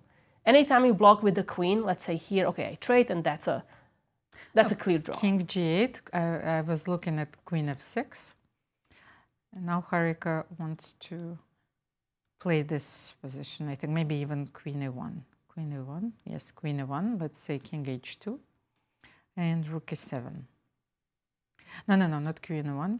To queen e3. I knew why I wanted to play queen e3, because I wanted to protect the pawn on b6, king h2, and rook e7. That's her plan. Okay. I'm gonna go here. G5 and rook h4. That's my idea. Queen e5 though? Queen e5, and if I take, then you claim this will be a better endgame, because if I play rook f6, then g5. b5 will follow, and g5. But if I start from here, then b5, and you play a4. Yeah, it's a draw. Yeah, this is going to be a rook endgame with pawn down for white, but that's a draw. But we should be able to find excitement here as well for the next 20 moves. Okay, this is it. Carissa, I think, is doing very well now. So now let's switch to the game of Bibisara, Assaubayeva, and Carissa. So knight d4, we know that this is the perfect continuation. Yasser explained everything. He unveiled the mysteries of this position during his analysis. So c takes d4, h takes g6, all this is absolutely normal. And now Bibisara will fail to find a move, because after knight d6, white will be forced to take on f5, and this will be this chain of pawns. This will be simply terrible for unstoppable. white. And you see this bishop. I mean, this bishop is incredible, guarding the whole diagonal. You see, it doesn't allow the knight to go into the center here to maybe activate somewhere to c4, and those pawns will just start marching forward. And as you mentioned, even the knight here, this is great for Carissa. Katerina, Ben Underwood was our guest in the studio today. We've seen these numbers from the event, and who would have predicted that Carissa is going to be our sole leader before the last round, and she's working on her 4th win in a row. Right, and if she wins today, she only needs a draw tomorrow, most likely to win the tournament, but for sure to make her a Grandmaster norm. Secure a Grandmaster norm, of course. Do you think that playing with the white pieces, of course this game is still in progress, but knowing that once again, there is so much at stake. Will she be more cautious tomorrow with the white pieces? She's playing against Alice Lee. And Alice might need a win tomorrow with the black pieces. Yes, because she's likely to make a draw today with Harika, and then she needs a win tomorrow to make the Grandmaster norm. You know, I don't see Carissa playing quiet chess or playing kind of cautiously. She always plays quite aggressively. So I don't know if having this GM norm as a possibility they would change that, because sometimes if you play too cautiously and it's simply not your style of chess, you can easily lose a game like that. Carissa is watching the game between Humpy Koneru and Nino Batsiashvili very closely. She knows that Humpy is going down, and once again, everything is in her hands. So maybe let's check the game as well, since Carissa finds it interesting. What is happening there? We know that Nino Batsiashvili is being exchanged up. So what are the developments there? Well, her rook and her queen are very active. The only thing that she needs to do is to stop this b5 pawn, of course, which is marching towards the promotion, but rook b1 was played, and she has a joker of her own. This pawn, you know, I wonder why she hasn't played h4 previously, but she wanted to be careful, of course, depriving Humpy Koneru of any counterplay. The problem also for white is you can never try to like activate your knight, because that allows me, this queen, to get into the play and quickly checkmate together with the rook. So this knight is kind of stuck on e2 in order to defend the king and also to guard this pawn. Right now, Nino can just take the pawn, right? Well, it's Humpy's turn. I think it's white to move. So Humpy can give a check, but that's just one check, right? I move, and that's it. You don't have another check. My queen is guarding that beautifully. You cannot really push the pawn. Yeah, I mean, what to play here? Maybe we can expect something like, because if I go queen c5 to defend this pawn, then I'm also allowing rook b2. I will stop writing those pieces, you know, when I don't sleep, you know, anticipating the dramatic rounds, because then, you know, pieces are flying on the boards, pieces are dancing on the boards right now. So many unexpected results. And what I wanted to say that white pieces in today's round are doing very badly. We will not see, well, we saw one draw barely, because Zhongyi, we know she was worse, but maybe Alice will save this game, of course, and she will draw this game. But other than that, Humpy is absolutely lost. Yeah, we're Alina expecting Kashlinskaya is worse. 3 wins for black. And Bibisara is worse as well. And let's check in with Yasser. Yasser, over to you. Thank you.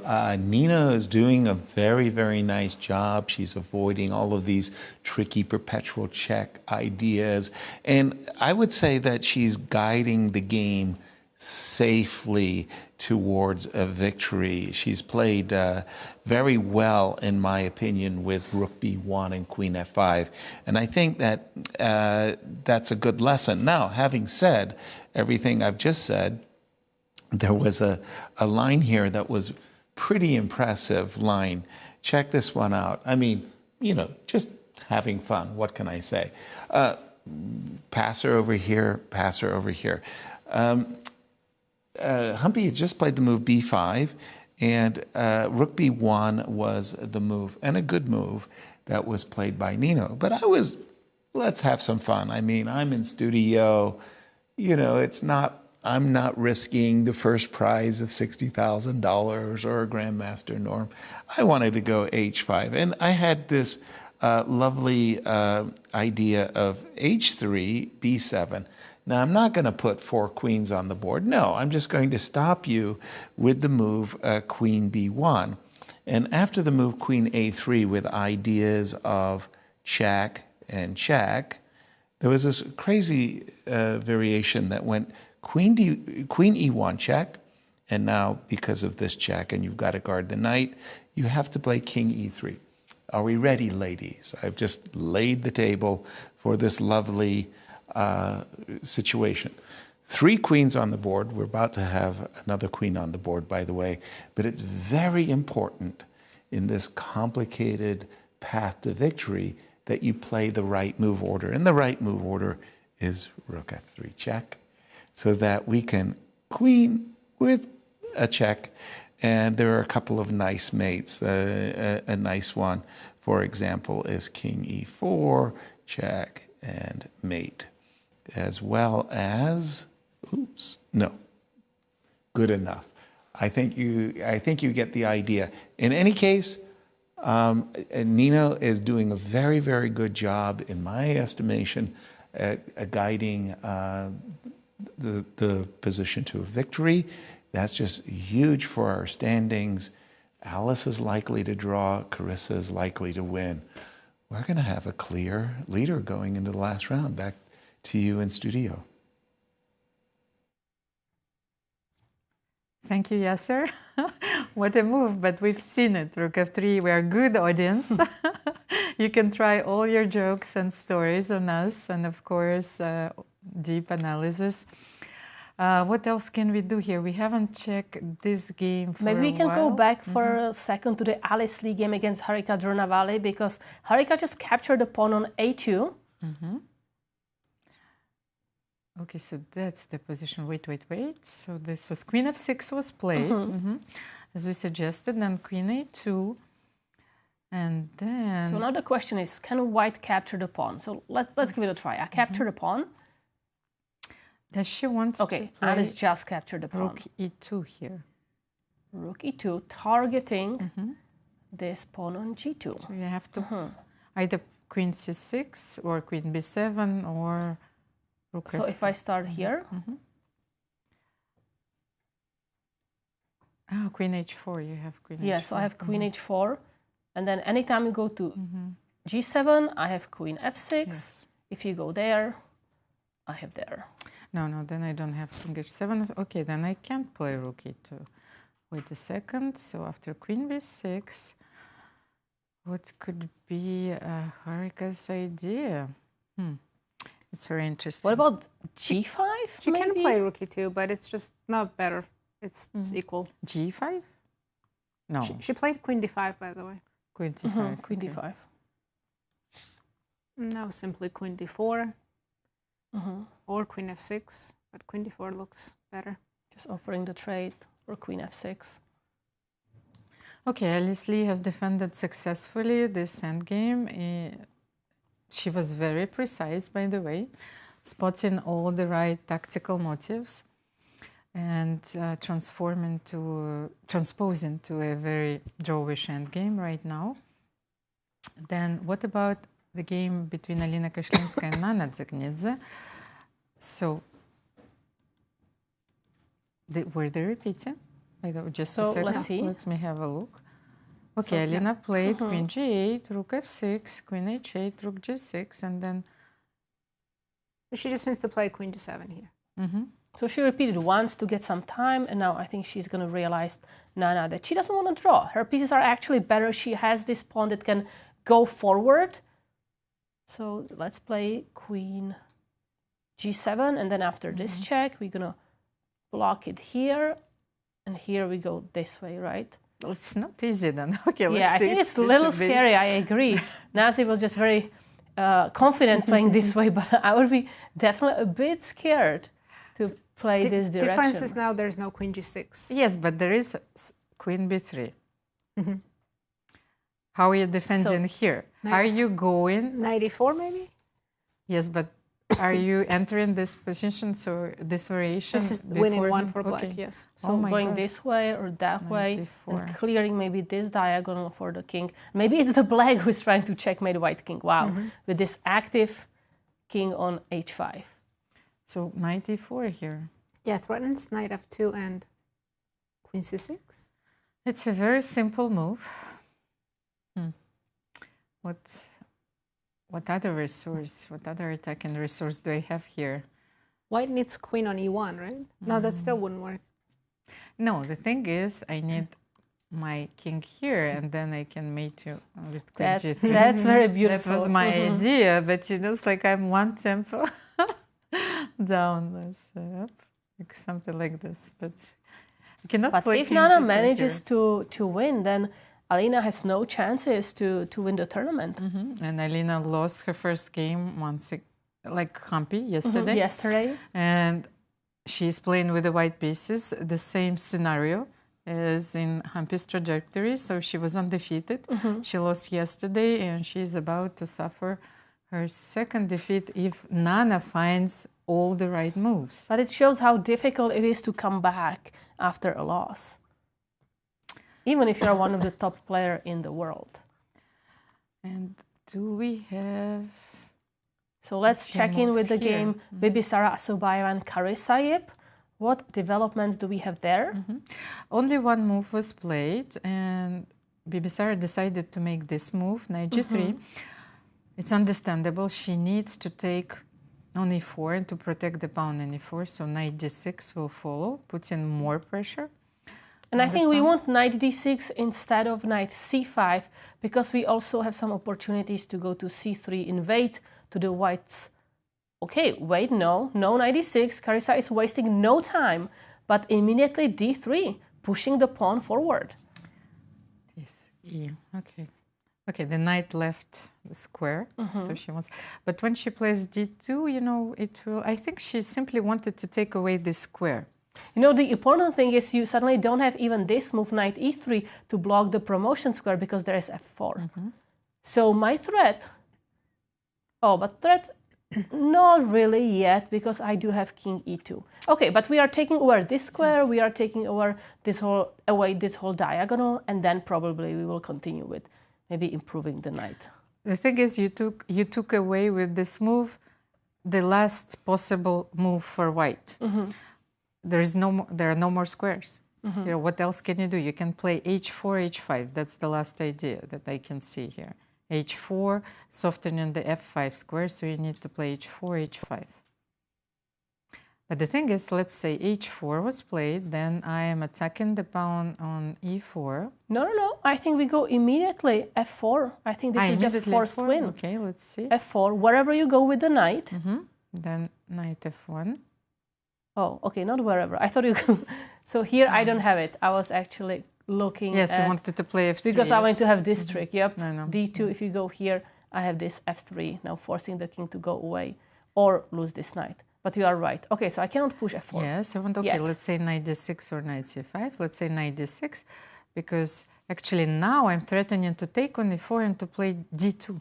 That's the idea. Let's say h4, knight d6. Let's say you're making a move, just waiting move. So I think that this should be simply winning. And d2. Yeah, so big chances for Carissa. Wow, what an important win. Let's check in with Alice Lee. It looks like they may be heading to a draw. Okay, they exchanged queens, and this is just a completely drawn rook endgame. And I think the players started repeating. So in this position we have, okay, king here. And we are expecting, rook e5 second time. So Alice survived this difficult move, rook f4, which was a mistake, but extremely difficult to punish, of course, just not easy to find that variation with rook d8. And that means tomorrow, if she wants to get the GM norm, she has to win against Carissa with the black pieces.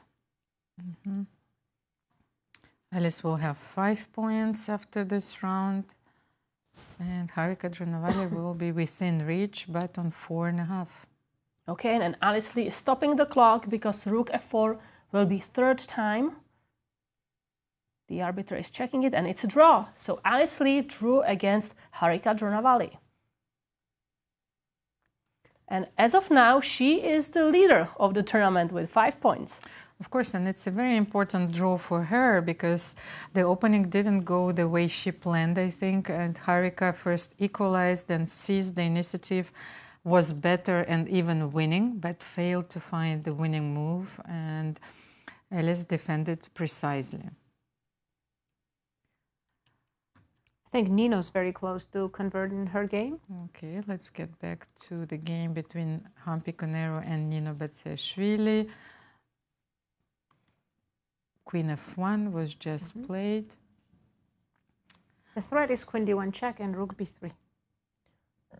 So Nino Batsiashvili just playing queen f1 against Humpy Koneru. And this looks like we will see resignation very soon. She has maybe one check. And then this is it, let's say. Queen a7. King h6, and this is it. There is no. Okay, she can play Queen a4. But now Rook b2. Yes, but protecting against d1, but you cannot protect against every threat. Yeah, So we're because now actually Rook discussing b2. Humpy's game, while on screen we see Alina's game. Yes, this is the game between Humpy Koneru and Nino Batsiashvili. And it looks like Nino Batsiashvili, after Humpy played King f1, that mistake, she converted with precision, right? She just kept on increasing her advantage, playing the best moves according to the engine. And right now it's completely winning. And this is going to be the first win in the tournament for Nino Batsiashvili. Actually, great game by Nino. I think it's one of the cleanest game in the event. We know that a lot of mistakes have been made, but this was a very interesting and clean game. I'm just so surprised to see Humpy Koneru taking so many risks in this game. I think Carissa owes Nino some ice cream now. Yeah, I think some players, after a tough loss, they want to bounce back with a win immediately. And that's what we saw today. But some players, like me, I'm fine to make a draw because I know it's not easy to recover quickly after a very tough loss. And the draw for Humpy today would have been fine. Tomorrow she would still have a chance to win the tournament if she wins the last round. Yeah, this is just incredible help to Carissa, who looks like she's going to be winning against Bibisara Assaubayeva. She's going to be leading the tournament, and she only needs a draw tomorrow to win the tournament and make a GM norm. Well, chess god smiled at Carissa. And let's take a look what our day has been so far. So we have Alice Lee, who drew against Harika Dronavalli, and much earlier we saw a draw between Zhongyi and Mariya Muzychuk. And 3 games are still in progress. Humpy Koneru is facing with the white pieces Nino Batsiashvili. We have Alina Kashlinskaya, who is fighting for the first place, but in her game against Nana Dzagnidze, things went wrong as well. White pieces are suffering, so the famous motto "black is okay" is triumphing today. So maybe let's go to the game of Alina Kashlinskaya and Nana Dzagnidze, because Nana took an unexpected route to her position. Yes, what an unexpected turn of events, because wait. King f5 was played here? King f5, that's another ambitious move. I mean, I understand King f5 more than King h5, because on that side of the board, I feel it's very dangerous. But Nazi, what do you think about this position? She's still better here, but next move, we can make the move. Almira? I'm sorry, yeah, e3 e3, that was a big mistake. Instead, if she played rook f2, black is still better. And queen a5 maybe next. Yes. Yeah, that's the idea. And it's still -2 here. But after she played e3, now bishop d3 check is good. So Alina is still thinking, but bishop d3. Knight e4, right? And then just rook g2. Oh, rook g2, a quiet Important move, yes, a Yes. very important move. But why? I think we're just defending Against second rook f2? rank and waiting for black to make a move. It's absolutely impossible to find. I was thinking that king h6 and king g5 was not easy to spot, but rook g2 here, you want to give a check here. Yeah, queen c8 is immediately losing. Just king reroutes back to h file, I think, and it's just over. So queen c8, and King Alina g6. went for bishop d3. Okay, but let's check what if after rook g2, black makes the best a move is useful move. I can king e5 king to e5. get out of the pin. That's crazy. No, but let's say Nana will make a move, something like queen e5. And we will continue looking at this game, but Yasser, you have an interview. Yasser, over to you. Thank you indeed. I'm with Alice Lee. Welcome on set, Alice. Yes, thank you. What happened today? I mean, at the opening that she played, I kind of looked at a bit for yesterday's preparation, but I'm honestly not sure whether I played it correctly. Just breaking news. I'm getting that Carissa has won her game. You were right, Alice. You came in the studio and said, Carissa's 1 or 2 moves away from winning. And I said, more. It was 1 or 2. Congratulations to Carissa. But sorry, please do continue, Alice. Yes, I'm not sure like how much I got out of the opening, but she was spending a lot of time and I had like some attack. Yeah, I think that I'm like not sure if I had any bigger chances, but yeah, eventually we got into this endgame where she was kind of pressing and I had to find some moves to hold. So you think maybe the chess gods were more kind to you today than your opponent, Harika? Yeah, I think there was also a moment where maybe she could have played g5 at some point. G5? Just bring up what that moment you thought was. Maybe. After here, g5.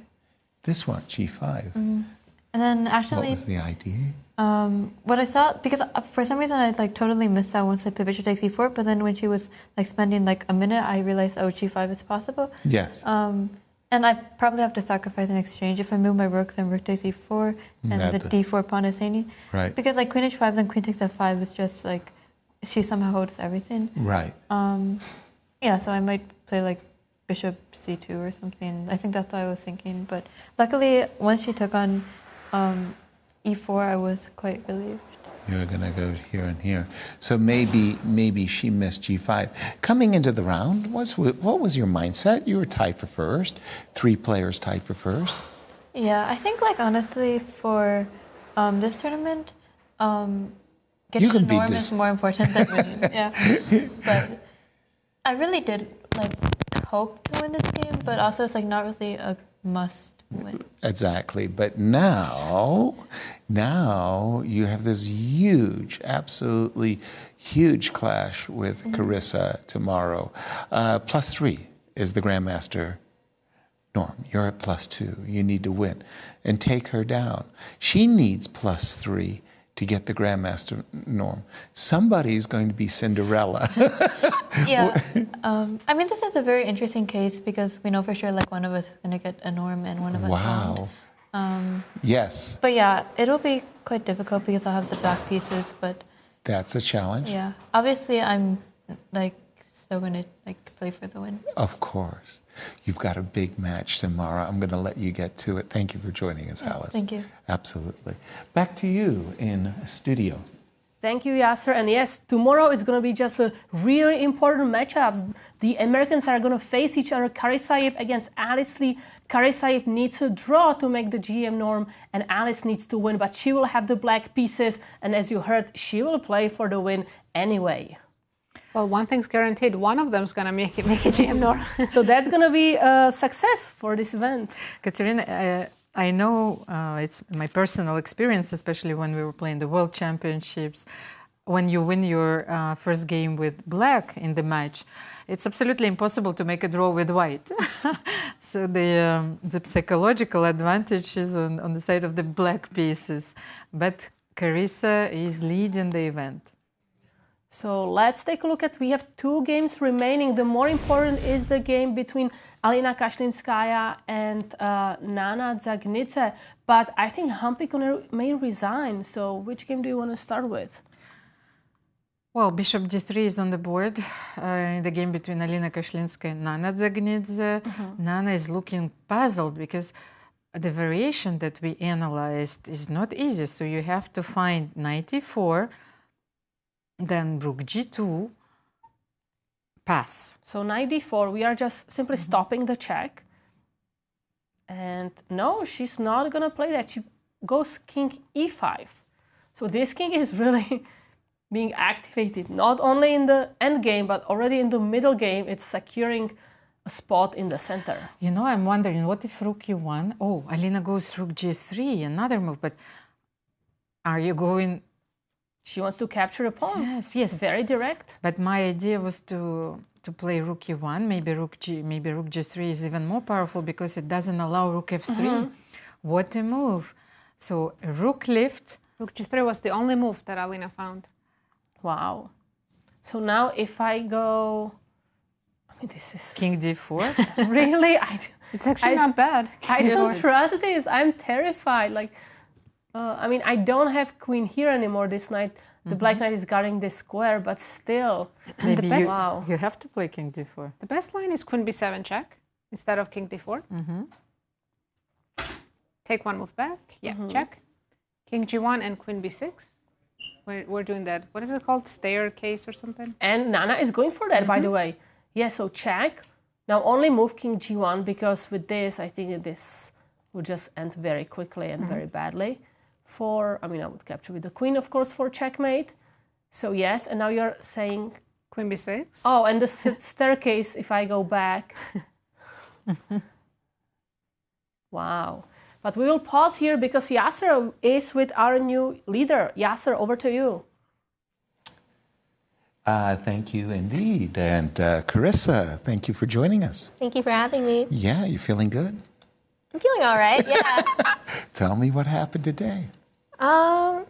Yeah, today was, I'm going to say I wasn't trying too hard for the win. I think a draw would be a very good result against a higher rated player with the black pieces. Sure. And got into a bit of trouble after the opening, I felt. Where was your biggest moment of difficulty? Let's just bring up some position where you thought, I'm not so satisfied. Yes, probably around, let's say, she gets her bishop along the a3 to f8 diagonal. Right, that was irritating to be sure. Yes, and my pieces are just so awkwardly placed. So I had to go for some sort of activity with like this knight a5, bishop b5, and bring my queen out to e6. Yep, that's what you did. And yeah, on move 19 around c5, I had a long think here on c5. Right. Because white's idea is c4 and to cement this d5 square, and so I felt I should sort of anticipate that, but c5 obviously leaves white with a lot of pawn breaks. Right. Luckily, though, I think she missed this knight g8 idea, so bishop b2, knight g8. And then after she played... Already feeling a little sense of relief yes. that you could get this move in? Yeah? Yes, bishop h6 is the main point. White has a hard time dealing with it. And after queen g5, f6, bishop h6, I was quite sure that I was doing well. Because the queen is just so sidelined on the king side. Right. I'm going to force her into an endgame. Right. After bishop f4, and then my pieces are just so much more active. And that's kind of what happened. Yeah. I mean, it was a very complicated ending, I thought, and I couldn't quite find like the most precise moves. At some point, I thought she got back into the game. But around near time control, sort of allowing this, I bring my king out, allowing this knight c6, b4 idea. Right. I thought was very dangerous. And yeah, after bishop b2, I was quite sure takes, knight d4, and we go into a very nice ending for me, which I guess the computer loves for you. Computer says is winning. But yeah, the knights are just so poorly placed on f1 and g2, and I'm getting a knight d6. I'm going to force white to take on f5, king d5, e4 comes. My pawns are rolling. But after she played knight g3, takes, knight g3, d3, and then I knew the game was over here. Yeah. Impressive. Carissa, let's be frank. You started -1 after 4 rounds and 4 wins in a row. You had come on before and you said, my first Cairns Cup was terrible. I started with 4 losses and I finished with 4.5 out of 5. So that was a great finish. You're a slow starter? Perhaps. Yeah, I was feeling actually quite sick near the beginning of the tournament, but the rest day was very good for me. I got to recover a bit. And I mean, I certainly got very lucky in almost all of my wins. So I'm thankful for that. But yeah, I mean, I'm feeling good about the tournament. Well, let's set the stage for tomorrow's game. It can't be any bigger game. I mean, you're playing against Alice Lee. You're in first. She's in second, and you both need +3 to make a GM norm. And guess what? Somebody's going to be Cinderella. Somebody's going to get the GM norm. Get that norm, which is right. Which is exciting. You know, Alice is a friend of mine. I like her quite a bit. So, you know, if I don't get the norm, I'll be very happy for her. Although, of course, I do hope I'll be able to sort of lock down the norm in the tournament tomorrow. Right. But yeah, just one more game. I feel like this is the ideal position to be in. It certainly is. Carissa, thank you for joining us. Good luck in the all-important game tomorrow. Thank you, Yasser. Absolutely. Back to you in studio. Thank you, Yasser, and congratulations to Carissa for winning her important game against Bibisara Assaubayeva. And other results today, Alice Lee drew against Harika, Dronavalli, and Zhongyi drew with Mariya Muzychuk. Now we have 2 games remaining. Maybe let's jump to the game of Alina Kashlinskaya against Nana Dzagnidze, because Nana played a move we did not expect, this Queen A7. Yes, and I just tried Queen H8 check, Katerina. I wanted to drive your rook away, maybe if you want. If you play Rook F6 here, let's do that. Rook F6, because I do have this trick of pushing this pawn forward with this covered check. You have Rook F6 or King D5. We shouldn't pin our pieces, right? After Rook F6. Rook F3. But you have no checks. What do you do? White can play Bishop E2, and then I'm threatening Rook F3. Oh, wait, so if I do this, you stop my pawn from going. Completely fine. And this putting pressure. Okay, let's not pin our pieces, I agree. King D5 then? Okay, that's the best. So here, King D5. What about another check? Queen G8. King C6. King C6. So there are no more checks here, and I can't. I can give Bishop B5 check, but I go King C7. And I think we have a move. What is the move? I think Bishop E2 immediately. So decided to no block check. the pawn, and Bishop E2 was played here. This is such a messy position with the king on E5. What's the engine evaluation? It's -1 if Nana plays knight F5. But -1 doesn't seem enough, right? In this crazy position. Knight F5. Let's say we are given this check. Yes, she needs actually to play knight F5 because Queen E8 is the threat. I think that's the problem, because she needs to protect the pawn on E3. What else can she play? Otherwise, for the moment, yes, if she could play Rook F2, but okay, Rook F2, but the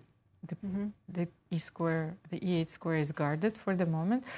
But it seems that after Queen H8, King D5, King D5, we're check another. Yes, Queen G8, King C6. We are driving your king away from the now pawn. Just Rook G2. Rook G2 here. Yeah, Black Queen is not well placed. So I can leave maybe the rook here. Should I do something like Queen D4? Now I'll have maybe Queen A8 checks. Queen A8 check. Oh, it's not easy. I have to play King B6 and then Queen D8. Queen A6. Oh, even Queen A6. Oh my God, this is getting dangerous. Beautiful geometries everywhere on the board, and it is so easy to miss a long move, what we call, Katerina. Very often you spot some idea, but you forget about the long move, and then you lose the queen. Absolutely. And by the way, I wanted to remind you that we are not covering the US Championship. It might seem so because Carissa is leading, Alisa Lee is second. They are completely dominating this event, but this is the Cairns Cup round 8. And tomorrow, Alice Lee is facing Carissa with the black pieces in a game which has so much at stake once again. Yeah, the two lowest ranked players in the tournament are leading the tournament before the last round. I think it's something about Cairns Cup, right? Because Anna Zatonski also won it. She was the lowest rated one. Those are the only events, by the way. I told you that the super tournaments are organized in Cairns Cup annually, but I was trying to find another traditional event, and apart from Norway Chess, which was created only a year ago, there are not many strong events for women professional players. So we have one other game remaining. Let's take a look at the game of Humpy, Koneru and Nino Batsiashvili, because Nino is winning there. The question is how to do it. So now she is about to make a move. I'm curious if it's going to be Queen F2 or something different. Queen F2, but I would like Queen F2 with the idea that if you move your knight back, then I'm great. I'm happy. I take this pawn completely for free. Wait. I can give you a check. Okay, it's not very free. It's losing a rook. Never mind. Be careful. Queen F2 is on the board. But still Queen F2. So I'm at least spinning the knight, but I cannot capture the pawn. Then I need to start with... Why don't you start with H4? H4. Well, I wanted to put like white into Zhongyi. She's delaying this move because the problem is you cannot go and just defend that pawn. I always have that strong rook b2. But you are right. Probably I can just start running with the pawn h4. H4, she might as well try and play queen a7 once again. King h6, b7. But now I will take that knight. And this is it. Because there's nothing which will stop me from... I mean, unless you drop the rook like I did, probably anything is winning here. You can start with king h6. You can start with running with the pawn. There's just no counterplay for white. But so even here you have to be careful because you can lose the rook. You know, rook how? If I go king h6? No, rook b6 and queen a7. Oh yeah, if you capture immediately, absolutely. Yeah, king h6 is an important move. Start with that and then it's easy to win. h4 doesn't win? Instead of king h6? I don't understand why Nino was delaying this move all the time.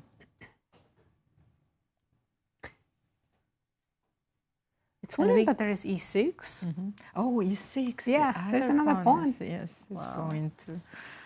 And you know, we keep saying this is an extremely strong tournament with only one round to go. So players are looking at the prize fund, which is incredible. $250,000. First place, $60,000. So much money is at stake. Second place, $50,000. Third place, $40,000. All the way to the 10th place, $7,000. And if Carissa, tomorrow, if she draws, she also gets the winner's bonus because she will be clear first and she gets extra $5,000. Katerina, just to compare, I played the super event in Krasnotarinsk more than 20 years ago. Like I won this event with +3, by the way, beating Nana. No, I think Nana didn't play in this event. Beating Mariya Dzagnidze, Irina Crash was playing in this event. So what was the first prize? Just to compare, $60,000 here and more than 20 years ago in 2004. No idea. 600? No, I won $3,000. Oh, 3,000. Yes. But it's like you can see that the conditions are improving, of course. And I think it's very important that we are rewarding players for their lifetime effort because every player, and we saw in many interviews, they start playing at the age of 4, Right, 5. It's not about just this tournament, but how they got here. Of course, and they're dedicating themselves to the game. And the game of chess doesn't allow, you know, something in between. You have to, well, not sacrifice yourself to the game, but to love the game and to study every day and strive to... And you do have to sacrifice other things that you could have done with your free time, for sure. By the way, we see that Nino played this move, king h6. And just talking about sacrifices, you know, Carissa, she took a break from her studies at Stanford now to pursue chess. And yes, this is a very important So that's a big decision, sacrifice. Of course, which is defining her next 3-4 years. So she... Now I understand, you know, she's winning every game. So queen e3, that was a check. We traded queens. And rook b6. Rook b6. That's the reason behind all the wins, you know, and gambles and uncompromising play. She has to justify her decision. It's also, I think, just how Carissa is. She is a big risk taker in life in general. And I think that she's a mathematician, so she evaluates those risks precisely. So how do we start here? I would go probably with rook b5. I don't know if that's a good move, but I just want to guard this pawn. And if you start running... King G7? I may even start with the check. Not check, sorry, but attacking the knight. Because you cannot push. I take and then I'm going to retreat with my rook. And once you have to move... Knight G3. Knight King G3. G6. King G7 maybe, just to make sure I can get away. And then start running. I think that would be the way I would play. No, you can play H4 here. H4 immediately going... So just giving up this pawn. I've been suggesting I can go to push this completely, giving up everything. For the last 2 hours. Wait. Okay. Promote. You go here, but then there is Queen E1, and I'm going to get that. All right. So a lot of ways to play here. But maybe let's get back to this game. It's a crazy game between Alina Kashlinskaya and Nana Dzagnidze, I think, also which is very crucial for the standings, where the position is still very complicated. What do you think, Katerina? Knight f5 is on the board, and we know that this is one of the best moves in this position. So attacking the rook on g3, but also protecting the pawn on e3. So that was another mouse slip. So what can you do here? Do you need to play rook g2? Let's do that. Rook g2, we know this is a useful move in many variations, also protects the bishop on e2. So what if we play rook f2 here? Okay, that is very bold.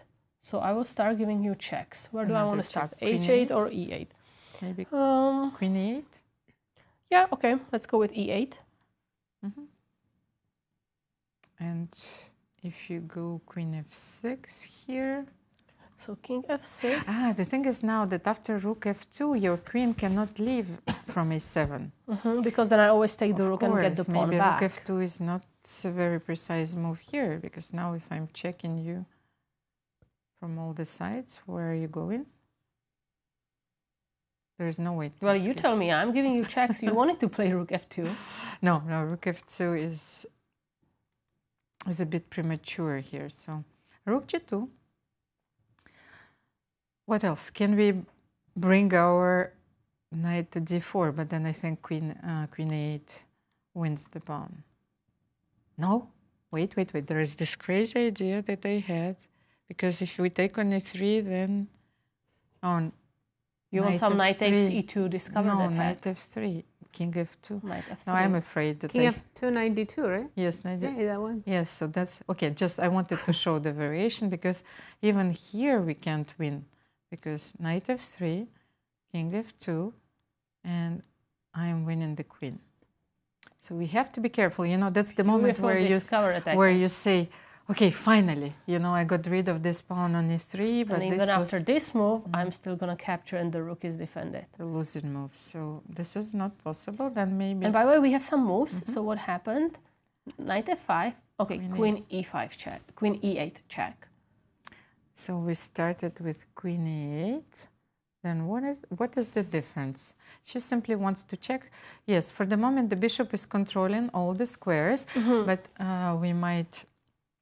we are experiencing maybe a few technical difficulties, so let's maybe talk about the round tomorrow. Katerina, what do you think? Speculate about the results. Okay, but... No, I don't want to speculate. Let's go back and let's see how Nana can get away in this position, because White wants to keep checking. Alina keeps checking the king, I feel. So here I can do queen c6, queen here, there. There are so many checks available. It's not easy to find the perfect square, but maybe queen f8. Because what I was saying, that even though if you can play king g6, there is no longer this square available, and we know that in previous variations, black king was finding shelter on h4. So no shelter now via h5 square. What else can we do here? Okay, but you know, your rook is still hanging. Is there any way that I can improve my queen now? So queen f7. I think I will go again, queen h8 check. Queen h8. Queen g6. Queen g6 is losing. There's bishop h5. You have to be careful. What? What if I take that? What if I take? Oh, the queen is not attacking the queen. Oh my. Sorry, I'm just seeing ghosts. I thought we can take the queen afterwards, but that's how a knight moves. Just to review the rules. So if that's not possible... Oh, by the way, the queen was not always that powerful, Katerina. You know, I think the queen became very powerful somewhere in the middle of the 15th century, so you're fine. And then where so queen f7 on the board. Yeah. Okay, so if I give a check, now you go this and I prepare it. Because my idea is to get the queen. Can I play g4 here? Well, so you don't worry about bishop being here? Yeah, well, I want to take... Is the rook trapped? Yes, I want to take your rook. This is it. Oh, wow. Queen h8 is played. So no, so I cannot do that. The rook is trapped. Wow. So I think that Nana will go for king g6. Let's have a look at this position. Maybe after king g6, here, so queen h8, king g6, we have to go rook g2. Yes, we have to move the rook away. We have to move the rook away. So what if knight h4 here? Then you have bishop d3. Okay, that's the difference. So we have this very important check. So knight h4 is not winning immediately. Then how can we improve black's position here? Maybe rook f2 here. What if rook f2 here? I'm just checking if this is winning or not. Just we don't have anything. Yes, knight d4, and then. So Nana is going king e7. She's taking a different route. King e3, then knight c2. We haven't been able to guess any Nana's king moves today. Yes. Where did she go? E7. King e7. Oh, king e7. Okay. That allows queen e5 check. Yes, queen right? e5 check. Queen e6, queen c7. Queen c7, queen d7, then queen c5. Maybe this is... Oh, no, back, queen e5. Yeah. You know, also Nana is down to her last 5 minutes on the clock. So that's the moment you also want to be very careful because it's easy to just blunder and miss tactics. I've been there many times. Oh, me too. Like, I can only understand how stressful these situations are because you're also extremely tired. And I don't know how, Katerina, how you react in these situations, but when I get very low on time, I panic, you know? And then I get this, fight or flight response, and I usually freeze. So my advice is to keep more than 30 seconds on your clock. That's not enough. 30 seconds. I start panicking at 5 minutes. So now you're in a state of panic already. Absolutely. So, okay, but you have a pawn on e3. Everything is going well for the moment, so we need to keep it there. Queen h8. Why Alina is hesitating here? Why she didn't play queen e5 yet? And what else can she do here? Maybe queen b8 or something? Queen b8 taking the rook? All right. No, so either rook g2 or check. I mean, those are the only two moves I think she's considering. And rook f3 should be losing. No, you need to play queen e5. Once again, queen e6. I thought that maybe here, after queen e7, Alina wants to play, Nana wants to play king f6. Let's analyze this with you, Nadia. All right, let's check more with the engine because this is such a messy position and we're looking at all the checks. So if queen e5, queen e6 is the best, and here white can even try taking the pawn on a5, knight g3, rook d4. So we lost an exchange, but we have some hopes because we have a very active queen, queen d7, queen b8. So we're down an exchange, not even for a pawn. We don't have any pawns, but game goes on. Black is of course winning, but you still have to find accurate moves. And it's so frustrating that this king cannot hide anywhere, really, right? No matter what we do. Almira, what do you think? Where can the king go? Well, Nazi, I have one question, because I can see that Queen f8 was not accurate. Can you give me a reason why? Was there a better move after King f6? Where was that? In the game. Oh, in the game. Queen yes. f8 was Why inaccurate. Was there a better move? Queen yes. d8? So here, Alina had a better check. Queen d8 check. Oops, not that. Queen d8 check was a little bit better. So now if you go, what's the idea? If you go Queen e7, then I give you, isn't that the same position? I think my engine's playing tricks on me, because how is this not the same position? No, it is, right? Queen g8 and now king. No, but the thing is now that the queen is not on a7, maybe there is, you are not given checks. Let's get back. By the way, I'm Rook so sorry, h3 but I is- think we need to see what happened, because Rook h3 was played and this is a huge mistake. Now Nana should be winning easily after couple of different moves, but Queen f6 is the strongest. Maybe this forces the queen trade, right? You don't have any good checks. You can give me this check, but finally I'm hiding on f8. No, but I shouldn't trade the queens, because for the moment my rook is not hanging. So Queen f6, maybe I can bring my queen to the queen side. c8 somewhere, or yes, something? here. Okay, and now I simply take here, and I want to checkmate you on the first rank now.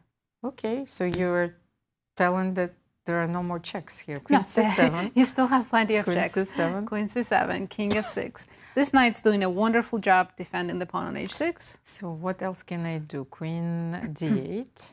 Queen d8, hide here. Let's Queen see. d7. Where is this king hiding? Because I keep seeing -4, but then I'm walking into million checks. Maybe you want to play king h7 and queen g7. So king h8, king h7, Right, and queen very g7. nice. I think that this Finally. is the idea, Queen, yes. and that's the only way, by the way. Queen g7, and now, okay, now black has 2 extra pawns. King is finally safe, and this would be winning. Let's follow the game. So queen f6 was played. Nana found the best move, and queen b8 on the board by Alina. Now Nana needs to be brave and take the pawn on b2. Otherwise, the game still continues. Of course, she can play any move, and it's still -2, but we've been here before, right? They've been making these moves for maybe last hour or so. They've had a very similar position. So queen b8, and Nana needs to take this very important pawn, because every endgame is going to be winning for her. But Nana has 4 minutes on the clock, and she's still thinking, you know, there are a lot of opportunities here, and you can still blunder with both sides. Let's concentrate and let's stay on this game, because this is a critical moment. Nana was dominating with the black pieces for a while, but she needs to convert her advantage. And we don't have to switch, but just give update to our audience that yes, Nino is still winning against Humpy. Just it's taking some time. But let's check in with Yasser. Over to you. Thank you. Following your game with Alina, it's just that the Humpy versus Nino game has so much more relevance for the first prize. Nino has really been winning and could do it in a variety of ways. I want to put it like that. And she made me very, very worried. She had like 15 minutes on her clock. She went down to like 5 minutes, played check, king h3, there was a repetition is what I wanted to say. Rook b3, king f2, and I'm thinking to myself, oh my gosh, her clock is going down. She's not analyzing the moves, calculating correctly. Could Humpy possibly save this game by a repetition? No. Nina had used her clock. She really went down on time, but she found one of many winning moves. But I like g5 as actually the best. Knight takes d5, where in the current position, pass pawns must be pushed. h4, e6. You can see that black is ready to go g5, g3. But first, just stop this little peshki from going anywhere. King G6, E7, King F7 is all she wrote. So I think Nino is going to be putting the finishing touches on her first victory. Comes late in the tournament, but what an important victory it is for her. As I just refreshed my board, we just did have to move King G6. So she didn't play H4. King G6 didn't spoil anything whatsoever. It's just that H4 was a little bit more to the point. Big game here. Humpy's doing everything she can to stay in the race for first place, but I think Nino has this game. Again, clock times, 6 minutes for Humpy, 3.5 minutes for Nino, so still some chances for the Indian Grandmaster. Back to you in studio. Thank you, Yasser. Time trouble is on the board. Also in the game between Alina Kashlinskaya and Nana Dzagnidze. Katerina, do you want to have a look at this game? Because I think that Nana played the only move, but a very strong move. She took the pawn on b2, and we know that this is winning. This check is also coming. Queen So c1. what can White try to play here? So maybe Queen c7 check? Yes, you have to check. And the winning maneuver is the following. Just let's say just to repeat something, just to remind our viewers that you need to bring your king to h7, and after queen f7 you can simply play queen g7, and there are no more checks, and with the pawn on e3 and 2 extra pawns two for extra black. pawns, of course, and those 2 pawns which are completely fixing this structure, black is winning. Wow. So let's update our game. Well, it's so Alina, so all the players in this last round now, these 4 players, they are below 5 minutes. And once again, it's the curse of having the white pieces. White pieces are like did not score like Not a good day for white not pieces. a good day because For the first time in the tournament, by the way. Yes, because we had a lot of decisive games, and especially during the rounds when players scored 5 decisive games, 4 of them were scored with the white pieces. And of course, we know that you have a substantial advantage when you play with the white pieces. And you know, comparing these 2 last games that are being played in this round, Humpy Koneru, she risked a lot in these games many times, and now she's lost. But Alina Kashlinskaya, she started great. She had great opening. In the middle game, she had chances, but she just misplayed it.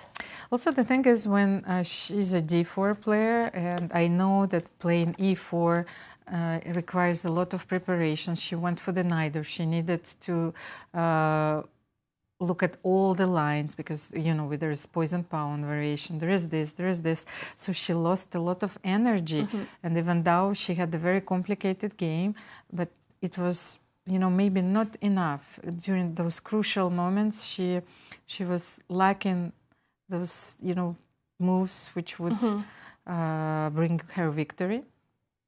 Yes, I think one of those moves were, what was it, Queen e2, I think at some moment. And also bishop b5 instead of bishop b3, of course, activating the bishop.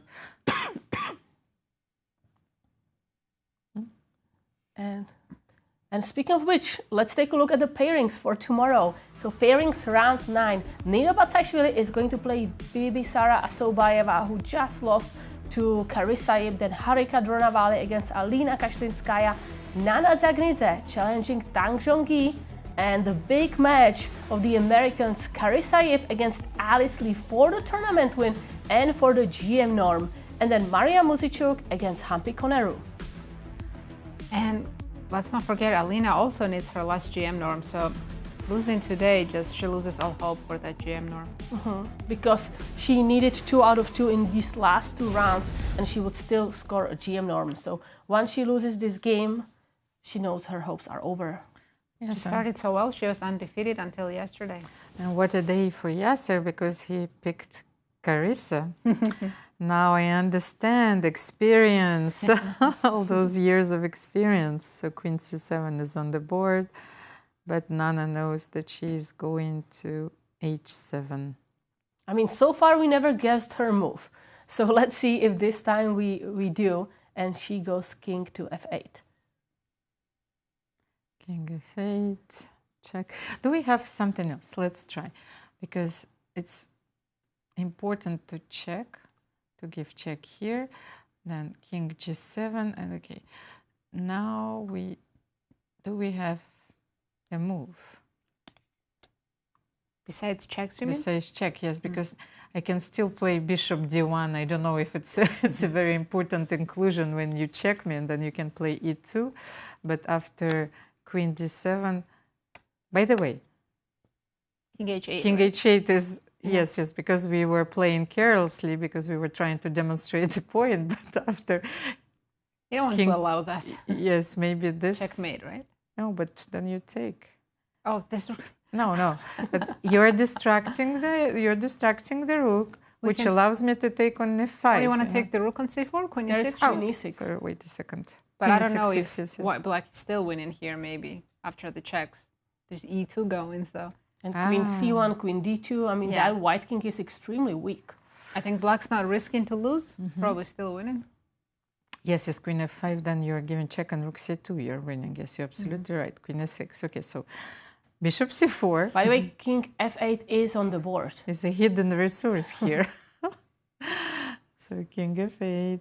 Alina goes for queen d8. Now king g7. Nana's going to walk on the dark squares just in case. So there is no check with the bishop from e2. That's kind of a strategy you usually want to keep. If your opponent has one bishop, you check the squares this bishop is controlling, and then you try to place your king always on the opposite color. And king made it to the corner. Wait, wasn't it on h8 and then it went to e5 and now it's back on h8? I think so, yeah. It went like this, then it went again there. No. This is what you need to do to win a game. Yeah. With the black pieces.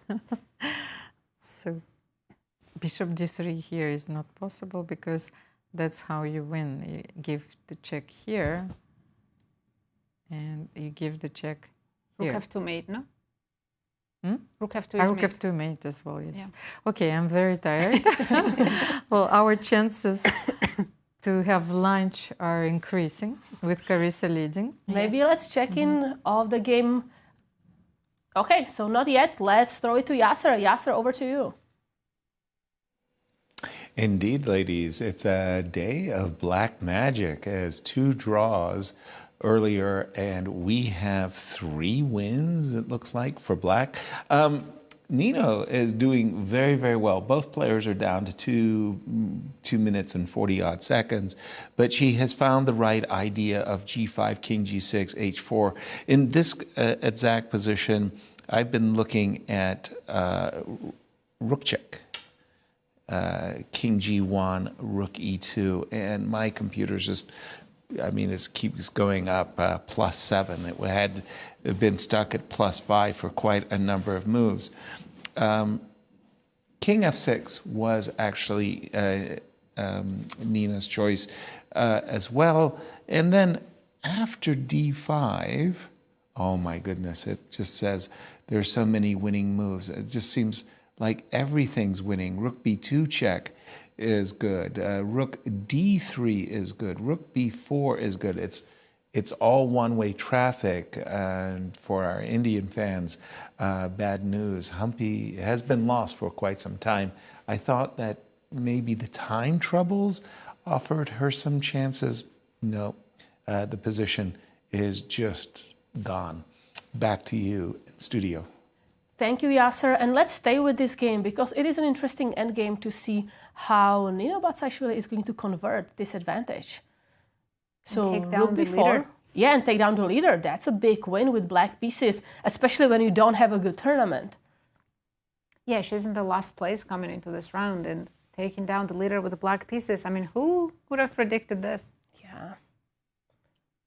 So king f3. By the way, I thought that when Carissa, she came into the studio and she gave her interview, she was trying to contain her emotions, but all I wanted to ask her is like, can you make like a small celebratory dance? Because I could see that she was so happy 4th win in a row. And king e2. And let's switch back to the game of Alina Kashlinskaya and Nana Dzagnidze. Ooh, rook's on h6. Did she just sacrifice on the rook? Wait, what happened?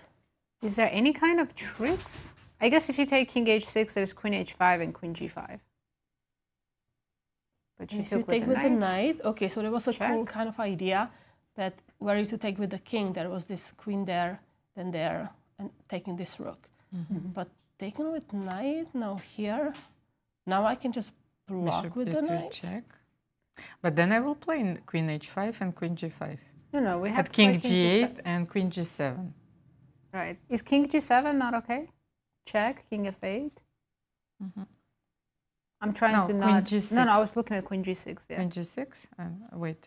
Here, queen g6. King f8, take on h6, and king... Yeah, maybe queen g7, right? But here, what I wanted to say in this position, after Knight f5. Knight f5, if you're entering this line, King g8. King g8, and you cannot take on g5 because I have queen g7. But what if I give you another check, queen e8? Okay, let's get back here. Queen King e8. g7. King g7. Queen d7, where do you hide? King f6? Why not king h6?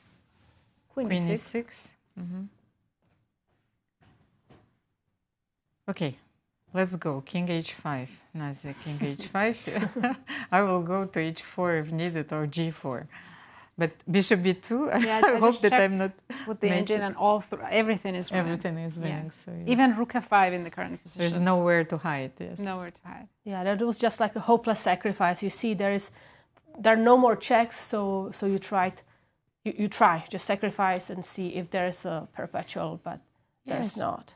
It is always important to find this one last resource, yes, one attempt to confuse your opponent, because as we know in time travel, especially when you're now, they're both down to 1 minute, 1 minute 30, mistakes have been made.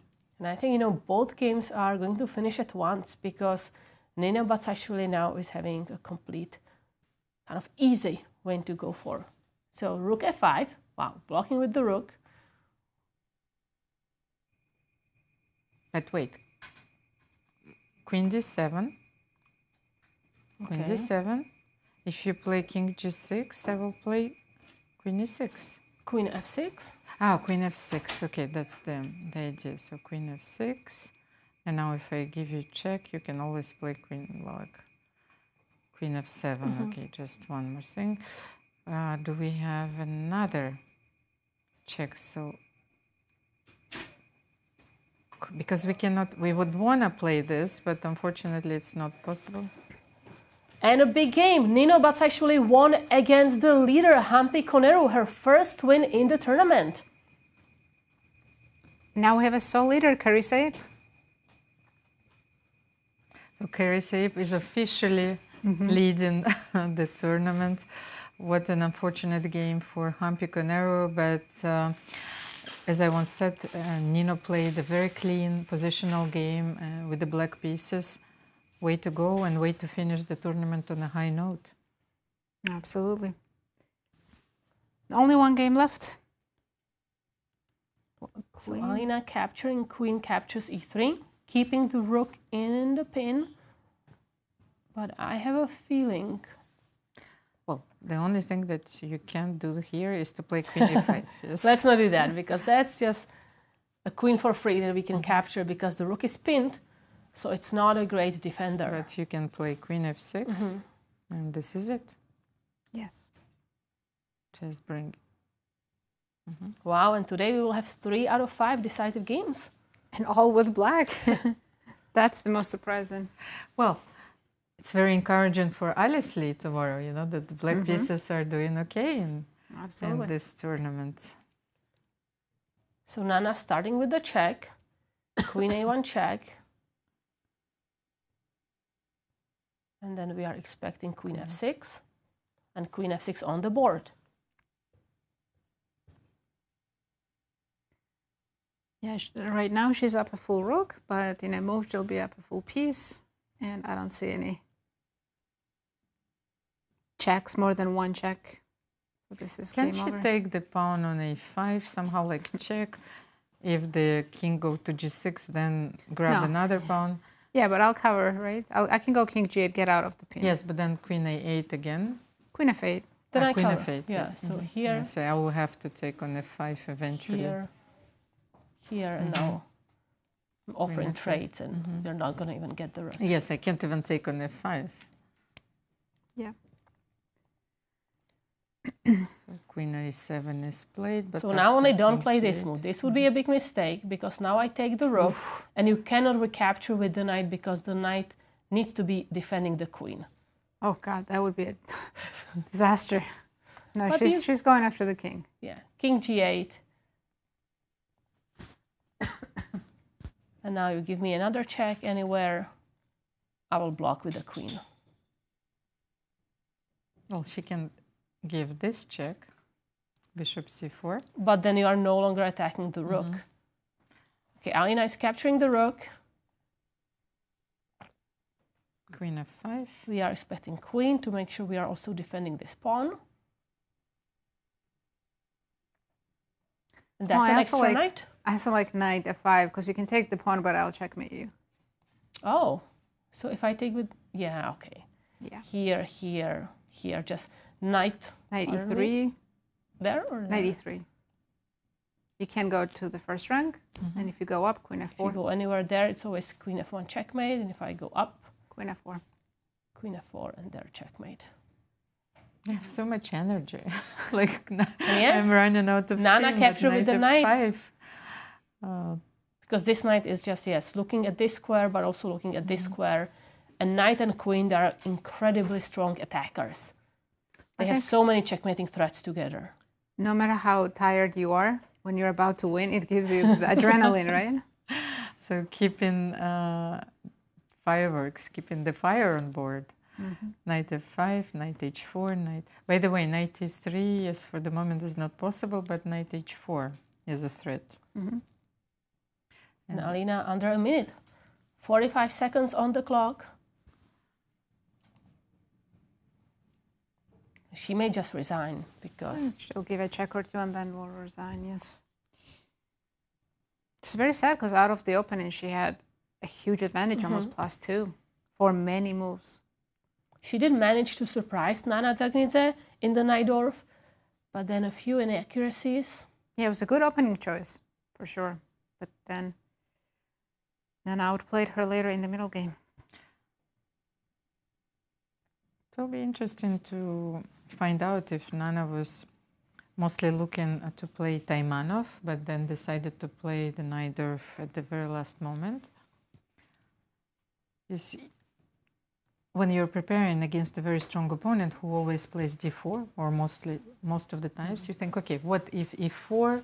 You know, it's just sort of a painting. You think, okay, I will play this, and then when e4 really happens on your board, then you start asking yourself a lot of questions, and you go for the Najdorf.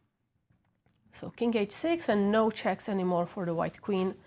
And black has a very nice move afterwards, always here or there, going either for a checkmate or a queen trade, and that's an extra knight. Queen e4. Stopping one check, but not another. Knight h4 still looks very good. Also, okay, I want to push g4, but no reason to do that. Just saying you cannot take it because there is a royal fork. But I'm not actually threatening anything with g4. It's Well, just like a show-off move. Saying I can do anything. Knight went to h4, king probably, g3. Okay, now queen d6 or queen c3? I like queen d6. c3. Both are good, right? Queen c3. No, queen d6 may be nicer. Because I have more checks after king g4, right? Yeah. Nana has different Knight plans. g6. She wants queen f4 to trade queens and force the resignation. Yeah, and it's forced because I'm going to go there, or Black Queen is going to go there no matter what, and then there's always. And a handshake. Wow, what a great game for Nana Dzagnidze. She scored a win against Alina Kashlinskaya. Alina losing 2 in a row, just like Humpy Koneru. It's just so difficult to come back after a loss, as this round is showing.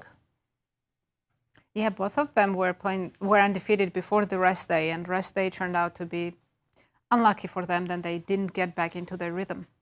Mm-hmm. And Yasser is with Nino. Yasser, over to you. Thank you very much. Indeed, Nino, welcome to our show. It's nice to have you with us. Thank you. What happened today? Oh, it was a difficult game. Absolutely. And strategically. After opening, I think this h3 bishop d6, I played a very tricky move. Yes. Yeah, because now she cannot play normal, this bishop d5 or something else, and she needs to close everything. And but I was winning 50 moves this time. Yes, it seems so, right? Like for a very, very long time. But her g5 is one of those, she's being over ambitious and she's trying to attack you, but you defended so nicely. G6 and knight, G7. I wanted to exchange my white square bishop. Which you did. Yeah, and after my knight on h5 will be very safe. Exactly. Yeah, because she has not this trick, bishop takes h5 everywhere. Exactly. Yeah. And your f6 at the right time, you had everything under control. Today you played excellent. What happened? I don't know. Why did you do it from the beginning? I didn't plan that today. Exactly. It was very, very nice. You played spoiler. You played spoiler because she was in the first place with 3 players. And she wanted to beat me, of course. Of course. Because I was in last place. Exactly. So it's feeling good. Wow.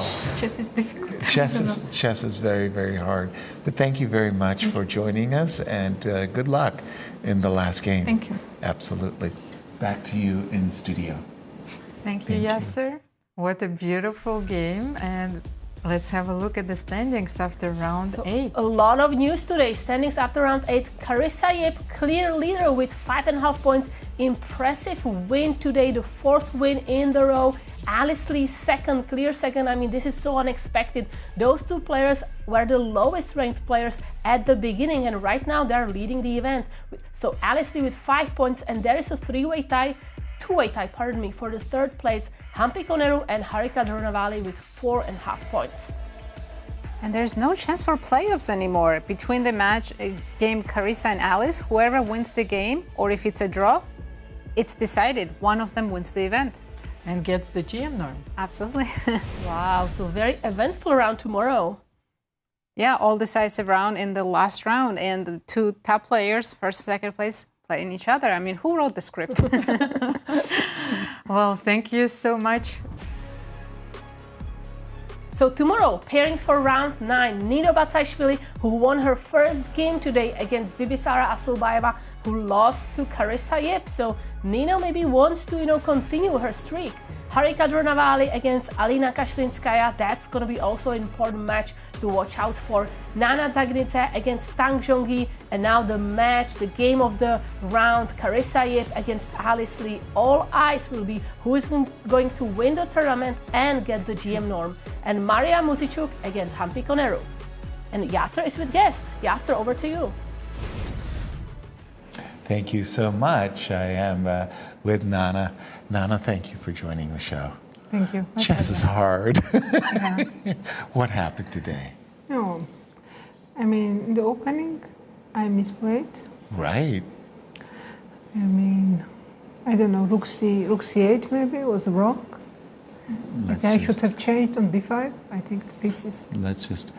From the opening, where did things go wrong? I think rook c8, when I played, I didn't like, actually. I think I should take here. Right. d5. What did you calculate? I was calculating, I don't know, maybe bishop d5, knight d5, right. Queen d5, maybe queen d5, he takes d5, something like this I was calculating. Bishop d6 or bishop d6, c4, maybe rook c8 first. But this feels here okay I think for she you. doesn't have this, right? C4, B takes, and I don't have rook C1 because, I don't. It's not me. There is no C4. So maybe first she should prepare this. Okay. Maybe rook F C1 and then C4. Okay. I mean, it's absolutely normal game. Yeah. But I don't know. In some moments, I just couldn't. I was trying to make a move, but I couldn't. This was an amazing chance. I Here, don't want knight you. B7, I think. I was calculating. No, knight. it's your turn. Let me do this. Sorry. Instead of knight C6, I think knight B7 was better Okay. for white. No. You have played bishop E7. Yeah. Here you have fantastic move. Really? You have fantastic move. No, rook C4, no. I was calculating. Close. Close. Close. Knight B6 and rook C4. What else? What else? Rook C5? Yes. Yes. Beautiful. Wow. Wow. You see everything now, right? It's very obvious. Yeah. Knight B7. Queen C7? No. Queen B6? Yes. Queen B6. Yeah, and knight C5, bishop C5. Yes. And I take two pieces. Yeah.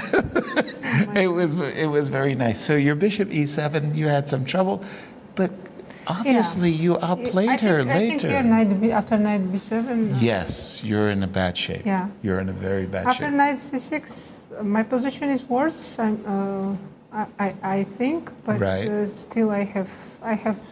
And you fought very, very hard. Play. Absolutely.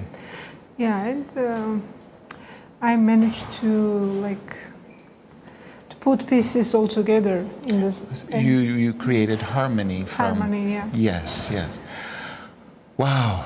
Okay. Yeah. The tournament, your reflections, missed opportunities, but also.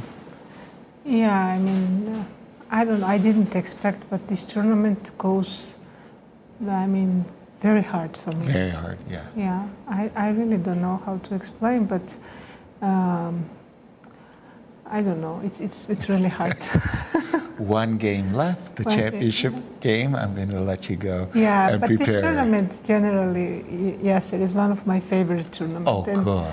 This is pity that until now I'm not satisfied with my play at all. Okay.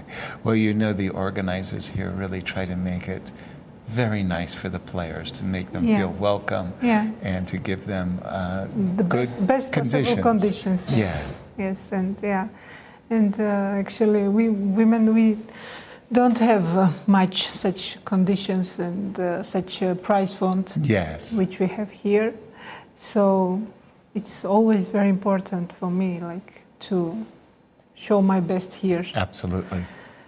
But this time, so. Okay, Nana, we want to thank you. Your presence graces our tournament, and good luck tomorrow. Thank you very much. Absolutely. Back to you in studio. Thank you, Yasser. Well, just to sum up, what a day today. Coming into this round, we had 3 leaders, and they had all different results. 1 win, 1 draw, 1 loss. And then all eyes will be on tomorrow's match, Carissa against Alice Lee. Thank you, Nazi. And yes, let's have a look at our picks. Nino won her first game. Good. And Yasser is very happy. It's Yasser against me, but Yasser and Dariush against me. So I wanted actually to thank the players for such thrilling games, but thank you so much for watching. We are waiting for you for a thrilling finale. See you tomorrow. But there's one thing that I can already announce, that the winner of this event is going to be an American. That's it. It's a wrap, and see you tomorrow. Good night, everyone.